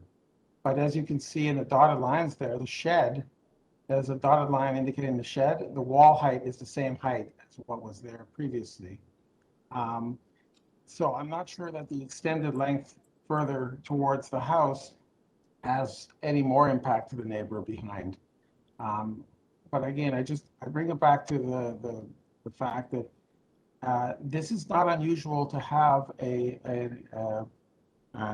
accessory building in the backyard in this neighborhood, and the coverages, there are several examples of coverages in this neighborhood that exceed what we're proposing, but we're also under the 10%, which is permitted for an ancillary building. If the lot was a longer lot, for instance, it would probably be less coverage, but still falling under the percentage. So we are mindful. We did take it from 3 variances down to 1. And I would say that the impact on anybody is minimal. And, landscaping and whatnot, there are trees around. We've protected the one tree in the corner there. I feel like there's a lot of discussion and concern where it's not warranted. But anyways, those are my responses. And like I said, I'm surprised by staff's continued resistance to it, but that's the way it is. So thank you very much. Thank you. Any question? Just again, I have 2 hands. Mr. Klassen, did you have a question? I do, Mr. Okay. Chair. This is a question for the applicant. So, as of right, you're allowed to build a shed. Right. Correct. Yeah. That's right. And there is one currently there. So that's correct. Yes. Okay. And so the discussion is about whether and the variance is to build it larger than it would be. Yes. That's correct. There would be a larger shed than what's permitted, but it's still, you are permitted a shed. Yeah. Okay. Thank you. Okay. Any other question? Ms. Satarodi? Yes, through you, Mr. Chair. If the staff can put the main floor plan on the screen, I would like to ask Mr. Robinov to verify that if this structure, the shed you call, as far as I see it, have sink and fridge, and does it have an HVAC as well? So is it just? Yes, it's for year-round use. They want to have a space that they can hang out in the winter. It's not a building permit or a zoning issue to have a heated space. I mean, it's really, what some people would call a cabana, I suppose would be a comparable for it. But it has windows, it has a door, and it has, some seating. you know, it's whether they have a golf unit in it or just TV in it, it functions the same effectively. So you compare it to Cabana, but does Cabana normally have HVAC system, complete HVAC system? Yeah, they do. Yeah, there's no reason why not. I mean, cabanas, I mean, they're for pools, as you mentioned, you know, some more summertime. But the idea of, you know, we have winter here that could go on for 6, 7, 8 months. It's just a way of having some comfort. People put in electric heaters and plug them in. That's what they do if they want to be there in the winter. This is just a more thought out plan. And by the way, the insulation that they would put in here would also insulate them from noise. Although I'm not sure what the concern is related to the use. You know, because someone can turn a TV up quite loud if they wanted to. So. And the windows on the east side of that shed, does it like have any issue on the neighbors? Does it? No, it's about and it's the backyard of the neighbor, and it's also about 10 feet away.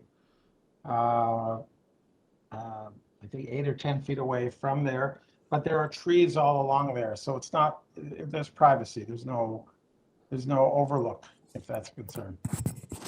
Okay, following on Ms. Ataro, this question, heating, no heating, if the variance had, I mean, the variance is for lot coverage. If the coverage was 35%, you wouldn't be here, would you? If the coverage was only 35%, you wouldn't have to come and ask for permission. That's right. The reason here is just because it's 43%, right? Yeah, there's two coverage variances. One is related to the size of the shed, and the other one is the percentage of everything on the property.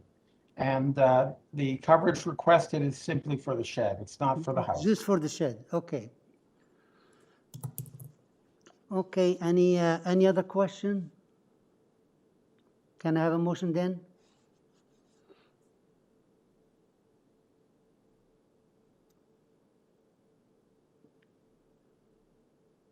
Going once, going twice. Can I have a motion? Mr. Klassen?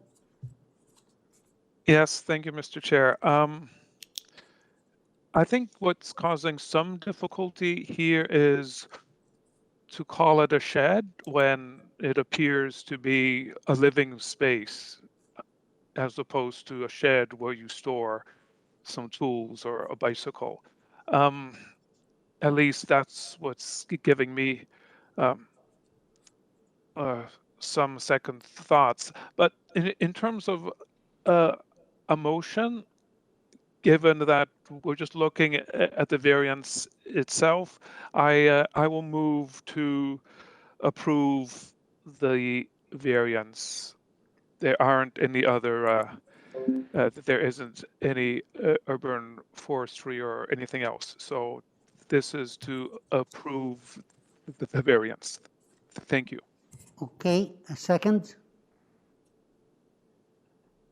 Mr. Bartolo, all in favor? Opposed? Ms. Satarod is opposing, and the application is approved. Sir, your application is approved, and I don't see any conditions here. Thank you very much. Okay.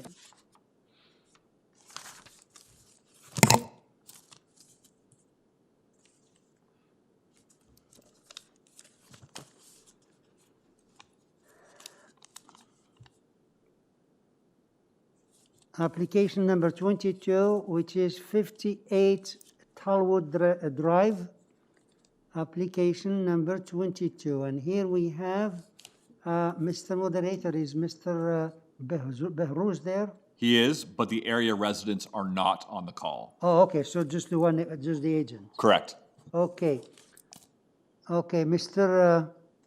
It said here agent did not register, but it's him, right? Yep, he's there. Okay, Mr. Behrouz, are you there? Yes, good afternoon, Mr. Chairman and committee member. My Hi. name is Behruz Abadi, and I am the owner and agent of 58 Talbot Drive, M3B2P5. Okay, and could you, yeah, okay, so we have here, this is a variance to legalize roof deck. Two variances, and then there is no other conditions or anything. Staff, do we need the variance, do we need the presentation here?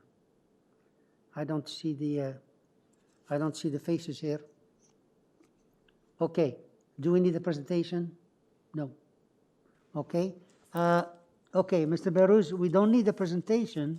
We're just going to move to the variance, to the staff for, to the members for decision. Do you want to add something? No, No. if there is no need, I'm not going to Okay. taking time of the committee. Thank you. Okay, so any question? If not, can I have a motion then, please? Mr. Bartolo? Yeah, thank you, Mr. Chair, through you. This is fairly straightforward application, given that it's an existing condition in use for over 5 years, and I don't see it being overly detrimental. I'm going to put forward a motion to approve this application as is. Second, Mr. Klassen, all in favor? Okay. Sir, your application is approved and there is no condition.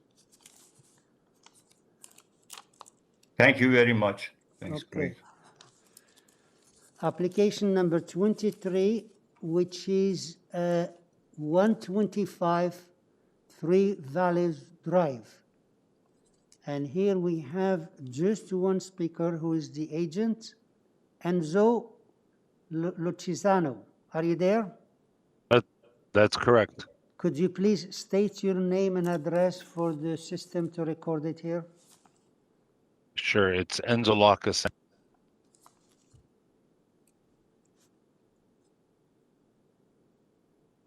Your address, please.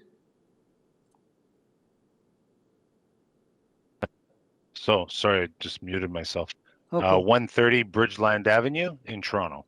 Thank you. Okay, so we have here this new two-story addition. There's one variance only for the coverage. Correct. There is TRCA, no objection, just permit required, and staff is asking to refuse the application, and there is forestry, and councillor also is weighing in. So could you please make a presentation? Tell us what's the merit of this application. Well, again, I'm not sure. We spoke with planning, and they had no issue.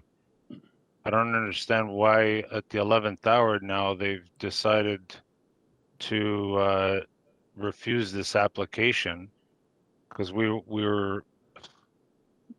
dealt with TRCA, and they actually said they don't require a permit. We dealt with forestry and revised the landscaping portion.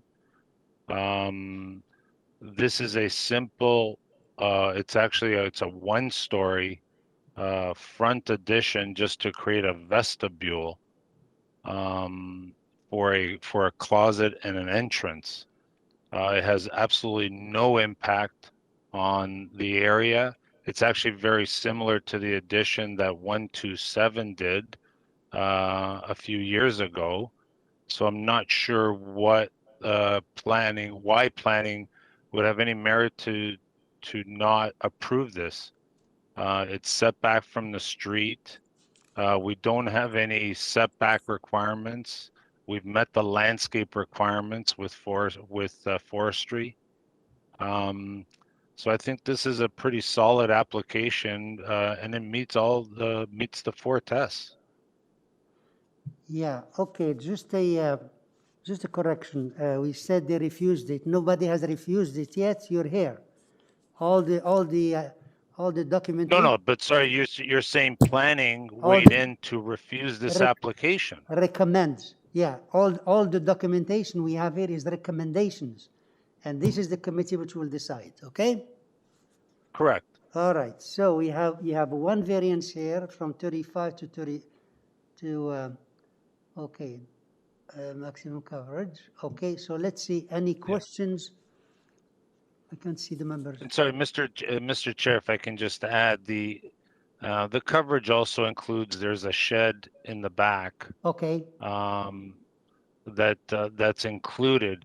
This is a very odd lot because it seems like it goes down way into the bank of which is actually owned by the golf course, which is not the case. So the actual use or the amount of rear yard is actually very limited, and the actual lot is one of the smallest in that sort of block of buildings. But we did submit a photo that actually shows the addition that 127 did, which is much larger than what we're proposing here. And again, we feel that this has very little impact on the area and fits well within the area. Yeah, okay, this is just the, as I said, it's just the recommendations that they make, and they point out that the coverage is excessive, 35% to 43. You have to understand the lot coverage in 35 is already generous for the number.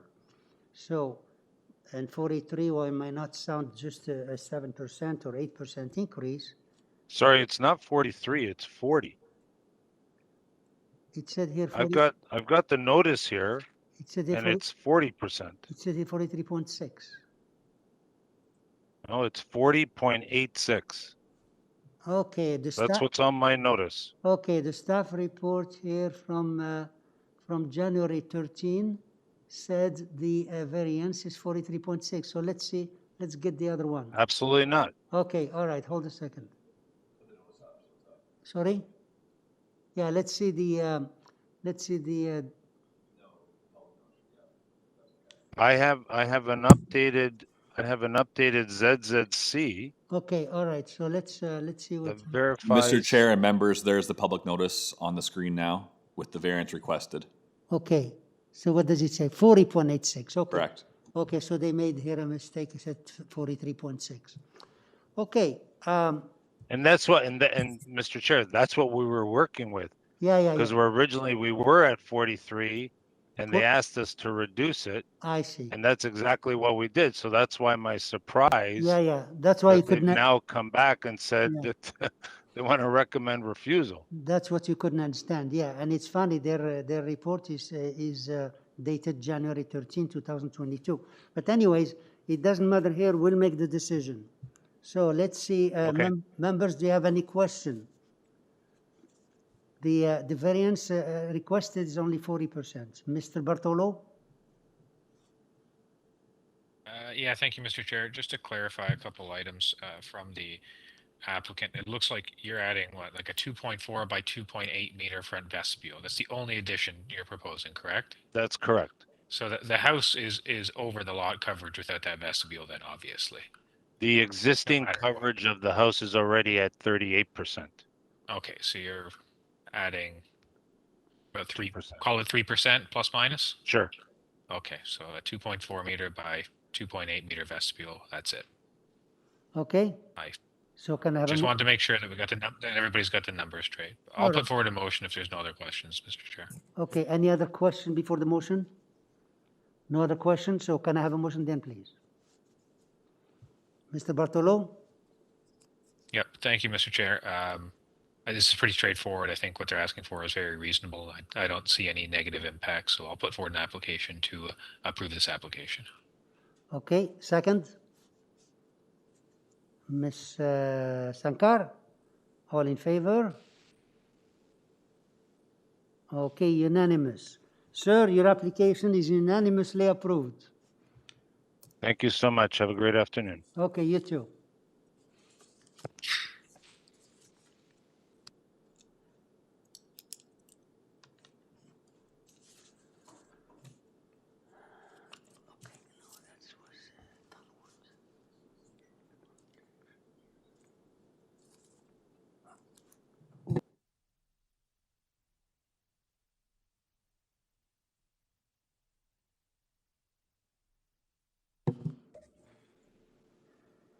Application number 24, which is 278 Briar Hill Avenue.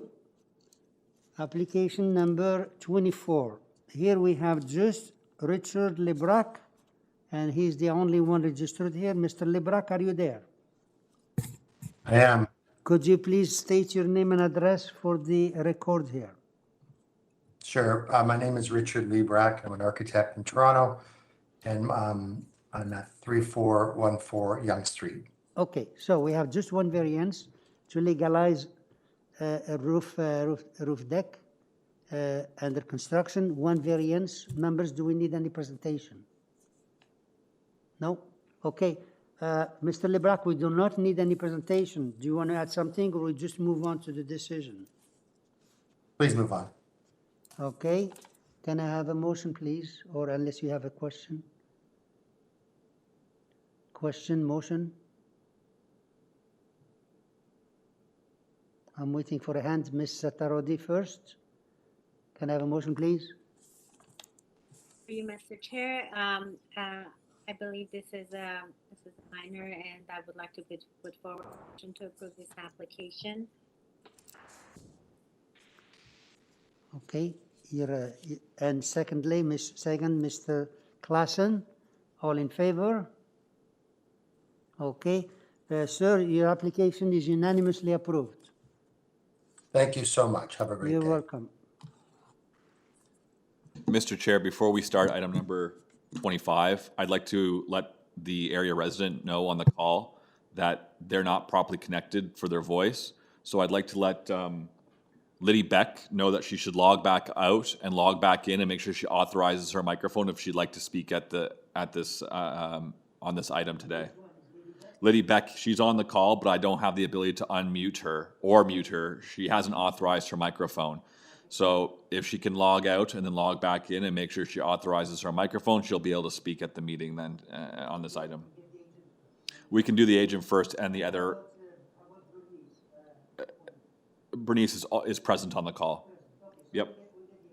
Sounds good. And again, a reminder, Liddy, please log out and log back in and authorize your microphone. Okay.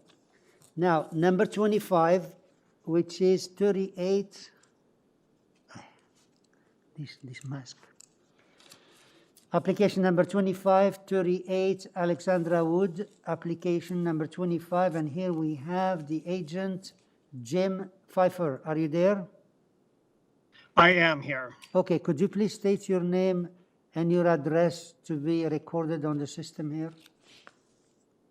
Yeah, I'm Jim Pfeffer. I'm at 3 Bridgman Avenue, Toronto, Ontario, M4R3V4.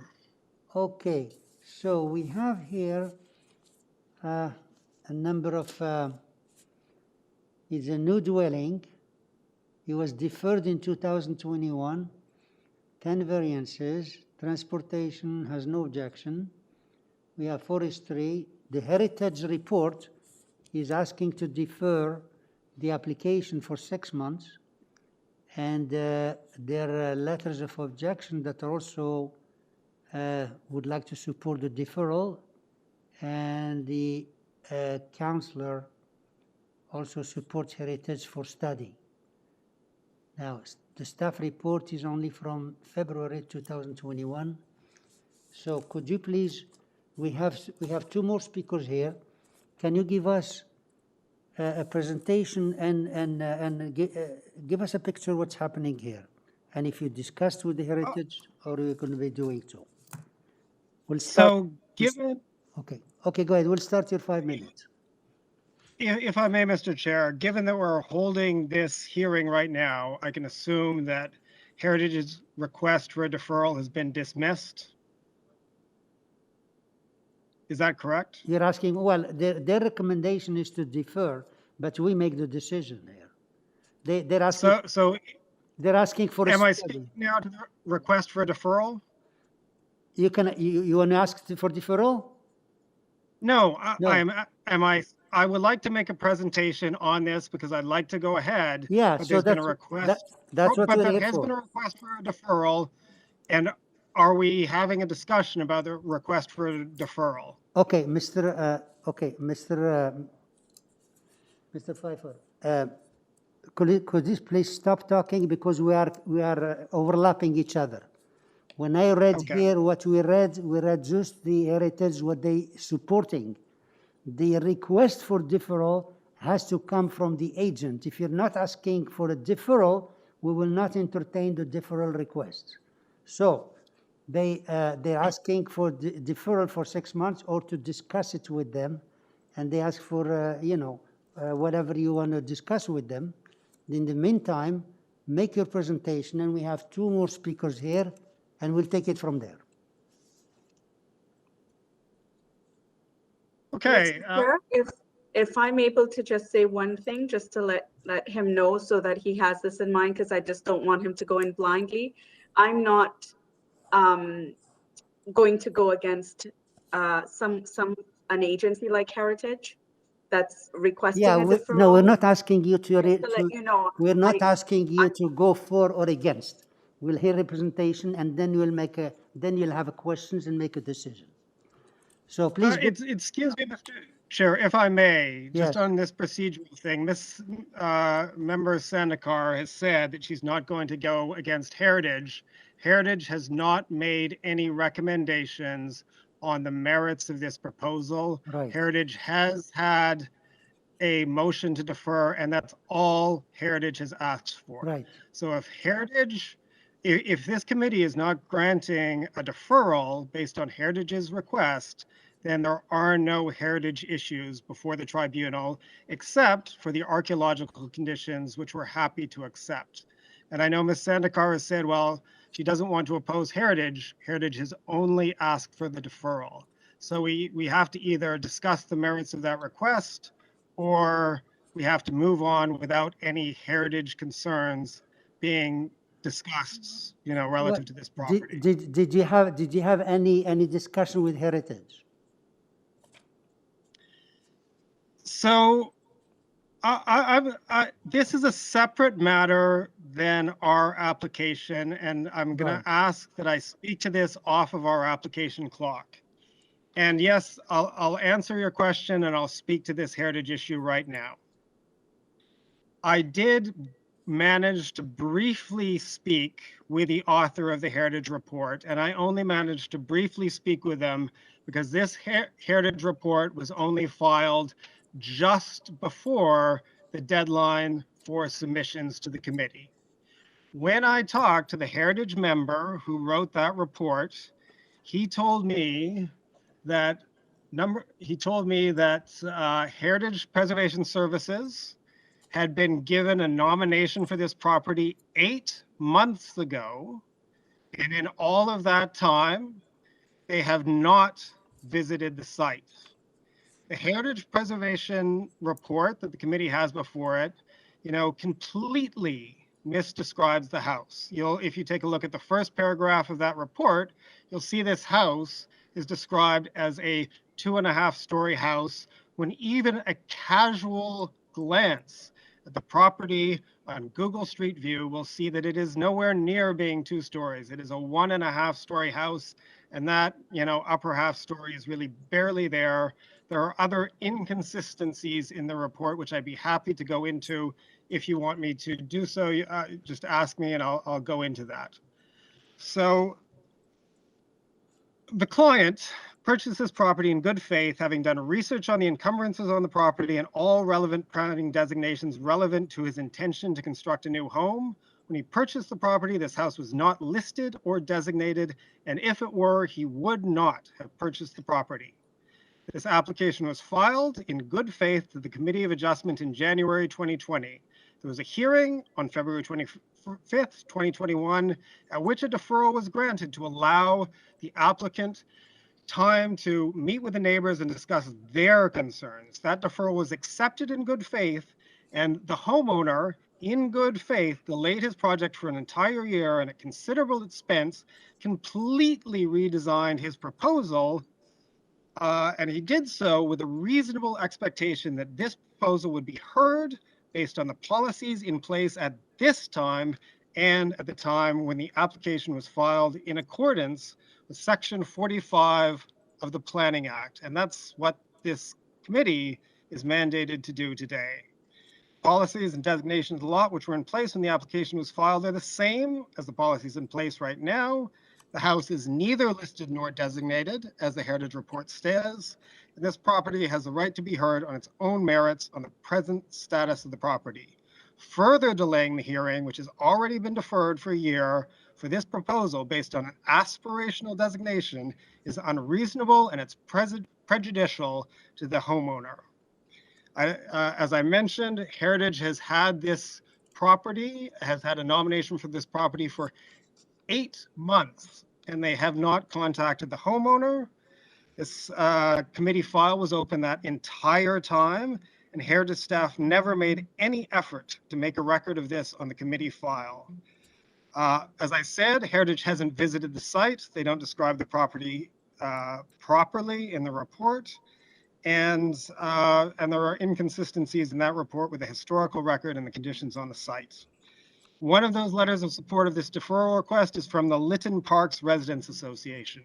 This property is not within the boundaries of the Lytton Park Residents Association mandate, and it doesn't back on to their property. It's really surprising to me that they should see fit to, weigh in on something so outside of their mandate. I think it's really quite surprising.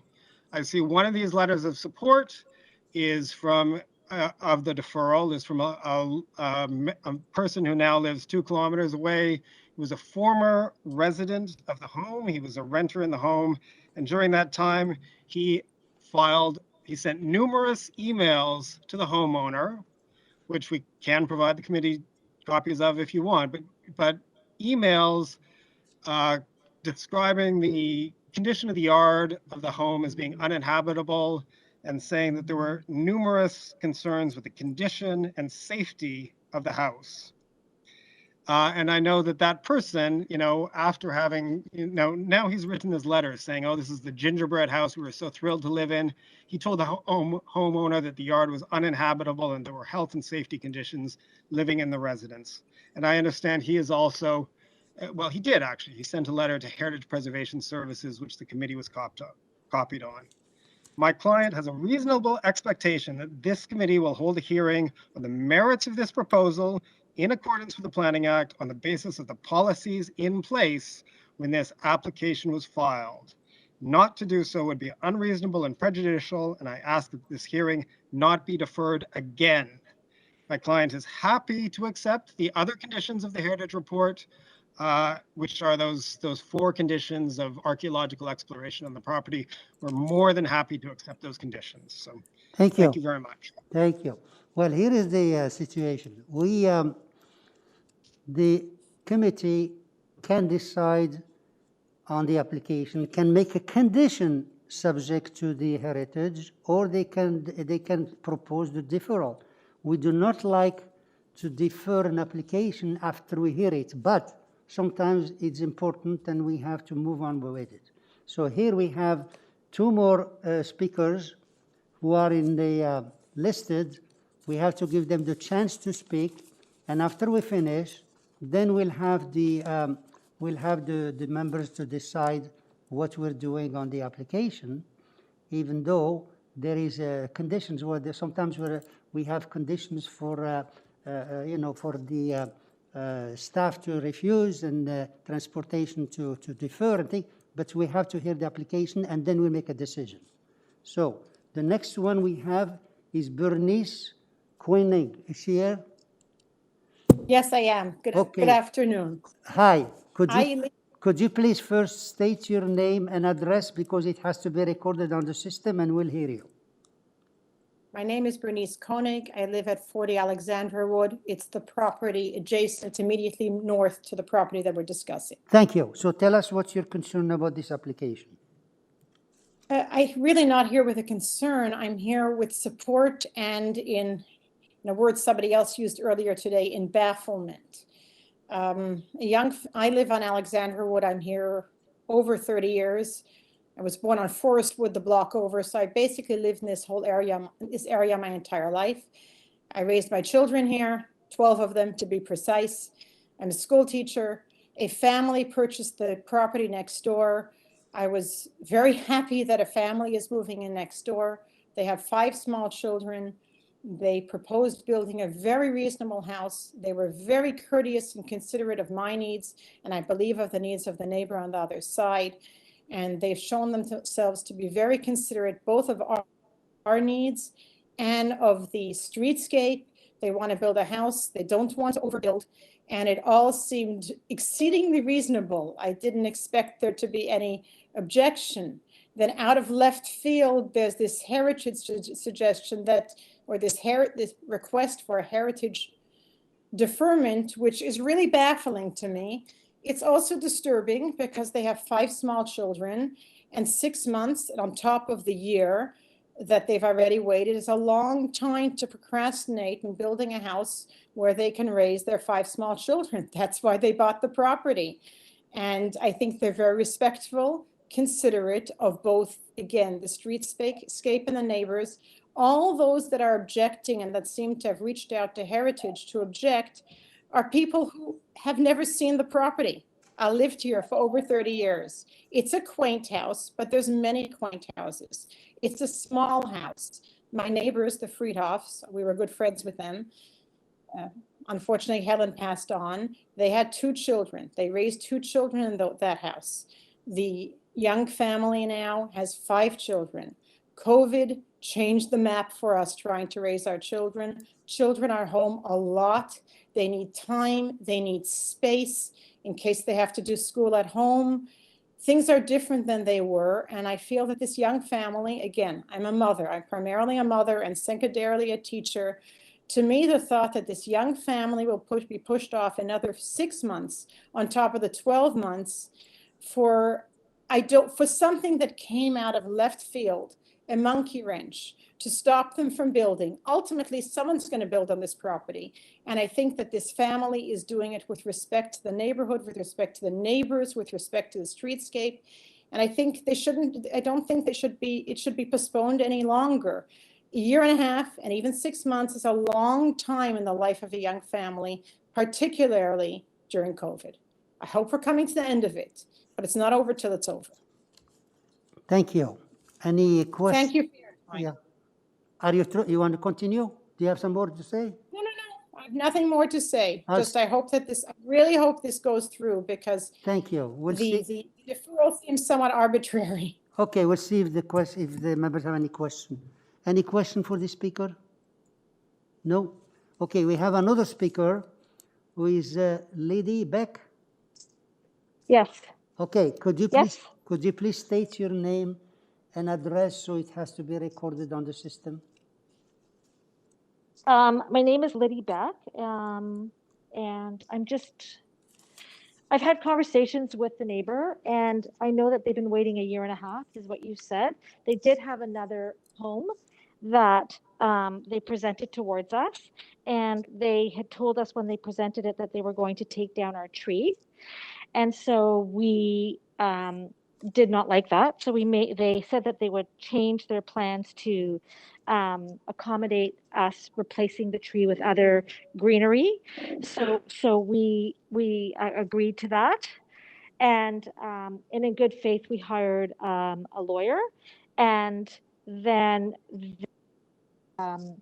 pulled out of the committee, and they did not honor that they would pay us for our lawyer that we hired to work out an agreement. So part of this year and a half is brought on from their own actions. So that's number one. Because you mentioned that's a long time to wait for a young family. We did not oppose it. We just said that we wanted to be made whole for the tree being removed. And that did not occur. So what did occur was that we incurred an expense. They then subsequently hired a new architect and had these new plans. And they've said to us that they will put greenery, and they've agreed to that. And I'm hoping that's true, but I feel that their word is not necessarily something that I can have faith in, although he did send me an email. So I'm hoping that that will remain in place and be honored. And they also said that they would make their balcony to be in compliance with no exceptions to the variance. And if that is true, and if those things occur, then we won't oppose the excessively large height, which is beyond a minor variance, because a minor variance is up to 3 feet, and I think they're requesting 4 feet. So I know that they've talked about the neighbor being at the same height, and we're not trying to be unpleasant neighbors, and we're not trying to spoil their beautiful home for their 5 children, and we want to be good neighbors. We're just unsure how this will unfold and if they will stay with their word. So that's, I mean, we want to have faith, but previous experiences made me weary. So that's where I stand. So their balcony is right now in a variance. I believe it's larger, and they've said that they will make it smaller. So I don't know. I missed part of the meeting. I don't know if they've already said that they would make it smaller. And I don't know if we can say something about the, I can't see anyone's face, so I hear someone laughing or something, I'm not sure. So I feel like that's, I don't know. I'm talking to a plan and I don't see anyone and I don't know what's happening there. But anyway, the other thing is that I know that they were going to be removing many trees. And one of the things that we were told in the past was they weren't going to replant them. So I'm hoping that this time they will replant the trees, because I know they are making a very large driveway. And we also have a large driveway, which is how we bought our house. It came with that driveway. It's not something that we would have necessarily done. But so I'm not trying to oppose them, but I just don't know. That's where I stand. So I have concerns, and I don't know if we can put these into writing or if this email is enough, and if they've taken if they've made the balcony smaller. So that's what I'm thinking. Okay, thank you. Thank you. Yeah. Just to let you know, whatever decision we make here, we do not make any decision about the trees. The trees are not discussed here, but they have conditions. Like if we do approve it, depends on what the members decide. If we do approve it, there is condition 1, 2, and 5 for them to follow, and that include the trees, as we don't have, it's not in our purview to discuss the trees here. Okay, so whatever commitment you have with them with the tree and between them and the forestry department, we will not object to it here. So I see. So thank you for your. We'll get back. And the balcony. Well, we're getting back the agents to speak about the balcony. Okay, great. Okay, so if there's no more questions to this lady, we'll call back the agent. And the agents, Mr. Pfeiffer, could you come back, please? Yes. So here I am. So could you please address those concerns? I can address those concerns, and I'll ask Adam to pull up my presentation book, page 3, which is our site plan in color. And I'll speak to, looking at that, I think most of these concerns. Yeah, we'll have it up in a moment. We'll have it up in a moment, Jim, so start with your presentation. Yeah, so, Liddy did mention a tree that was the subject of concern in the prior hearing. And if, Adam, if you'd zoom in at the bottom of this plan in that corner, near that, right there, that's that tree on her property. And there was another architect who presented this a year ago, and that tree was going to be applied to be removed. Right now, that tree is being preserved, and Ms. Liddy, who just spoke, has a copy of our arborist report. We're going to be removing one tree in the front yard. The tree on her property is definitely going to be preserved, and you can see our building is 35 feet away from her property. That deck, which is cantilevered, is 15 feet away from her property. The tree's being preserved, and our house as a whole is set back considerably further from her property than it was in the original proposal. So in doing that, we have attempted to address her concern. She also expressed a concern about privacy, and the homeowner has sent her an email undertaking to plant privacy screening along that property line. And it's certainly our intention to do that. Our client would like to have privacy just as much as she does, and there has been an undertaking sent to that effect. So in setting back the house further, preserving that tree, we definitely have addressed the concerns which were the subject of the prior deferral, and I hope we've addressed her concerns now. In terms of balconies, there are absolutely no variances for balconies in front of the committee today. And I think that's what the homeowner conveyed to Ms. Beck. There is a variance for a platform, which is basically this platform over the rear basement. And if you can go actually to page 6, please, Adam. I just want you to take a look. And when Adam's pulling this up here, I know we had that, very generous expression of support from the homeowner at 40 Alexandra Wood. I'll point out that there are letters of support on file from 40, 42, 34, 43 Alexandra Wood, as well as 11 and 15 Alexandra Wood, and that staff have absolutely no objection to anything about this proposal, including the height. That's our proposed footprint. You can see how it follows the line of houses in this area. If you go a little bit further to the last page on the bottom left, you can see the view from the yard of the subject. One up, please. Yeah, the yard of the subject property, that bottom left, that's looking up from the yard of the subject property towards Mrs. Beck's house. You can see she has a large rear terrace, as well as we do, that actually sticks kind of further back than ours. Those trees are beside that little platform that you can see in the kind of left-hand side. Those trees are beside the platform. We're planting further screening there. In terms of the height of the building, planning has no objections. Planning didn't have any objections last time when this house had 3 stories. If you could please go to page 4. I've shown a picture of our house side by side with 40 Alexandra Wood, and you can see the proportions of the houses are very similar. And if you put them side by side, which they are, 40 Alexandra Wood is in fact a little bit higher. Planning had no concerns with the height of this house. It's a 2-story house. Before it was 3 stories. Planning didn't have any concerns then either. We're shorter than the neighboring house is. So, and then, yeah, the driveway, if you could take a look at the site plan. We're only, there is 1 existing tree in the front yard that's being removed. Of course, we'll do all the replanting that urban forestry requires.